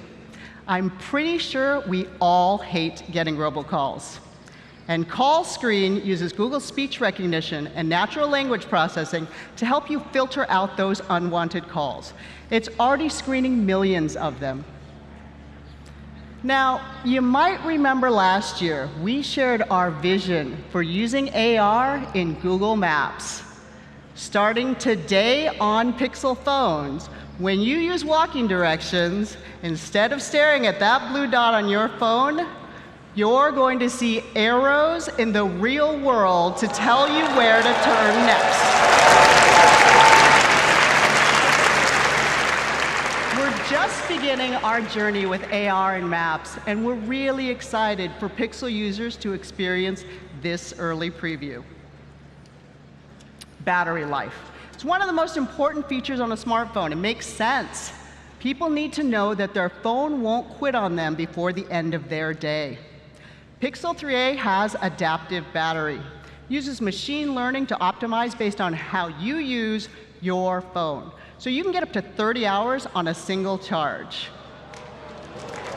And with the included 18-watt charger, you'll get up to 7 hours of battery life with just 15 minutes of charging. Pixel 3a doesn't compromise on security either. It's got the same comprehensive approach as Pixel 3. On the hardware side, our Titan M security chip protects your sensitive data on the device, like login credentials, disk encryption, app data, and OS integrity.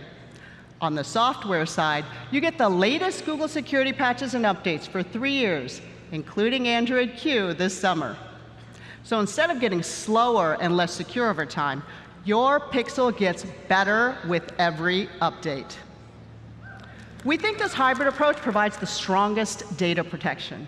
And in a recent Gartner report, Pixel scored the highest for built-in security among smartphones. Pixel 3a offers the complete Pixel experience, and we're proud to make it available and affordable to more people around the world. Verizon's been a great partner over the past 2.5 years in the US, and we're excited to be partnering with them again for the launch of Pixel 3a. And for the first time, we're expanding our US carrier partnerships. So the entire Pixel family is now available for sale at T-Mobile, Sprint, and US Cellular. You can also get Pixel 3a from the Google Store and use it on any US carrier, including Google Fi and AT&T. Pixel 3a and 3a XL are available in 13 markets starting today. You can find more details online at the Google Store. We're really excited to have you try it out. Next, Jeff will tell you about our efforts in Google AI. But first, here's a quick look at our new Pixel.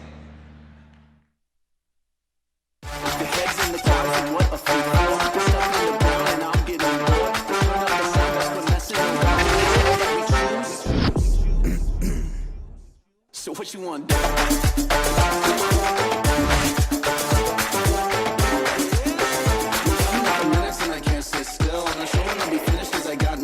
Pushing everybody's number, singing like, for real? They know I'm gonna bring it, but it's no big deal, cause I'm on the come up. Hey Google, show me donut shops nearby. Yeah, I'm on the come up. Bring the beat back.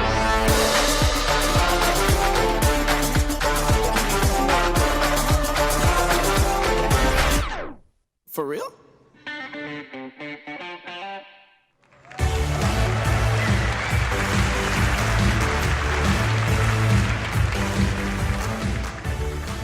Hi, everyone.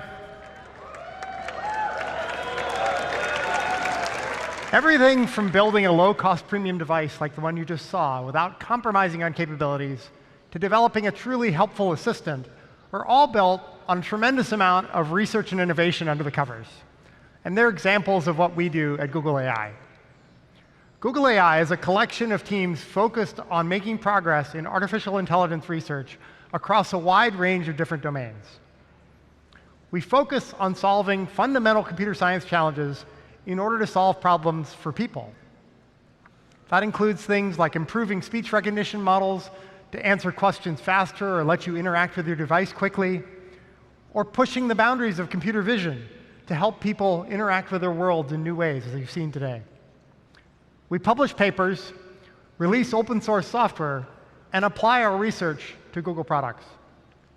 The goal is really to solve problems every day that touch billions of people.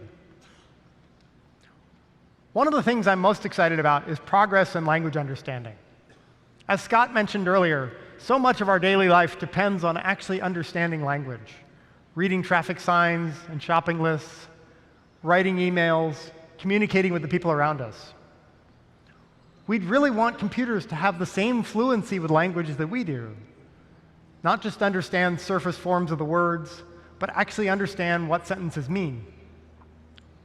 Unlocking that would get us closer to our mission of organizing the world's information and making it universally accessible and useful.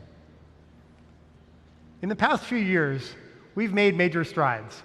Take teaching a machine to answer questions like this one about Carlsbad Caverns, a national park in New Mexico. Only recently, the state-of-the-art language architecture for language understanding was something called a recurrent neural network, or RNN. RNNs process words sequentially, one after another. They work well for modeling short sequences like sentences, but they struggle to make abstract associations, like knowing that stalactites and stalagmites are natural formations and that cement pathways, for example, are not. In 2017, we made a leap forward with our research on transformers, models that process words in parallel. 1 year later, we used it as a foundation for a technique we called bidirectional encoder representations from transformers. It's a bit of a mouthful, so we just call it BERT. BERT models can consider the full context of a word by looking at the words that come before and after it. They're pre-trained using plain text from the web and other textual sources. To do that, we use a process to train it that's a little like the word game of Mad Libs. We hide about 20% of the input words, and we train the model to guess those missing words. You can actually try this at home with a bit of text that you have. Hide a few words and see if you can guess what they are. That's effectively what we're doing. This approach is much more effective for understanding language. When we published the research, BERT obtained state-of-the-art results on 11 different language processing tasks. Fast forward to today, and we're excited to see how BERT can help us answer more complex questions that are relevant to you. Whether that's getting the flight time from Indiana to Honolulu, learning a new weightlifting exercise, or translating between languages. Research like this gets us closer to technology that can truly understand language. We're now working with product teams all across Google to see how we can use BERT to solve more problems in more places. We're excited to bring this to people around the world to help them get the information they need every day.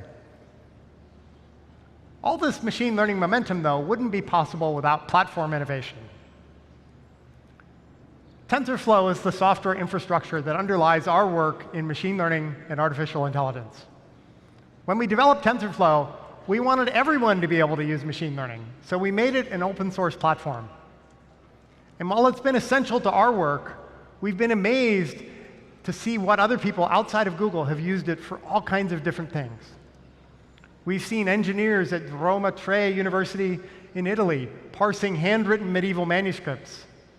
We've seen coders in France colorizing black and white photography. We've even seen companies developing fitness sensors for cows.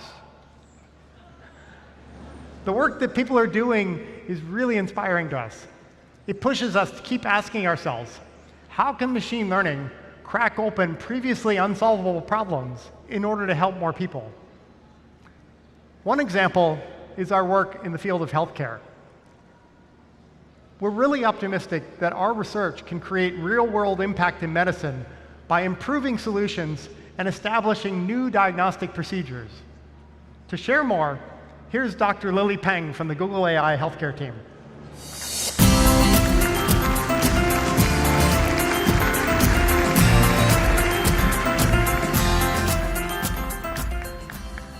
Thanks, Jeff.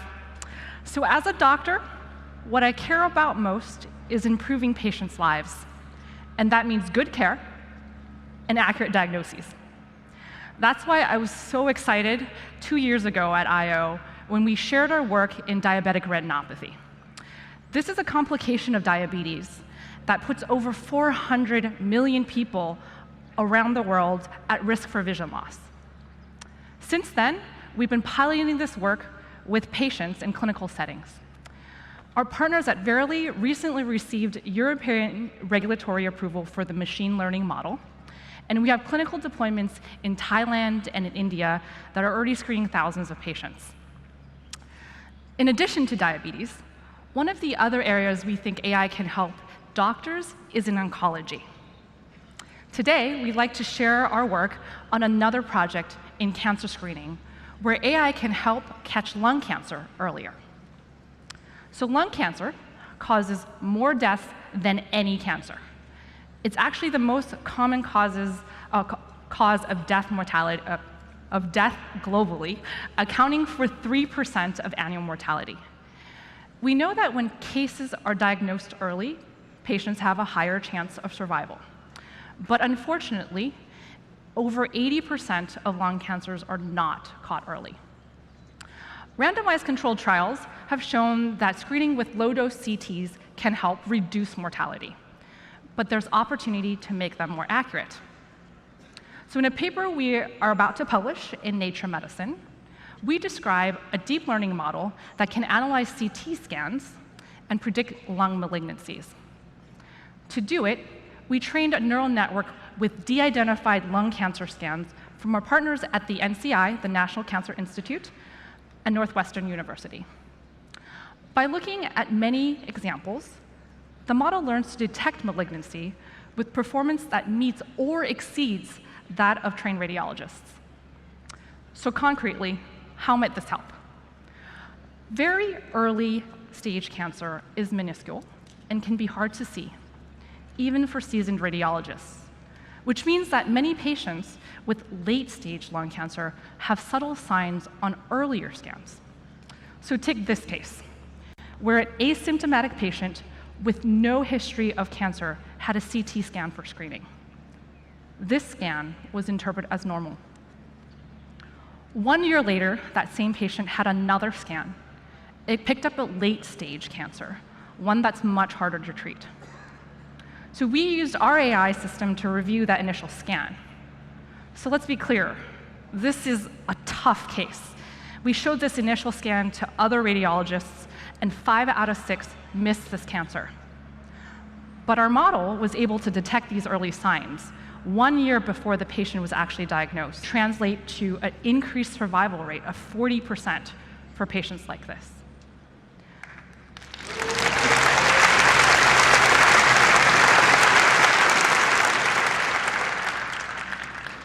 So clearly this is a promising but early result, and we're very much looking forward to partnering with the medical community to use technology like this to help improve outcomes for patients. Now I'll hand it back to Jeff.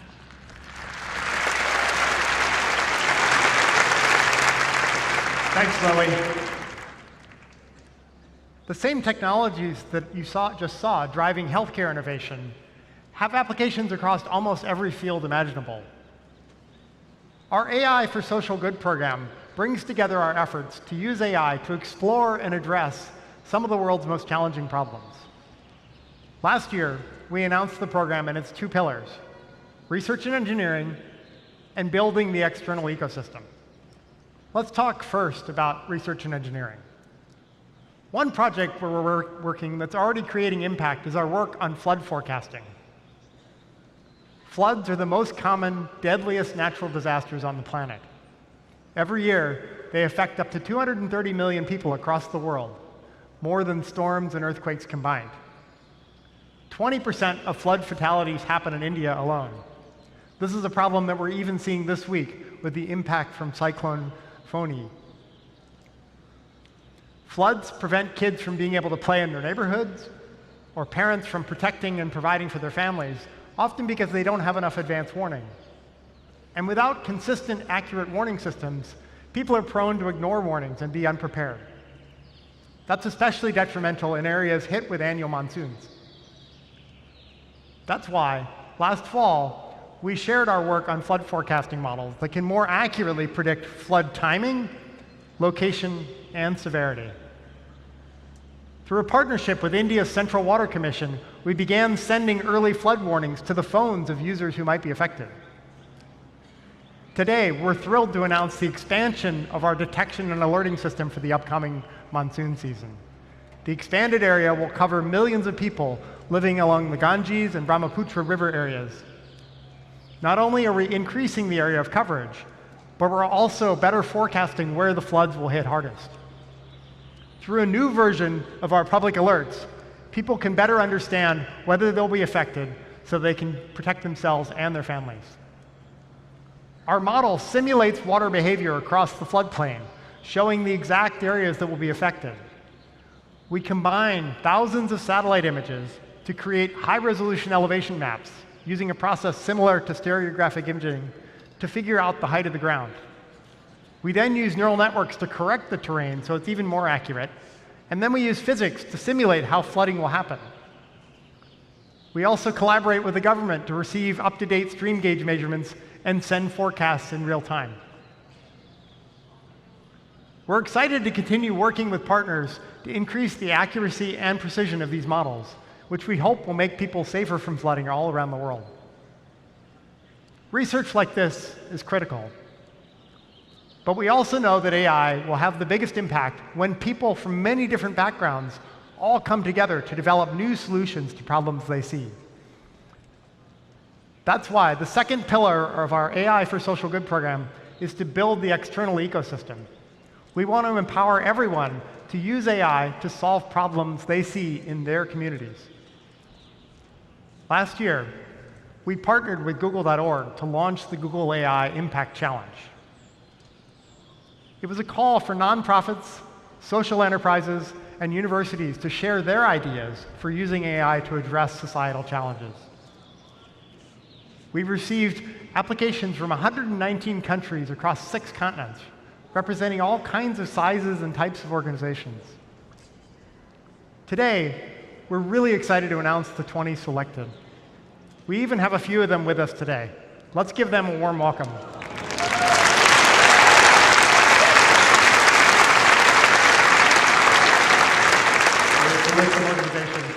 These organizations are working on some of the world's most meaningful issues.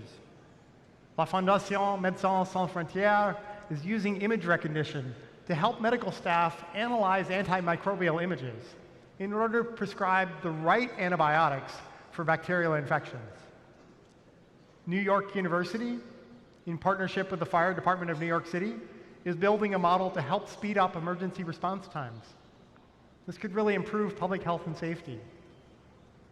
And Makerere University in Uganda will use AI to create a high-resolution monitoring network to shape public policies for improving air quality. We'll be supporting our 20 grantees in bringing these ideas to life. We're providing $25 million in funding from Google.org, as well as coaching and resources from teams all across Google. Congratulations to all our grantees.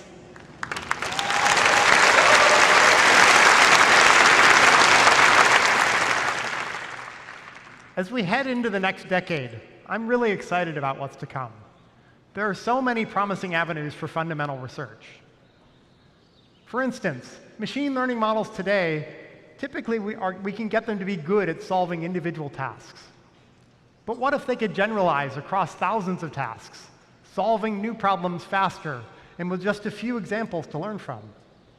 The keys to progress on these kinds of research problems are those most human characteristics: perseverance and ingenuity. As you heard Sundar mention at the start of the day, we're moving from a company that helps you find answers to a company that also helps you get things done. And all the products we showed you today share a single goal: to be helpful. At the same time, we want to ensure that the benefits of technology are felt everywhere, continue to uphold our foundation of user trust, and build a more helpful Google for everyone. To everyone joining us on the live stream, thank you for tuning in. And to everyone here with us in the audience today, welcome to Google I/O 2019. Thank you, and enjoy the rest of I/O.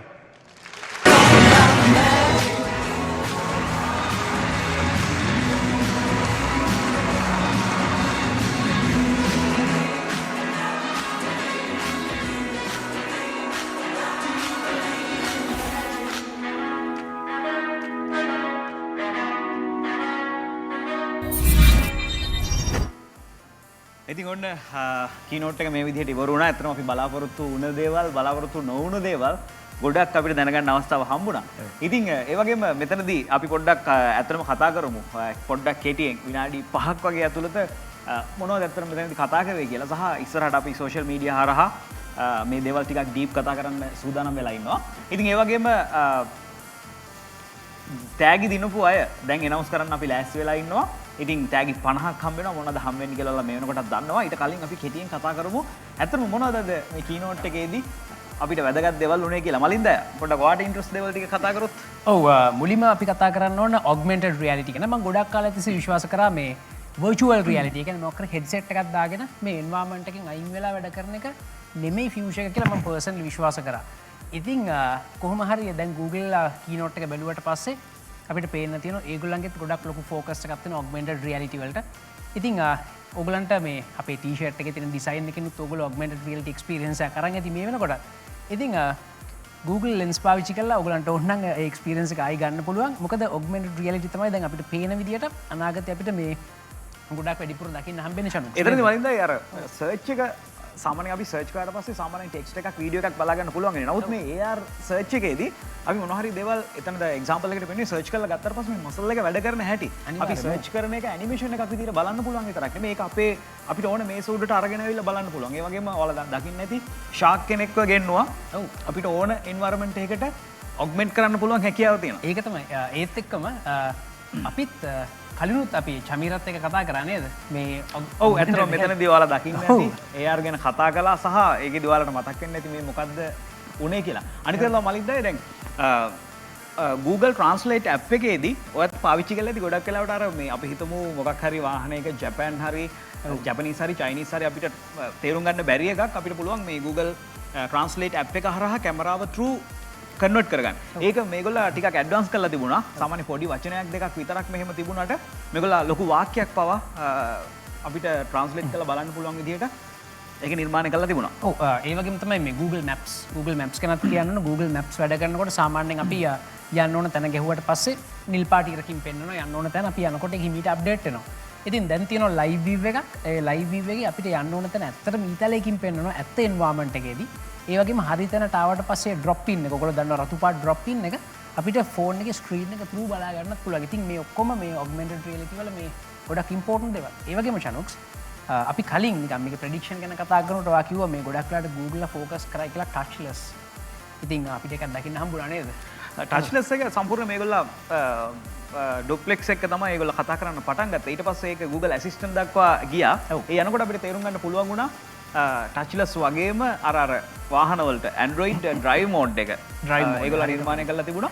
ඉතින් අපි කතා කරපු විදිහටම එතනදී ඒගොල්ලෝ explain කරලා තිබ්බා අපි මොනවා හරි ෆෝන් එක පාවිච්චි කරලා දෙයක් කරනකොට මේ ටච් කරලා අපිට ස්ටෙප්ස් කීයක් යන්න වෙනවද? අපි කොයිතරම් කාලේ නාස්ති කරනවද කියන එක.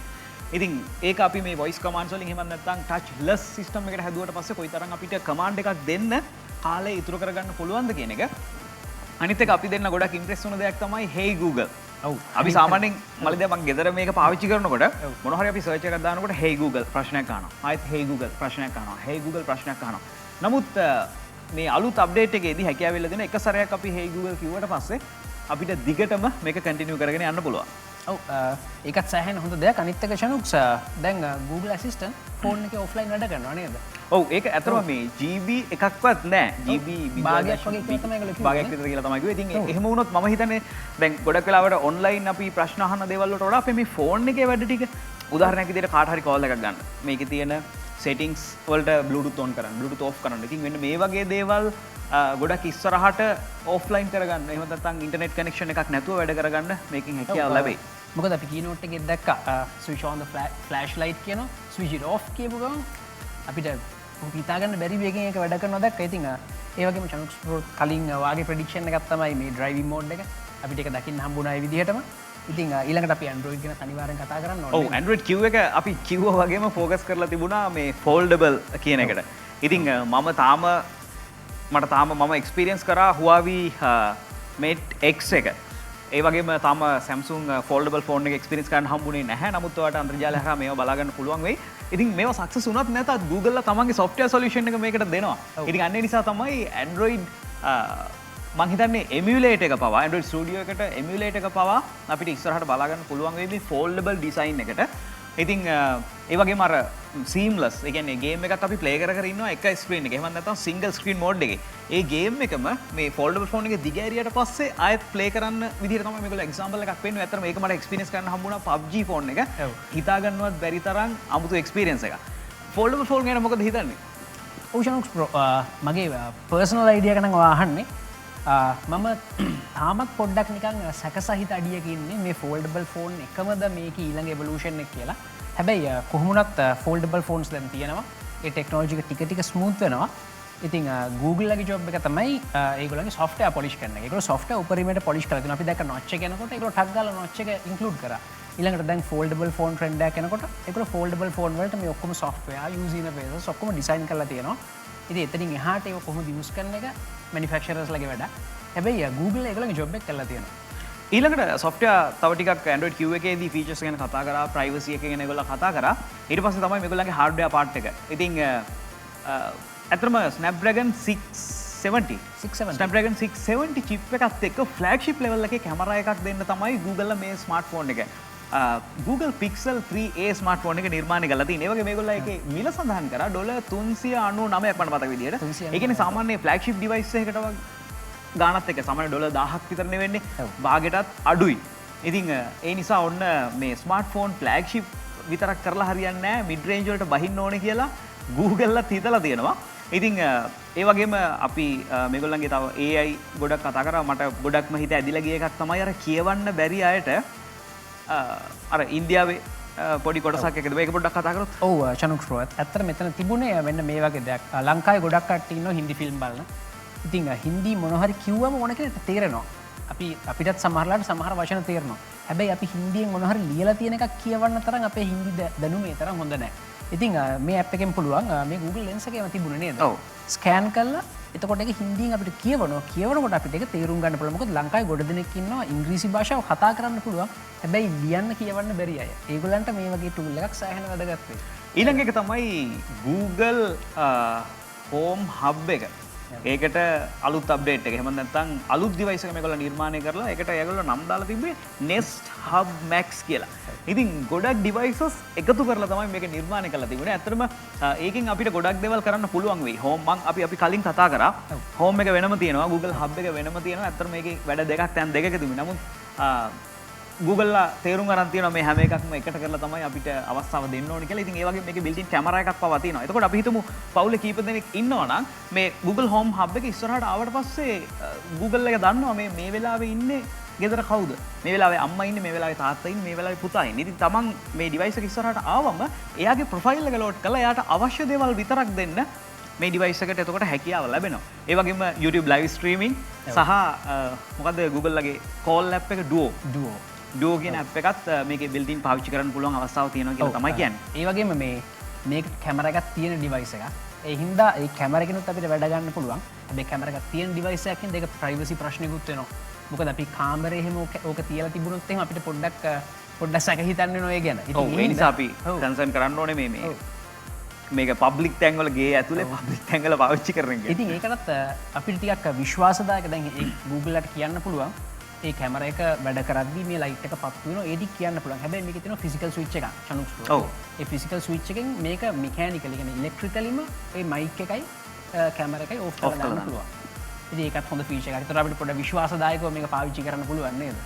ඉතින් මම හිතන්නේ අපි ගොඩක් කෙටියෙන් තමයි කතා කරේ. පැයකමාරක දේවල් බොහොම අමාරුවෙන් තමයි අපි දෙන්න මේ විදිහට කෙටි කරලා ගත්තේ. දැන් ලෑස්ති වෙන්න එහෙනම් කවුද ජයග්‍රහණය කරේ කියලා බලන්න. ඉතින් ඔයාලා දන්නවා පළවෙනි 10 දෙනාට අපි මොනවද මලින්ද දෙනවා කිව්වේ? අපි Huawei watch ඒ වගේම eSIM support කරනවා. ඔයාලා දන්නවා Dialog මේ වෙනකොට eSIM launch කරලා තියෙනවා. ඔයාලට physical SIM එකක් දාන්න අවශ්‍ය වෙන්නේ නැහැ. Dialog ආයතනයට ගිහිල්ලා මට eSIM එකක් දෙන්න කිව්වම ඔයාලට email එකක් එනවා. email එකෙන් ඔයාගේ phone එක හරහා watch එකට SIM එක එහෙම නැත්නම් ඔයාගේ connection එක download කරගන්න පුළුවන්. ටිකක් මිල අධික ස්මාර්ට් වොච් එකක්. ඔයාගේ ස්මාර්ට් ෆෝන් එක අතේ බැඳන් ඉන්නවා වගේ එක්ස්පීරියන්ස් එකක් පාට ගන්න පුළුවන් වෙයි. අපි මේවා ගැන වීඩියෝස් ඉස්සර කතා කරලා තියෙනවා ගොඩක්. ඉතින් දැන් අපි බලන්න ලෑස්ති වෙන්නේ කවුද Huawei watch දිනාගත්ත 10 දෙනා කියලා.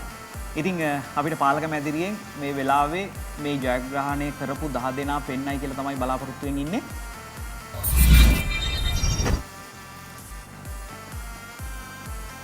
ඉතින් මේ ඉන්නේ ජයග්‍රාහකයෝ 10 දෙනා. අතරම ඔයාලට SMS එකක් එයි මේ නම්බර් එකට. ඒකේ ඉන්ස්ට්‍රක්ෂන්ස් ෆලෝ කරගෙන යන්න. එතකොට මේක ඔයා කොහොමද ඔයාගේ අතට ගන්නෙ කියලා මේ ආයතන වලින් ඔයාට දැනුම් දෙයි. ඉතින් ඔන්න Huawei ස්මාර්ට් වොච් දිනාගත්ත අය තමයි මේ ඉන්නේ. දෙවනි ත්‍යාගය තමයි Galaxy Buds. Samsung Galaxy Buds. ඉතින් ඔයාගේ ඕනම Android හෝ ඕනම ස්මාර්ට්ෆෝන් එකකට wirelessly connect කරගන්න පුළුවන්. ඒ වගේම මේකෙත් ගොඩක් features තියෙනවා. මේක දිනා ගන්න 10 දෙනා තමයි දැන් announce කරන්න යන්නේ. මම හිතන්නේ පාලක මැදිරිය සූදානම් මේ වෙනකොට select කරලා තියෙනවා Galaxy Buds දිනාගත්ත 10 දෙනා. කලින් කිව්වා වගේම මේ තියෙන ඔයාගේ නම්බර් එක නම් බලාපොරොත්තු වෙමින් ඉන්න SMS එකක් එයි කොහොමද මේක ඔයාගේ අතට ගන්නෙ කියලා. ඉතින් තුන්වෙනිට අපි දෙනවා කියලා බලාපොරොත්තු වුණේ Google Home Mini Devices 10ක්. Google Home Mini Devices 10ක්. අතරම මේ ජයග්‍රාහකයෝ අපි මේ විදිහට තේරුවේ මේ යටින් අහපු ප්‍රශ්නවලට පිළිතුරු දීපු අයගෙන් වැඩිම ලකුණු ගත්ත අය. ඉතින් ඇත්තටම දක්ෂයෝ තමයි මේ තෝරලා තියෙන්නේ. අපිට ලක්ෂ ගණනක් මේ වෙනකොට පිළිතුරු ආවා කියලා තමයි අපේ පාලක මැදිරියෙන් අපිට දන්වලා තියෙන්නේ. ඉතින් ඒ අතරින් මේ ගොඩක්ම වාසනාවන්ත 50ක් තමයි තෝරන්නේ. 20ක් තෝරලා ඉවරයි. දැන් ඉතුරු 10. මේ Google Home Mini දිනා ගන්න 10. දැන් අපි බලමු. මේ ඉන්න වගේ වාසනාවන්තයෝ 10 දෙනා Google Home Mini දිනාගත්තා. ඉතින් ඔන්න දැන් අපි ෆිසිකල් ඔයාලට දෙන්න පුළුවන් තෑගි ටික දීලා ඉවරයි. දැන් අපි virtual තෑගි ටිකක් තමයි දෙන්න යන්නේ. ඊළඟට අපි 10 දෙනෙක් තෝරගන්නවා. මේක ගොඩක් වෙලාවට developers-ලට වැදගත් වෙයි. අද Google I/O event එක Google Cloud Service $100කද මලිදා? $100ක තෑගි 10ක්. එතකොට ඔයාට ඔයාගේ සර්විස් එක පාවිච්චි කරන්න පුළුවන්. මේ ඉන්නේ Google Cloud Service $100ක coupon code දිනාගත්ත 10 දෙනා. හැමෝටම $100 ගානේ 10 දෙනෙකුට හම්බ වෙනවා. $1000ක තෑගි තමයි ඔයාට මේ බලා ගන්න පුළුවන් වෙන්නේ. ඉතින් ඔයාට SMS එකක් එයි බලාපොරොත්තුෙන් ඉන්න. ඊළඟට අවසාන තෑගි 10. ඔයාගේ network එක මොකක් වුණත් GB 10 ගානේ ඔයාලට තෑගි දිනා ගන්න පුළුවන් අවස්ථාව හම්බ වෙනවා. මේ ඉන්නේ මේ ජයග්‍රාහකයෝ 10 දෙනා. අපි බලමු. ඔයාලට SMS එකක් එයි බලාපොරොත්තුෙන් ඉන්න මේ තෑගි ටික දිනා ගන්න. ඉතින් අපිත් එක්ක අද එකතු වුණා Facebook කරහා, Facebook Dialog page එක කරහා, ඒ වගේම My TV app එක හරහා, Dialog TV එකේ number 1 channel එක හරහා, ඒ වගේම thepapare.com website එක හරහා live stream එක හරහා ගොඩක් දෙනෙක් එකතු වුණා. ඒ අතරින් ගොඩක්ම වාසනාවන්ත වෙච්ච 50 දෙනා ගැන තමයි මේ විදිහට අපි කතා කළේ. ඔව් චනොක්ස් බ්‍රෝ. ඉතින් අපි මේ වෙනකොට අපේ තෑගි දීලා ඉවරයි. 50 දෙනෙක්ට තෑගි දීලා ඉවරයි. ඒ වගේම අපි ලයිව් ස්ට්‍රීම් එක බැලුවා. අපි ඒ වගේම ගොඩක් ටෙක් එක්ස්පර්ට්ස්ලා, entrepreneursලාත් එක්ක ගොඩක් සාකච්ඡා කරා. ඉතින් විනෝද වුණා සහ විනෝදයට අපිත් එක්ක එකතු වුණු ආටිස්ට්ලා එක්ක තාක්ෂණික දේවල් කතා කරා. ඒක අනිවාර්යයෙන්. මොකද සාමාන්‍යයෙන් අපි ආටිස්ට් කෙනෙක් ආවම මෙයාගේ සංගීතය ගැන අහන්නේ. හැබැයි අපි මෙතනදී ඒගොල්ලන්ගෙනුත් අපි ඔක්කොම තාක්ෂණික ප්‍රශ්න ඉතින් ඒකිනුත් ඔයගොල්ලන්ට ගොඩක් දේවල් ඉගෙන ගන්න පුළුවන් වෙන්නේ නැති. ඉතින් ශනුක් ප්‍රෝ මම හිතන්නේ ටික අපි සමුගන්න කාලේ ළඟා වෙනවා. ඔව්. ඉතින් අපි අවසාන වශයෙන් කියන්නේ මේ පැය කිහිපය පුරා අපිත් එක්ක මේ විදිහට එකතු වෙලා හිටියට ඔයාලා හැමෝටම ගොඩක් ස්තුතියි. ලක්ෂ ගණනක් අපිත් එක්ක එකතු වෙලා තිබුණා මේ platform කිහිපය හරහා. අපි නැවතත් ගොඩක් ස්තුතිවන්ත වෙනවා. ඒ වගේම අපේ මුළු crew එකම ගොඩක් මහන්සි වෙනවා ඔයාලට මේ විදිහට සජීවීව මේ විදිහට අරගෙන එන්න. Dialog ආයතනයේ Ideamart ආයතනයේ සහ GDG Google Developer Group Sri Lanka. ඉතින් මේ හැමෝටම ස්තුතිවන්ත වෙනවා. මේ විදිහට Google I/O Extended Sri Lanka 2019 ඔයාලට මේ විදිහට අරගෙන එන්න දායක වුණාට. ඉතින් මම හිතන්නේ අපි 2020 Google I/O event එකකින් ආයෙත් හම්බෙයි සහ ඔයාලා මේ බලපු දේවල් අනිවාර්යයෙන් social media වල share කරන්න. ඔයාලට hashtag පාවිච්චි කරන්න පුළුවන් Google I/O 2019 කියලා. එහෙනම් හැමෝටම ස්තුතියි නැවත වතාවක් ඊගව Google I/O event එකෙන් අපි හම්බෙමු.